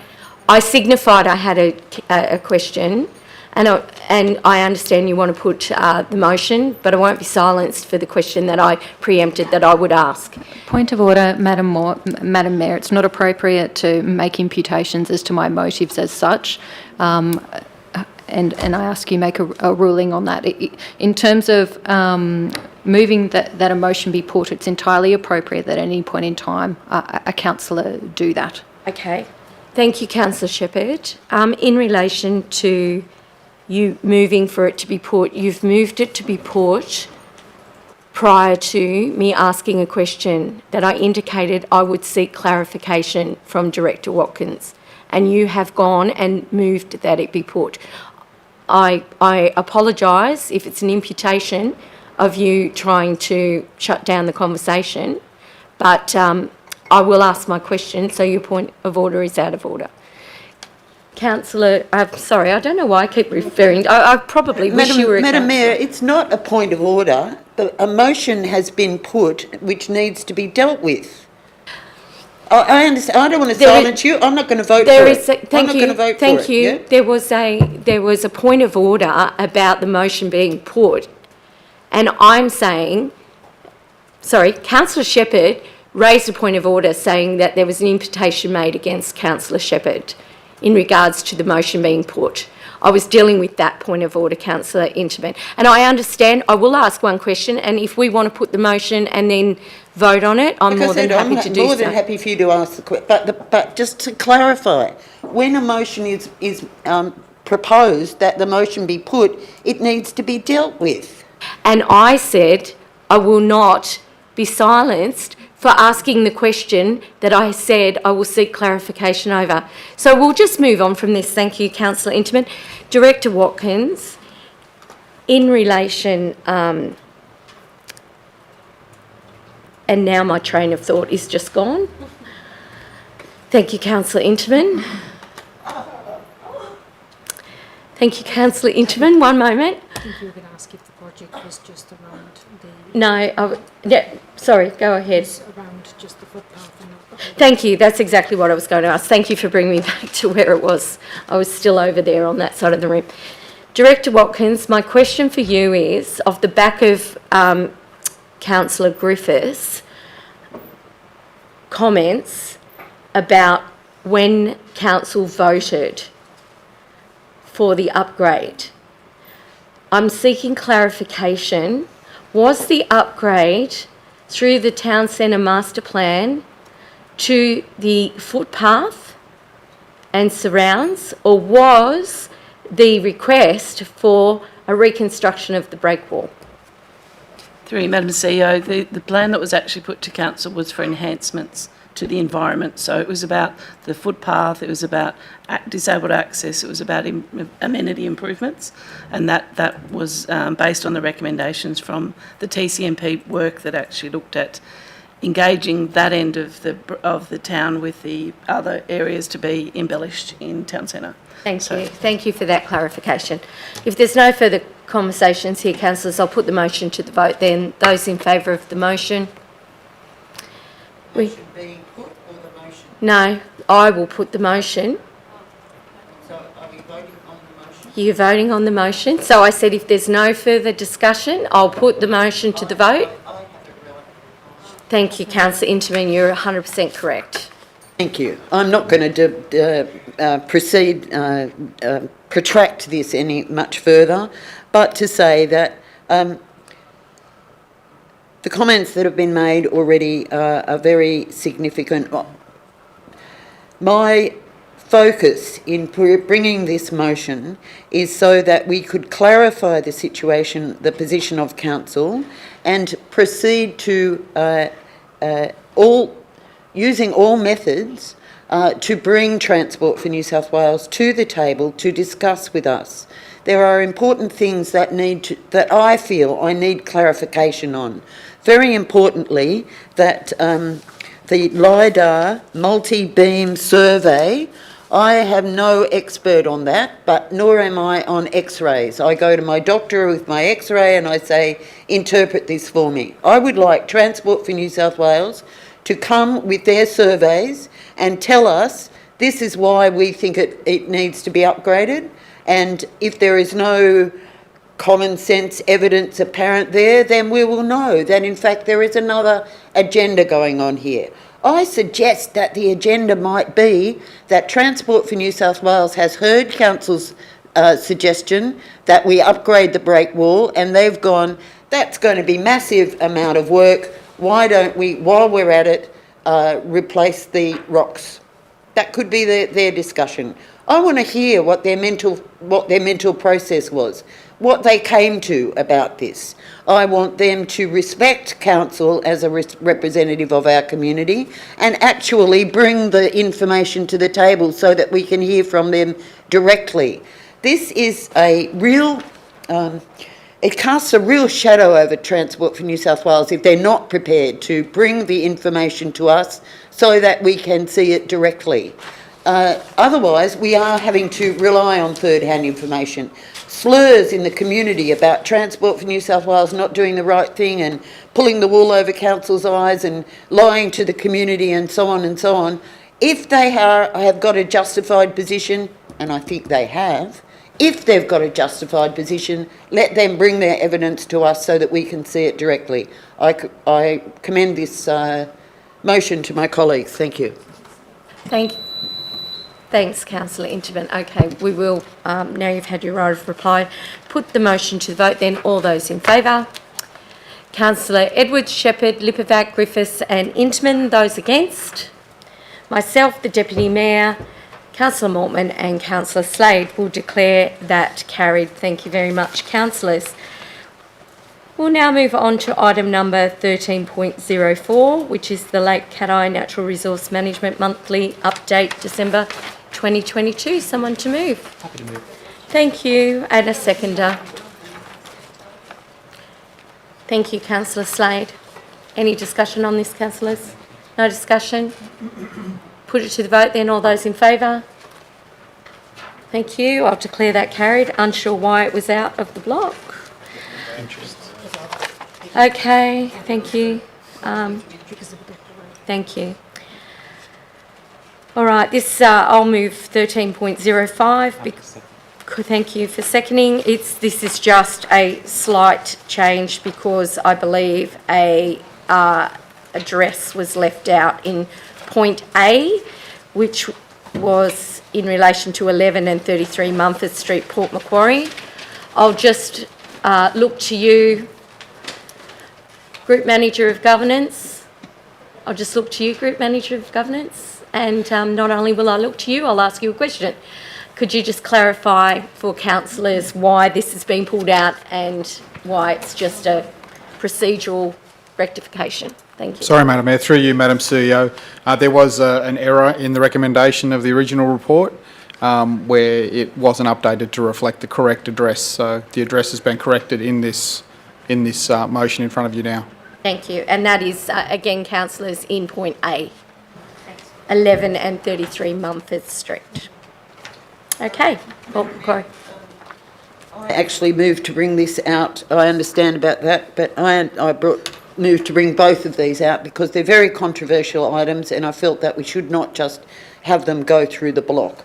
And so I'm happy to move, unless we've got a mover.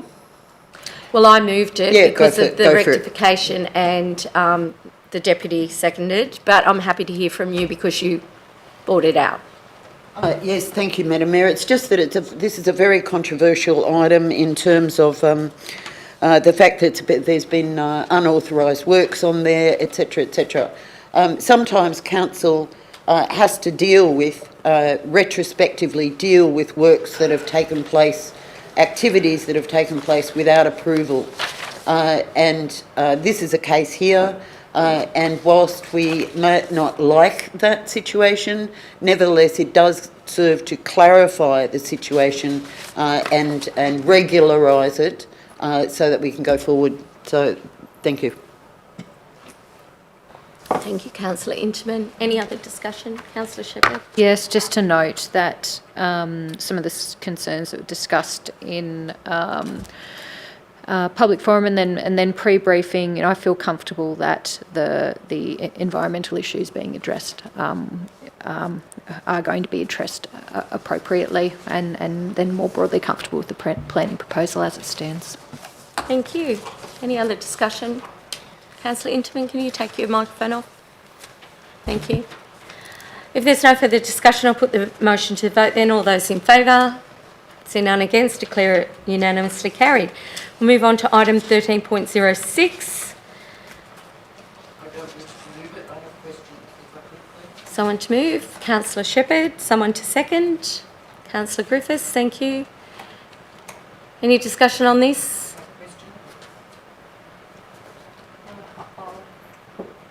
Reserve right of reply. Yep. Thank you, Madam Mayor.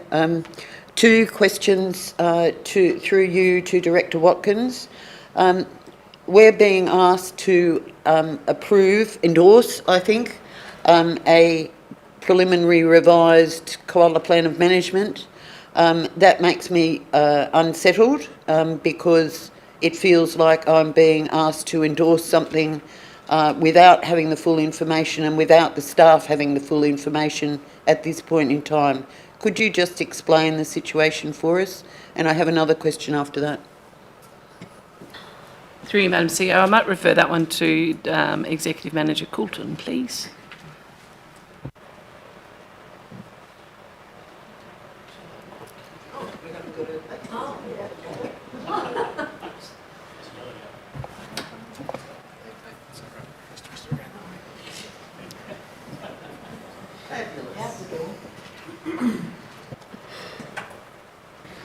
Through you, Madam CEO. The koala plan of management is referred to as provisional because in its current form it represents what the proponent and council have agreed to at this point in time. It's not to say that we won't make amendments to it from this point. Does that make you more settled, Councillor Inchman?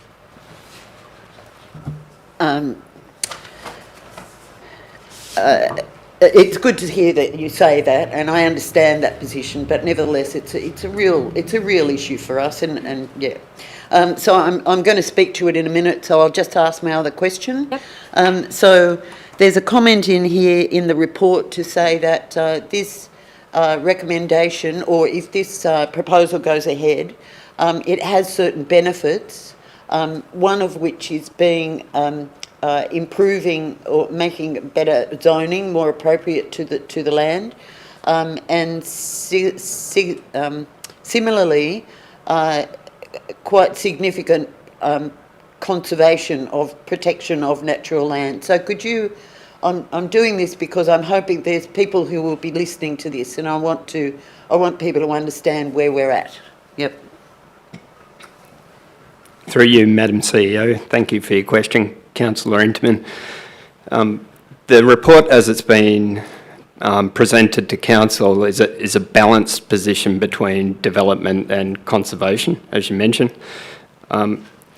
The advice that we've had from the state government's BCD is that from a conservation point of view, it might not be 100% their ambition, but we do think it's a balanced position of the development and conservation, and it does shore through the rezoning the conservation zones into the future. It does give confidence around those zones.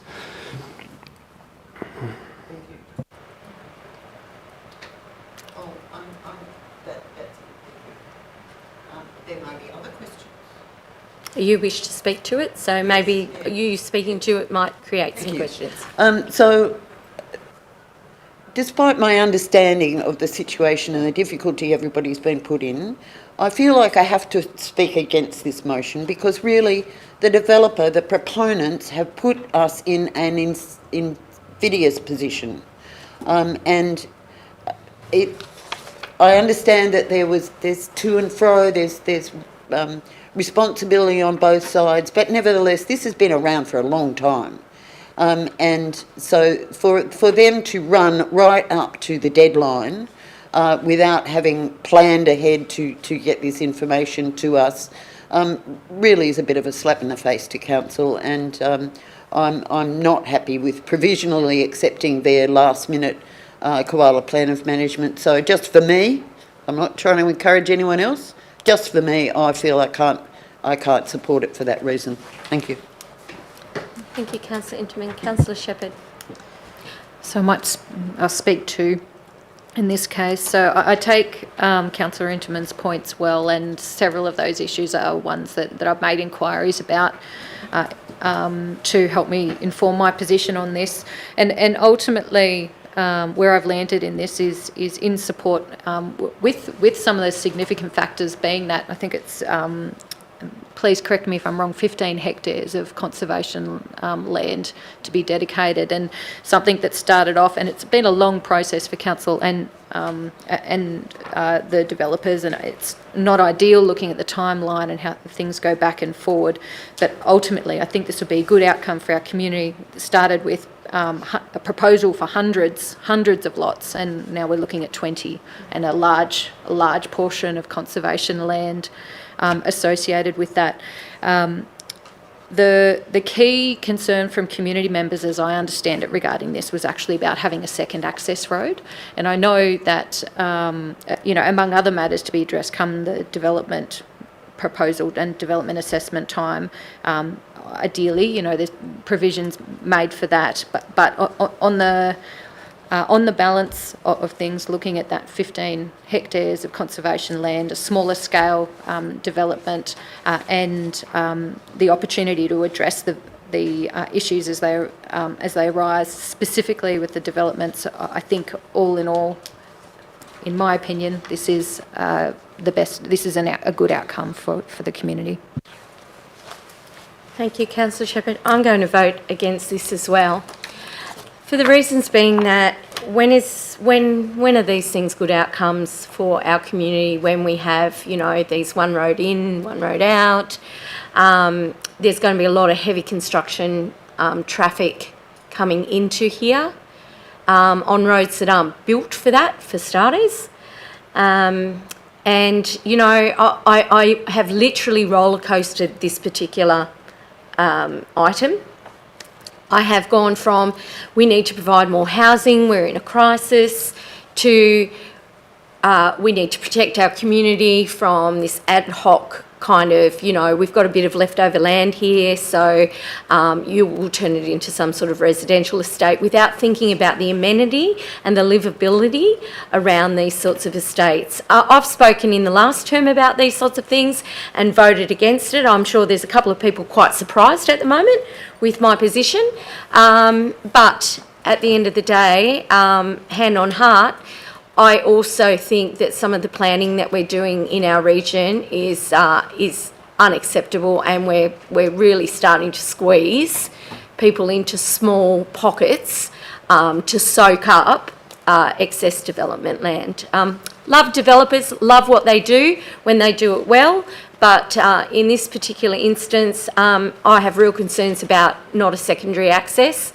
And for that reason, I'm not supportive of it. Councillor Griffiths. I'm actually going to speak in support of it. I think the person who spoke on Monday, pre-council meeting, I think they very much informed us of the fact that this has been on the radar for quite some time. It was part of the UGMS strategy. It's part of the broader known area and growth that we were expecting to meet. In other words, this has been identified land. As part of that, we also were also told that there is a secondary emergency exit in case, you know, of something like bushfires or whatever that might be. So there already is that provision made available as a fire trail or whatever that might be. So whether that's formalised or not, again, that's part of probably the next proposal or next stage of planning. But we are very much well aware of the capacity of that area, and it was absolutely identified moving forward. And the fact that there's 15 hectares against 2 hectares of developed land, I think it actually identifies again that if we were talking environmental, that is a very positive environmental outcome if that's what people were looking for. Thank you. Any other discussion, councillors? Right of reply? If I may ask a question first. Councillor Interman, I'm just wondering if there are any other outstanding issues arising from the discussion thus far that you would wish to ask questions about that might help inform you further. No, I think I'm fine, thank you. Look, I would just reiterate at this stage, you know, that we're looking at a planning proposal process, I believe that's been going since 2014, or was it 16?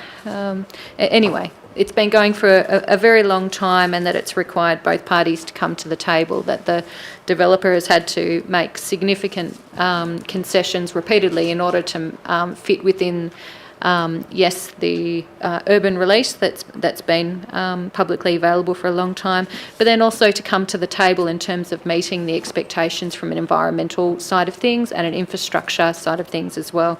In terms of the livability matter, my understanding is the way the parcel of land is framed through the bushland and whatnot does certainly provide for it to remain at very small scale and absolutely appropriate amenity-wise, but also that it will be, should it be resolved this way, the responsibility of the development assessment process to make sure that that's absolutely retaining the intent to be in keeping with the character and livability for that area. Okay, thank you. I will then put it to the vote then. All those in favour? Thank you. It is the Deputy Mayor, Councillor Maltman, Slade, Edwards, Shepherd, Lipovac and Griffiths. Those against? Councillor Interman and myself. I will declare that carried. Thank you very much. Moving on now to item 1307. Councillor Shepherd. Thank you. If I might move the alternate motion as submitted. Yes, thank you. That being, I'll just get it up on the screen.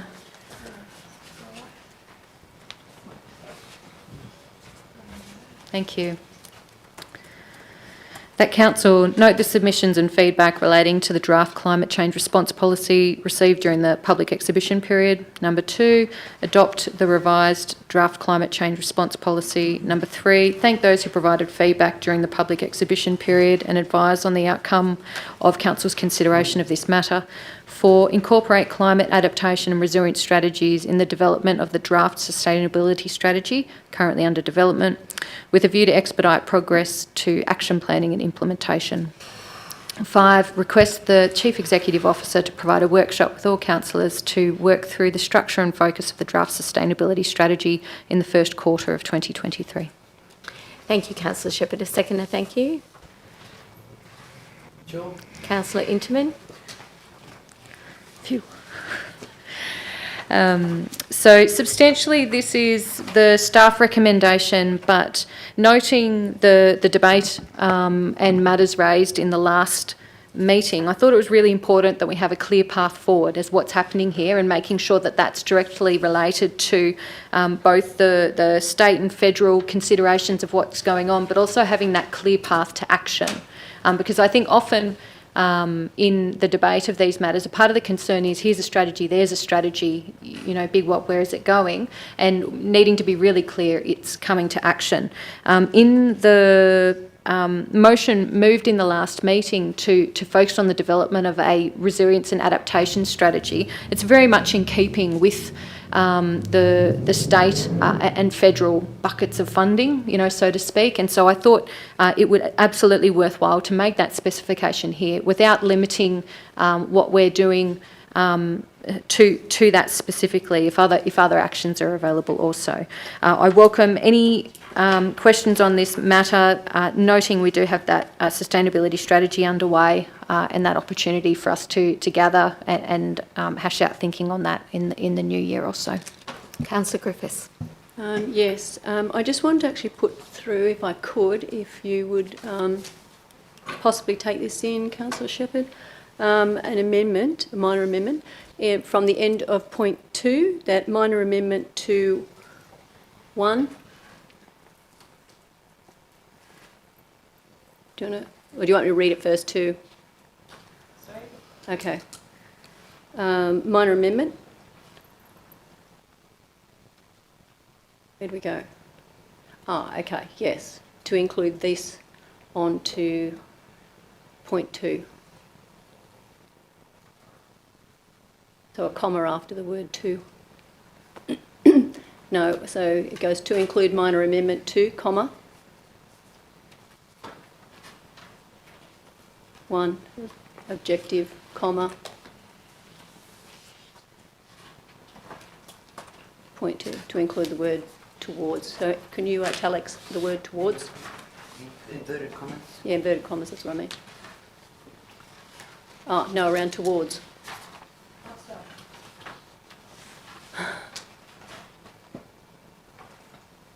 Can I confirm this is in reference to the climate response policy? Yes. Sorry, yes. So where is that to be included? Yeah, okay, so so put insert rather than in to include. But it needs to actually get into the actual words of the motion. It is net zero. Oh, okay, before net zero. No, up. Sorry, what is it? Sorry. This is, You wanna ask me a Councillor question? Interman, this is actually Councillor Griffiths' amendment. I know you're trying to help her, but... I am, yes. So, Councillor Griffiths, I understand you're doing the words here, but in fact they have to be inserted into, I believe, they have to be inserted into Councillor Shepherd's motion. Is that correct? Yes. So I'm wondering where they're Point 2, going. that's what I said to her, to point 2. Okay, so we're picking all of that up and taking it up to the Point motion? 2, yes. From number 1. The whole of it. No, for all of it. Well, the whole of that, All of you, that. you haven't picked all of I'll it up speak yet? to it. Okay, I'll speak to it. So I'll have Okay, all could I of just that. have everyone Thank who you. isn't Yes. speaking sit down and turn their mics off? Thank you. Okay, so that whole entire sentence to be, yes, tagged on the end of point 2. Thank you. Tanya, do you understand what's going on here? Thank you. At least somebody does. Thank you very much.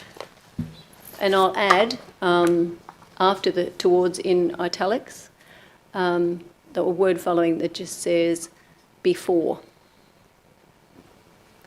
So following the word towards, after it, just put before. Right. Thank you. Councillor Shepherd, are you okay with that? I'd like to hear the rationale for that stated before I Would you like to determine ask whether Councillor take it in. Griffiths what the rationale is? Yes, Madam Mayor. Thank you. Councillor Griffiths. Okay, so for the last 10 years, you may as well say, we've done a lot of initiatives through council to actually deliver some really good positive changes, and whether you want to call it climate change or whether you call it sustainability or better financial management, either way, there's been some good work done in this area. So one of the concerns I do have, though, only from looking at other councils in other areas, is that if we put that as a blank net zero, it could be taken that we need to undertake any objective, in other words, to find this pathway forward. So for me, I want to make sure that we have flexibility in what we're doing so that we're not actually locking ourselves into absolutely meeting a particular target or objective, that we actually are working towards something, not necessarily that it has to or must be done. So in other words, I want to make sure that what we do is productive and positive in real terms, in other words, financial, and make sure that we're actually sustainable moving forward. Thank you. Councillor Shepherd. Question through you, Madam Mayor, to Councillor Griffiths. Is your support of this motion depend on that clause being included? Yes. Yes, I take it in. Councillor Interman. I'm looking at the words and I'm thinking that, in fact, what we mean is towards, before, quote, in quotation marks, net zero. So you want the word, yes. So before the words, in inverted commas, before the words.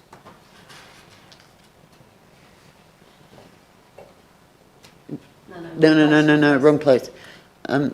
Insert. After the word before.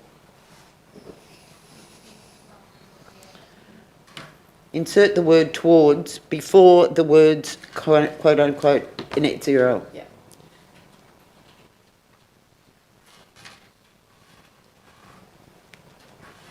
That's fine. And then to the end. Yep, that's it. I presume that's what you actually were intending? Yes, thank you. Thank you for knowing what Councillor Griffiths was intending. I'm just trying to remember what the policy says. Thank you. Yep. Madam Mayor, just to let you know, I'm happy, if Councillor Shepherd's happy to take that in, then so am I. I believe Councillor Shepherd is. Okay. Question? Thank you, Councillor Edwards. Through you, Madam Mayor, through the CEO to the appropriate staff member, my understanding of net zero, when it's talked about in other levels of government's plans, it generally doesn't say towards, because the target is net zero, but the time frame about when you get there is the part that's kind of automatically taking you towards it. Would someone be able to comment on that, if that's a correct understanding? Through you, Madam CEO, I think you're right, but in the context of the policy that we have in front of us, it really is talking about the targets that we've set in consultation with the community as well. So it doesn't really say, it just says emissions reduction. It could be net zero, it could be towards. I don't think it changes the context of the policy, is probably what I'm trying to say. Sorry. Question, please. Would you use other words then to give council more flexibility in what they're aiming for? Through you, Madam CEO, no, I wouldn't. Director Watkins, can you just remind me how many submissions we received to the feedback of the draft climate change response policy? Was it? Forgive Was it me. 5? Forget 22, I think. 22. Yeah, thank you. Thank you.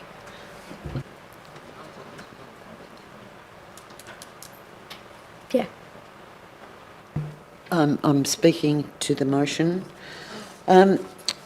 Look, I understand this is always a controversial issue, and yes, it does take us time to get through it, and we work slowly towards it. All I can reflect is that this is a direction that very vast majority of the Western world, at least, is heading towards, and I know that that other parts of the world are also recognising this. It is not it's not a woke thing. This is about responding to actual physical conditions in the world. And I know it's been said often that, you know, land of droughts and flooding rains, so therefore we've got to expect it. But the problem is those droughts and flooding rains are getting more intense. If they get much more intense, we won't be able to cope with them. Dorothea McKellar wrote quite clearly and rightly about our country, but we are all seeing that we cannot allow this these extremes to get more extreme. Climate change is something that's going to take everybody to do something towards. It really does take a collaborative effort, and by small steps and small contributions, we will be able to achieve really significant changes to how the energy is dealt with in our world.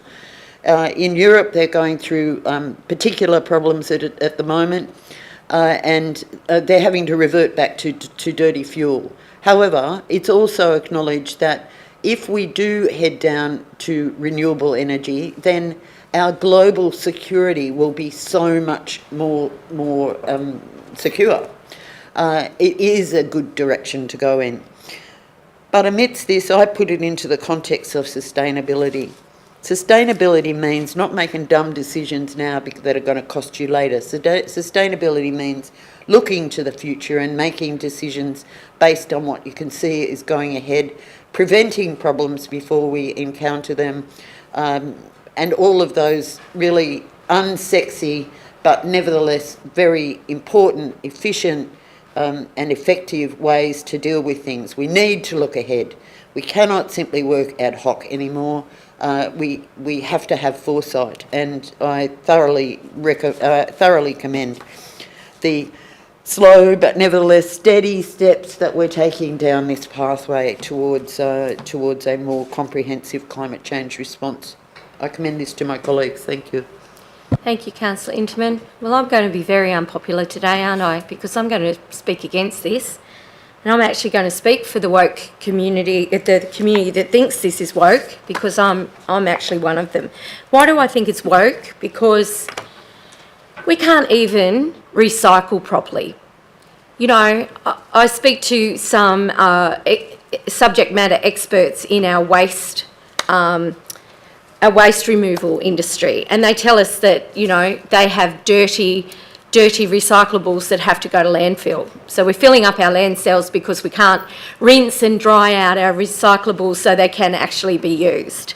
You know, we're about to see the decimation, supposedly, of, you know, mature trees that are providing shade, you know, to try and cool areas of our community, i.e. the break wall.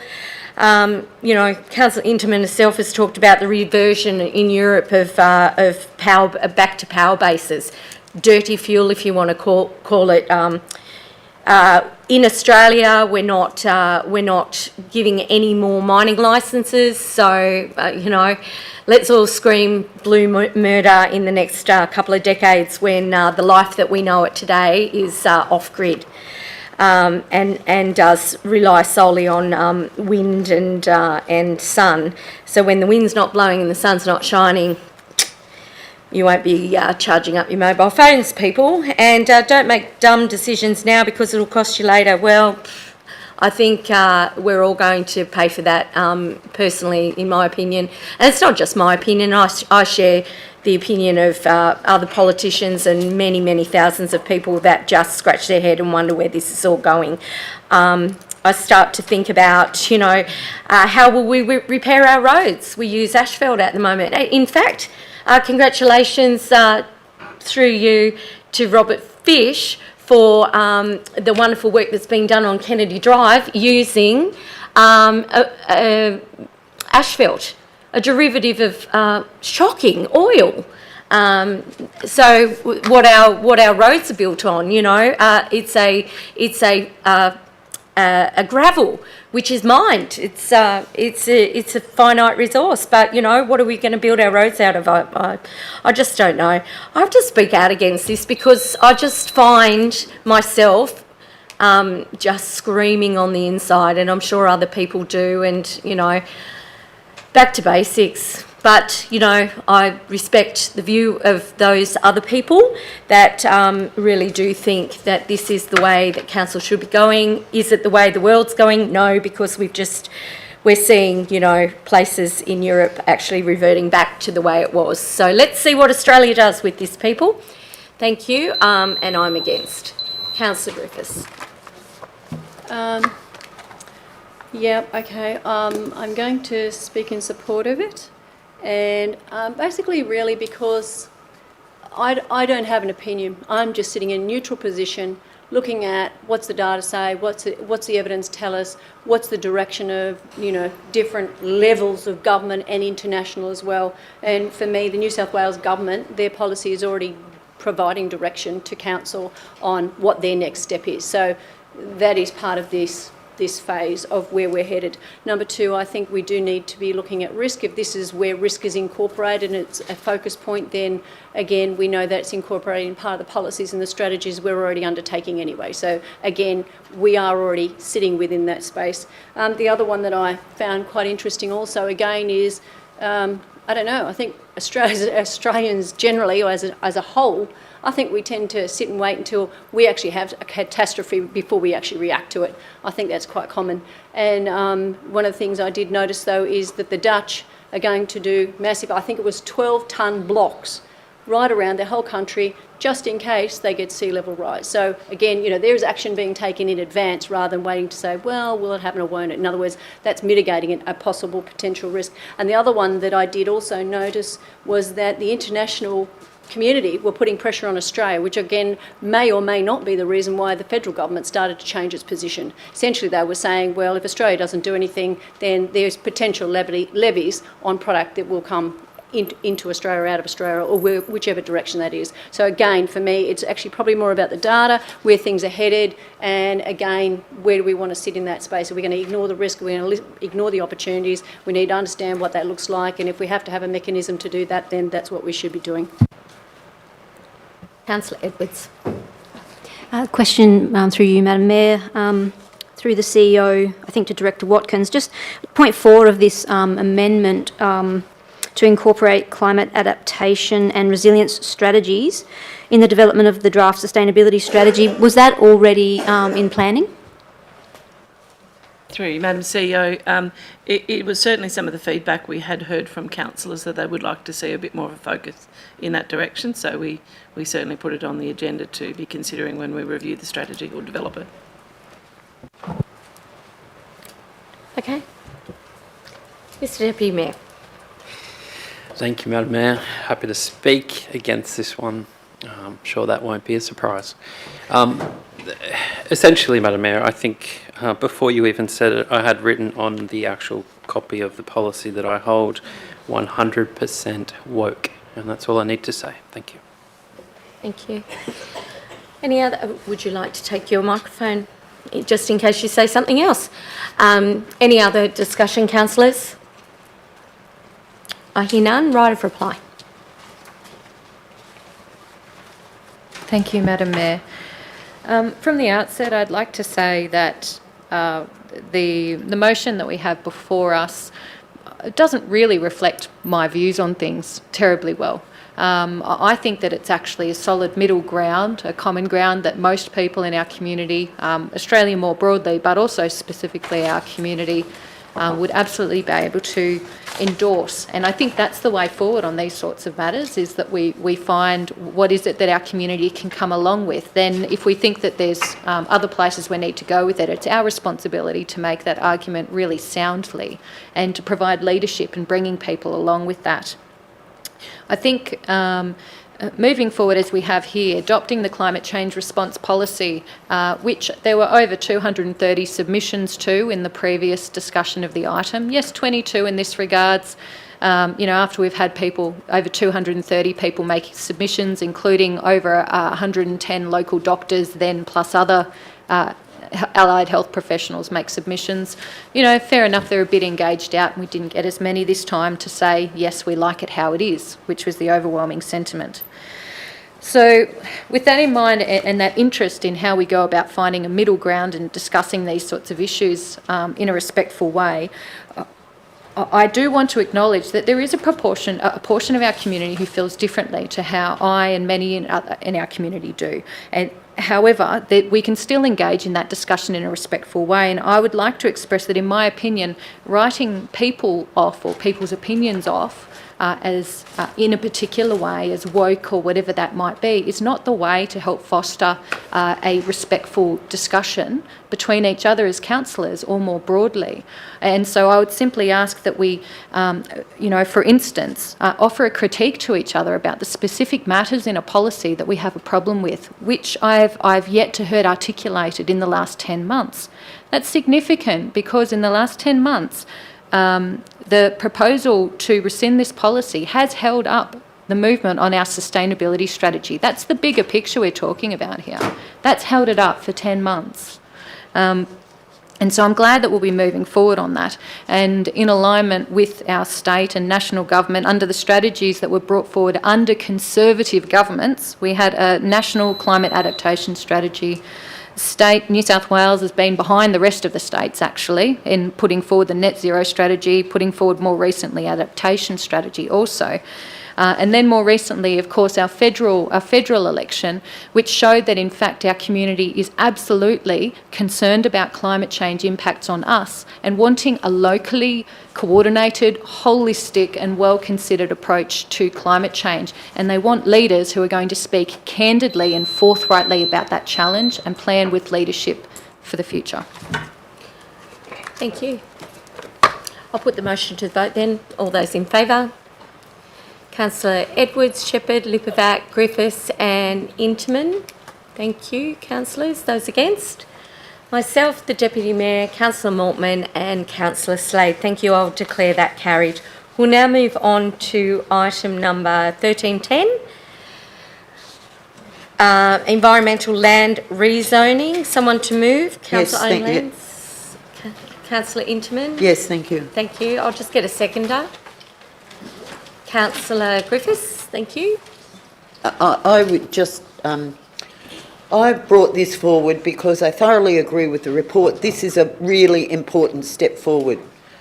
We have identified environmental conservation lands and in doing so extracted them from the tally of land suitable for development. This, I hope, will take us a little way forward towards being able to be on the same page with the developers about our lot yields.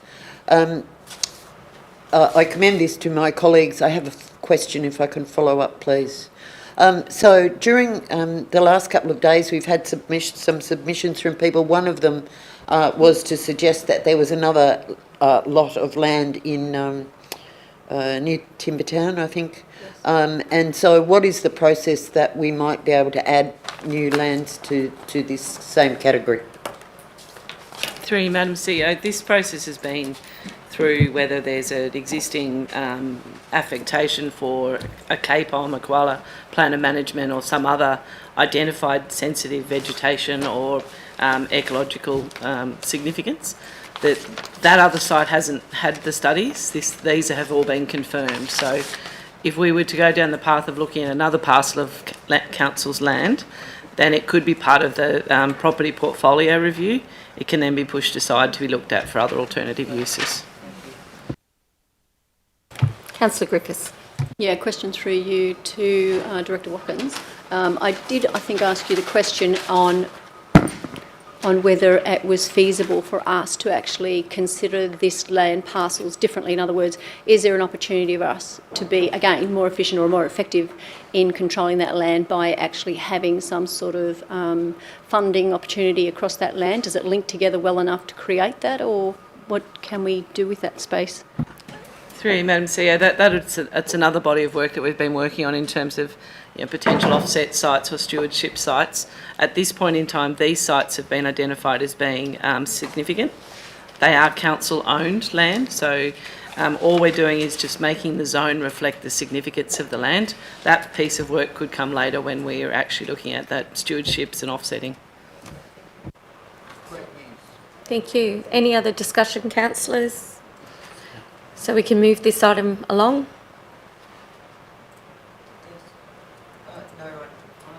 Thank you. Put the motion to the vote then. All those in favour? Thank you. Noting Councillor Lipovak's out of the room, I'll declare it unanimously carried. We'll move on now to item number 1311. Thank you, Madam Mayor. I've got a really minor change to the staff recommendation, and it's down in clause 4. And it's just to specify that there be 3 further reports, and we don't want to hear about the RITS and the blueprint and the infrastructure strategy all in one report. I think that would be really hard. So if we could have one separate report per topic, that would be great. And I'll ask the question in a second. That's my proposal. Thank you, Councillor Griffiths. Yes. Is there any problem with that? No. No. Okay. Would you like to speak to it? Just to make sense, so that we don't get caught up in trying to discuss 3 things in one report. That's all. Yep. Great. Any other discussion?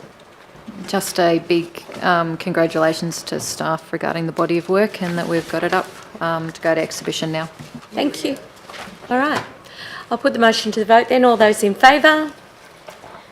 Thank you. And noting Councillor Lipovak's out of the room, I'll declare that unanimous. So we are now moving into confidential matters. Could I have someone move in second? Moved by the Deputy Mayor, seconded by Councillor Shepherd. All those in favour? Thank you. I'll declare that carried. For those of you who are still with us, if you're leaving us after we go into confidential and you're not back, I wish you a very Merry Christmas. Are you leaving us, Robin? Oh, yes. Merry Christmas, Robin, to you and yours. We'll see Robin in 2023. And for those of you wondering who the heck is Robin, Robin is our resident at the council meeting. So thanks, Robin. Please take care on the way out. For those of you who are leaving us, we wish you a Merry Christmas as well. For those of you who come back, we'll be back after the confidential matters are heard by council, and we will be back shortly. Thank you.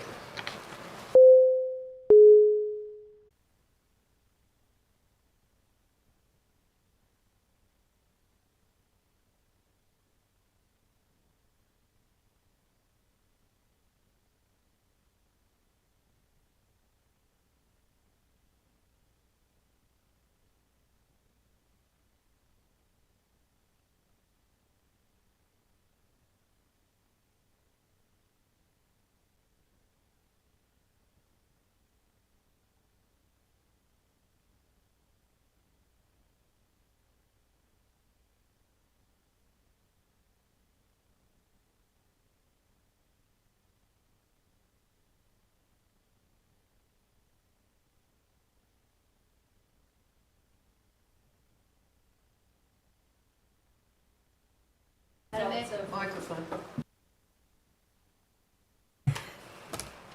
For those of you that didn't hear me, it's kind of like being on mute in this day and age, so I've unmuted myself. Welcome back, and we thank you for your patience. But before we do go to our Group Manager of Governance, Mr Michael Ferguson, I do have a procedural matter that needs dealing with. So I will be asking for someone to move and someone to second that the items that were dealt with by exception are moved and carried. So Moved by Councillor Shepherd, seconded by Councillor Lipovac. Councillors, all those in favour? Thank you. Declare that carried, and I do thank you, Councillor Shepherd, for raising that. So I'll now put you over to the Group Manager for Governance, Michael Ferguson, to read out the results of the confidential. Thank you. Thank you, Madam Mayor. With regard to item 14.01, budget and reporting application, Council resolved 1, that Council note the requirements for the budget and reporting application will be considered as part of the Enterprise Resource Planning System Review. 2, in accordance with section 55(3)(I) of the Local Government Act 1993, not invite tenders for Council's budget and reporting application due to extenuating circumstances for the reasons that Council's seeks to extend the contract with Jedox Proprietary Limited for the budget and reporting application for a further renewal periods to align with the Enterprise Resource Planning System Review. And 3, maintain the confidentiality of the consideration in respect of the budget and reporting application procurement matter outlined in the report. That item was carried unanimously. With regard to item 14.02, electricity contracts, Council resolved 1, that Council, in accordance with section 55(3)(I) of the Local Government Act 1993, not invite tenders for the supply of electricity to Council sites and facilities due to extenuating circumstances for the reasons that a satisfactory outcome would not be achieved by openly advertising the invitation of tenders. 2, decide to undertake a selective tendering method, requesting pricing from retailers as detailed in the report. 3, subject to successful selective tendering process, the Chief Executive Officer shall accept the tender of the successful tenderer under existing delegation to the Chief Executive Officer and present a further report to a future meeting of Council on completion of the selective tendering process for Council's information. 4, maintain the confidentiality of the consideration in respect of the procurement processes for the supply of electricity outlined in the report. That item was carried unanimously. Item 14.03, purchase of Tuffins Lane Sports Precinct land, Port Macquarie. Council resolved 1, in accordance with the Council resolution of 20 October 2022 to purchase the land as described as follows. Pay the amount of $1,512,500, including GST, to the owner of lots 103, 104, 132 and 203 in deposited plan 754434 and lot 102 in deposited plan 1181696, the trustees of the Roman Catholic Church. For the Diocese of Lismore, for the acquisition of lots 103, 104, 132 and 203 in deposited plan 754434 and lot 102 in deposited plan 1181696, associated with the Tuffins Lane Sports Precinct, Port Macquarie.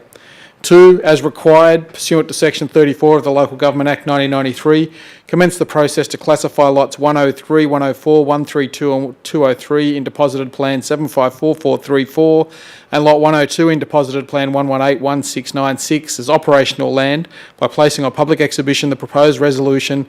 It is intended to classify lots 103, 104, 132 and 203 in deposited plan 754434 and lot 102 in deposited plan 1181696, land situated at 10 to 20 Tuffins Lane, Port Macquarie, as operational land from 9 December 2022 for a minimum period of 28 days and allowing for the Christmas holiday period. 3, note that a further report will be tabled at the February 2023 Ordinary Council meeting detailing any submissions received during the exhibition period relating to the classification of the land.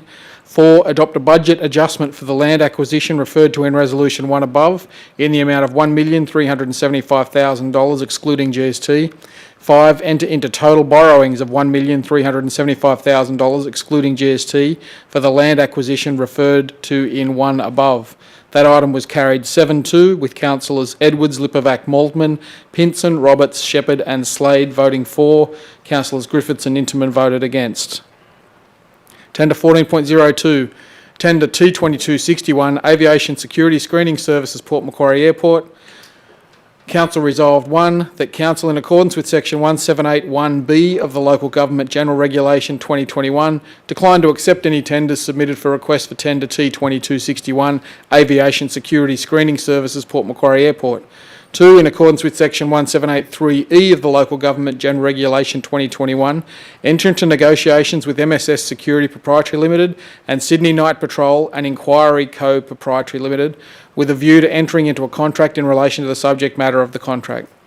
3, in accordance with section 1784A and B of the Local Government General Regulation 2021, declined to invite fresh tenders for the reason that the evaluation panel considers the organisations identified in recommendation 2 above have the demonstrated capability, capacity and experience to meet the requirements of the contract. 4, note the Chief Executive Officer, under existing delegation to the General Manager, may accept a tender for T2261, Aviation Security Screening Services, Port Macquarie Airport, following successful negotiations, and present a further report to a future meeting of Council after contract award for Council's information. 5, maintain the confidentiality of the documents and considerations in respect of tender T2261, Aviation Security Services, Security Screening Services, Port Macquarie Airport. That item was carried unanimously. And finally, item 14.05, Materials Recovery Facility and Recycling Processing Options. Council resolved, 1, that Council note the continued intention to align future waste management contracts in 2026. 2, note the difficulty experienced in establishing short-term contract terms as resolved in February 2022 for the processing of dry recycling at the Cairncross Materials Recovery Facility. 3, in accordance with section 53(3)(I) of the Local Government Act 1993, due to the extenuating circumstances, to allow sufficient time to plan for Council's long-term recycling infrastructure and alignment, not to call public tenders for the processing of dry recycling at the Cairncross Materials Recovery Facility at this time. 4, request the Chief Executive Officer to enter into negotiations to vary contract number S600.119.05.02 for the processing of dry recycling at the Cairncross Materials Recovery Facility with J.R. Richards Proprietary Limited for a further period expiring 31 August 2026 in accordance with the terms and conditions specified in the contract. 5, delegate to the Chief Executive Officer the authority to negotiate and sign the contract deed of variation with J.R. Richards Proprietary Limited, expiring 31 August 2026, in accordance with the terms and conditions specified in the contract. 6, note the approach proposed for the establishment of a new materials recovery facility with best available technology at the Cairncross Waste Management Facility. 7, note that a further report will be tabled providing the negotiated rates, fees accepted for the contract variation. And 8, maintain the confidentiality of the documents and considerations in respect of this contract. That item was carried unanimously. Thank you, Madam Mayor. No, thank you, Michael. Appreciate that. And that now ends this last council meeting of 2022. For those of you still with us, thank you very much for your support, and we wish you a Merry Christmas. I now declare the meeting of 2022 closed at 15:26, 26 minutes past